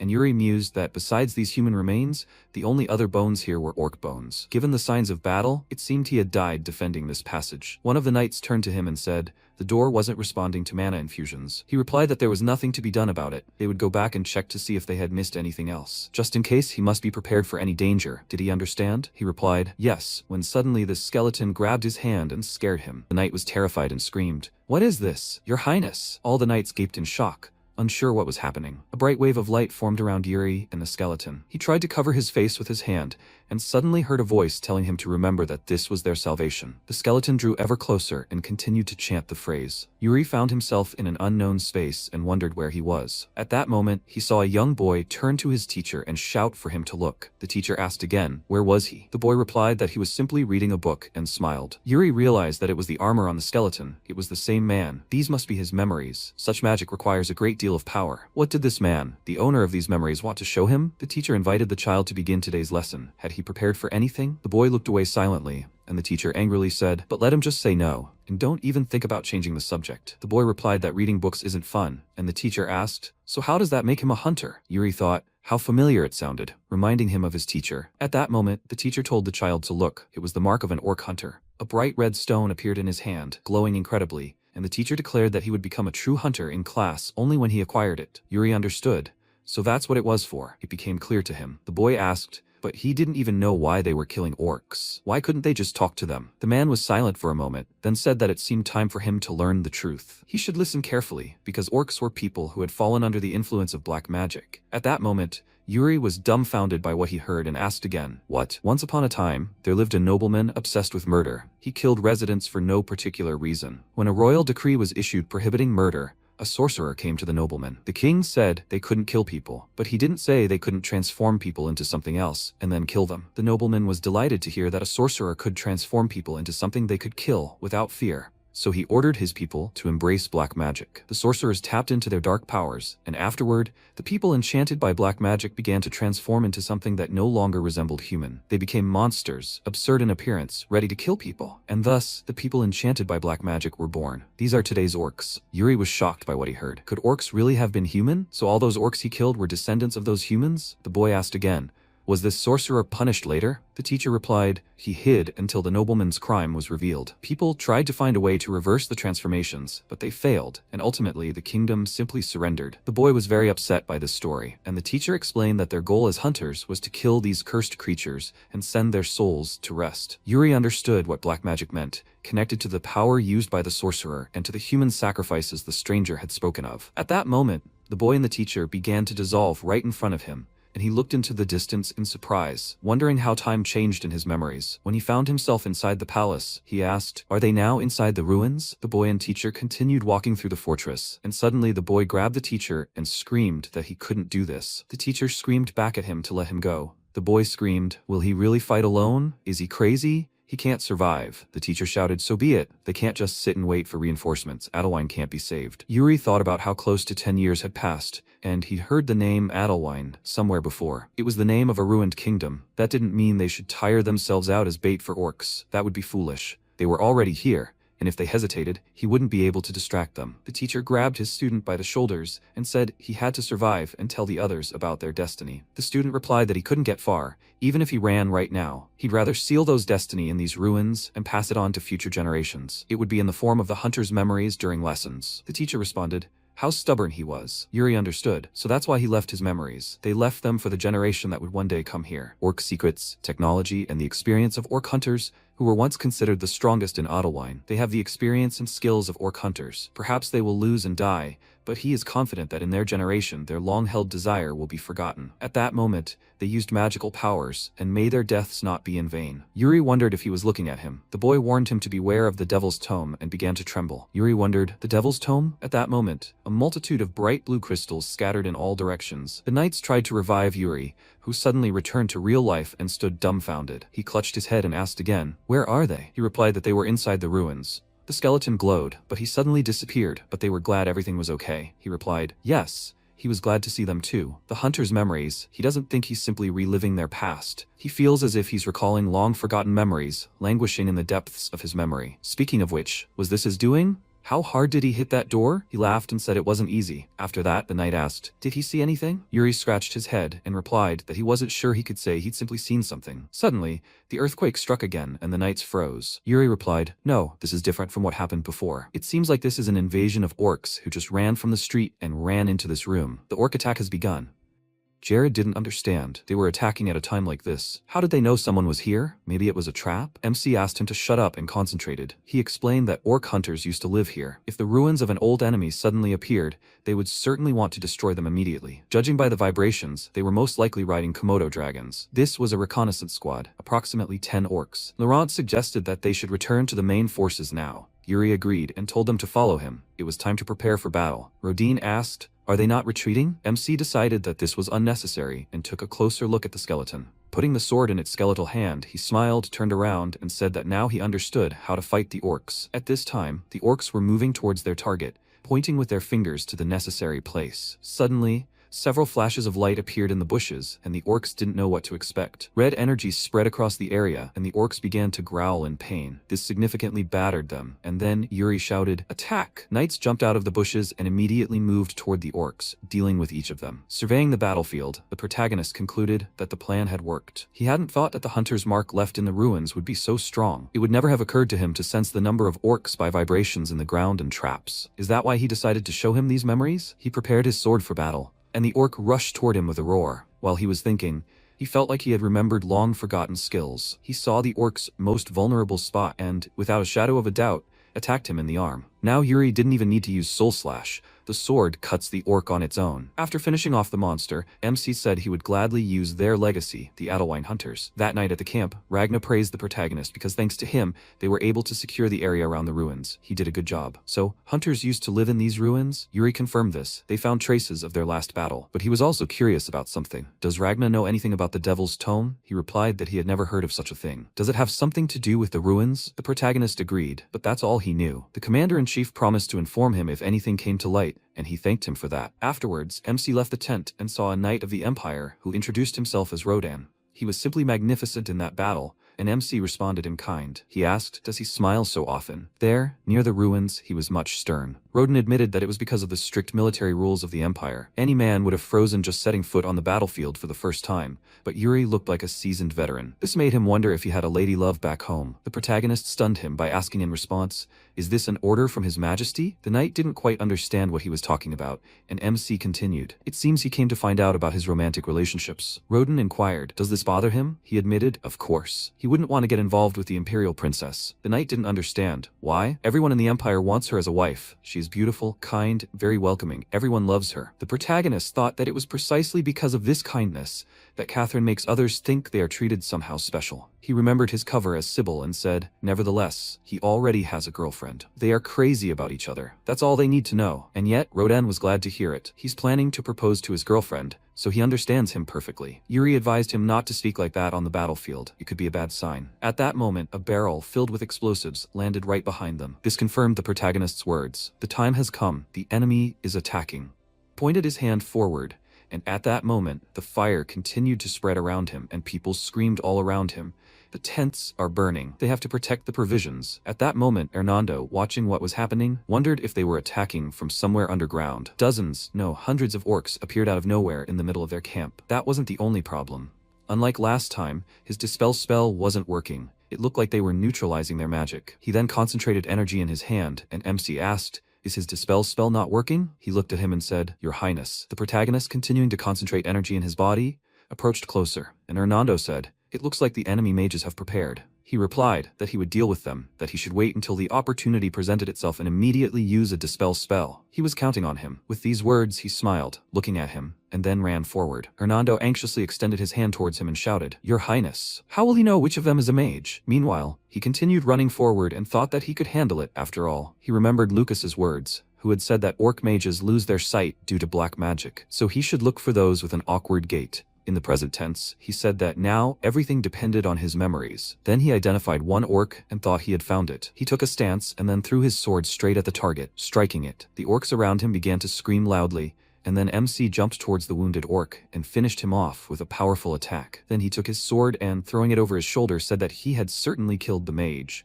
but now he was trapped. A multitude of orcs stood around him, ready to attack at any second, and he added, at least that's what they think, Hernando. The next second, he concentrated fiery energy in his hand, and then sent a powerful stream of fire forward. Then the protagonist swung his weapon, dispersing a small portion of the fire and spreading it in both directions. Looking at the burning monsters, he asked, how are they, the orcs? Do they still think they have the advantage? Then he heard an explosion behind him. He turned and grinned, his filthy tongue. There's no end in sight for them. Then he looked at Hernando and shouted for him to attack them with another fireball, and with the last of his strength, he said that he apologized, His Highness. He shouted, hey, damn it. Then he looked at the crowd of orcs and said, guys, take it easy on him. He thought it was a mistake to jump into the thick of things to kill an orc mage. He should have seen this coming. Well, he'd already died once. Then he concentrated his energy into his sword and said, he, Yuri Briol, even if he were destined to die today, he did so with honor. He extended his hand and told him to come out, vermin. At that moment, Yunchang leaped forward and said he admired his determination. He swung his weapon, releasing powerful energy, and the protagonist shouted, Master! He turned slightly and told him to do everything he could, leaving the rest to the heavens. After all, when a man is prepared to die, he will definitely survive, but if he starts scrambling to survive, he will die immediately. Only someone who understands this can become his disciple. Today, he will show him the Chongsong sword. With that, he smiled, then concentrated the energy in his weapon, and used the Bloody Azure Sky Sword Art, Crescent Pulse. A powerful energy erupted from his sword as he swung it. His attack struck several monsters at once, and MC gaped in disbelief. He thought, this is the power of the continent's top 10. Then Yunchang said he'd only dealt with half, the rest were on him, and he shouted, yes, sir. Then he charged, and Yunchang, watching him, thought how strange he was. His movements were rough and chaotic, yet restrained and practical. A diamond in the rough. He would never be alone, for followers would constantly gather around him. He said the heavenly order had been disrupted, and an ominous star was spreading darkness. And yet, he was able to find a small glimmer of light within that ominous star. Isn't this manna from heaven? And all he can do is look at it. When this child grows up, will this entire world be consumed by a black star? Or will he himself become a new star? Someday they will find out. At that moment, the knights tirelessly rushed into battle, and then a powerful explosion occurred behind them, and several more orcs burst out of the ground. The next second, the protagonist shouted, Jared, Laurent, they must stop them. Then, they leaped into the attack and struck at the monsters, dealing with everyone in their path. And then Jared put his hand to his head and said that there were too many underground tunnels here. And besides, they were so fast. MC agreed and added, something was wrong here. Such a large group can't move so quickly. Then he felt movement underground and, kneeling down, put his hand to it. He wondered if there were more among them than the orc mages. Jared looked at him and asked, His Highness? And at that moment, the protagonist began to concentrate and wondered, where are they? Digging their tunnels? Then he saw a toothy creature and thought, I found it. He then ran forward and shouted, here. Jared shouted, His Highness, is he sure they're going that way? And Laurent ran after them, shouting, don't dare question His Highness's decision. He's always right. He agreed, and then MC thought, there are constant vibrations coming from here. He noticed an orc mage pointing his hand at them. The ground in front of him began to crack and split in two, and orcs burst out with renewed vigor, and the protagonist grinned and said, as he thought, they won't give up without a fight, right? They stopped, looking at each other, and then the orcs shouted something unintelligible. Jared approached the protagonist and, leaning towards his ear, said, it looks like he wants to fight him specifically. He answered, definitely. Then he shouted, they have to take on an orc each. They can't lose. They answered, yes, sir. And then MC concentrated his energy in his sword again, and thought, there's something down there besides orcs, and we need to deal with that to finish them off. And then he frowned and shouted, get out of the way, Orc Vow. He delivered powerful blows, but the monster blocked his attack with its weapon. They repeated the blows again and again, and the next second the protagonist jumped to the side. He thought how hard. He knows how to use a saber very well. Then he heard shouts behind him. They have to surrender. He wiped the blood from his face and said, hey, he needs to get back to his guys, so they have to finish this quickly. He prepared to dash again and then lunged, swinging his weapon. He thought, damn, he's deflecting all his attacks, dodging at the same time practically without moving. It was as if he was reading him like an open book. Was he stalling? His soldiers were going at the same pace. At that moment, he remembered Bernard saying that if he thought for even a split second, the blade would immediately begin to tremble. No matter how strong he was, he wouldn't be able to reach the enemy with trembling hands. Then the protagonist asked, what should he do then? He cried out, oh my god. If he wanted to teach him something, he would have said so. And then Bernard swung his weapon and said that a choice must be made. He tossed the sword into his hands and added, battle is like a turbulent river. Beyond the intuitive and obvious, there are many other variables. Therefore, Your Highness, he must always remember the reason why he fights. He spoke, as expected of his master. Only after remembering his master's teachings did he, too, come to his senses. A powerful energy surrounded his body,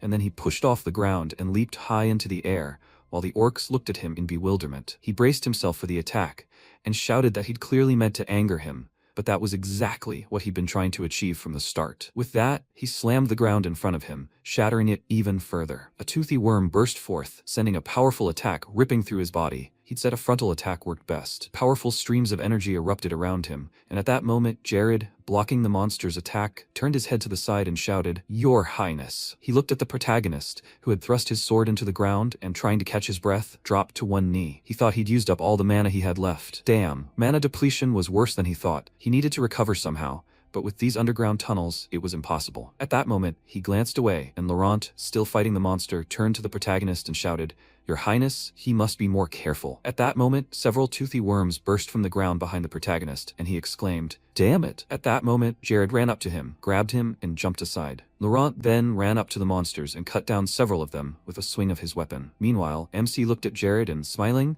thanked him, and he said, "Yes, he is so grateful. Next time please, he must warn him when he's going to do something like this." Then he got to his feet and asked, "Can he fight?" Like the protagonist said, he would be glad to, but his body will not withstand it. He said, "This is very bad. Do we think they will survive?" And then Laurent put his hand to his chest and said that he would gladly die for him, His Majesty. The protagonist got to his feet and said, "But they will not give up without a fight, right?" His legs were shaking, but he confidently looked ahead and said that they will fight until their very last breath. Then he shouted, "Everyone, scatter!" They answered, "Yes, sir." And he rushed forward and shouted that he will cut a way for them. At that moment, he heard a voice, "No need to overexert yourself." Graham ran forward, and MC was surprised by his presence. His energy scattered in all directions, and Graham said that Prince Ragna had summoned them. They had come to their aid. After a while, everyone returned to the tent camp. Graham asked, "So they just ran away?" Ragna folded his arms and confirmed it. Graham said that by the time they arrived, Prince Yuri had already managed to kill a giant sandworm. Most likely, the orcs realized they could win and decided to flee. Ragna thoughtfully placed his hand to his chin and remarked that it was rather unfortunate. If they had caught them, they could have interrogated them. Then he turned and said that he had done well, Sir Graham. If he had been even a minute late, they would have lost the core of their allied forces. In response, he nodded and thanked him. He said he was free to go. After that, Ragna adjusted the chair and said that he always needs to make a fuss. Yes. He sat down next to the protagonist's bed and said, "It feels like the allied forces exist solely to glorify him, Yuri." Well, as expected of Catherine's future husband. After a while, the protagonist abruptly sat up in bed, yelping slightly. He put his hand to his head and frowned, wondering what kind of nightmare that was. It was as if a terrible future had been foretold. Then Sybil entered the room and asked if he was finally awake. He noticed her, and then she came closer and adjusted the chair. He asked, "What's wrong with the others? Are they alive?" And she told him to calm down. They won. She sat down on the chair and added that while he was unconscious, the allied forces had been advancing for 2 days. Everyone had been very attentive so that he could recover calmly. How is he feeling? At that moment, he began to concentrate energy in his hand, and she said that she believed he had managed to restore his mana. He would thank her for this later. It wasn't every day that he was healed by the princess of the Holy Kingdom. In response, he laughed slightly and said, "Okay, he's grateful, Sybil. And where are they now?" She rose to her feet and asked why he didn't go see for himself. She was sure he'd be surprised. With that, she extended her hand. A few seconds later, they left the tent. But MC looked ahead in surprise and said, "That's it." Sybil held his hand and asked, "How is it?" "This is Okua Fortress, the site of the final battle of the allied forces." He said they had finally arrived. She agreed with him, and then added, "Yuri, she would like to thank him." He looked surprised, and she said, "Without him, they wouldn't have been able to get this far. And even if they had, there would have been far more casualties. They were so lucky to have him with them, Yuri." She smiled, looking at him, and then he asked if she was so grateful. Would she do him a favor? She was surprised. "A favor?" He said, "Sybil, if she doesn't mind, she can pretend that they are dating." She looked at him in surprise and, clenching her fist, asked what that even meant, and he scratched the back of his head and said that he thought that soon they would want to marry him to a man with whom he wanted nothing to do. And it would also be to her advantage. Won't her brother try to marry her off as soon as she returned to her homeland? And she answered, "Okay." She agrees. He asked, "Really?" Then she pointed her finger at him and said, "But she has one condition." He asked, "The condition?" She nodded, and confirming it, added, "But it will be done in her name, so she needs guarantees." What will he say?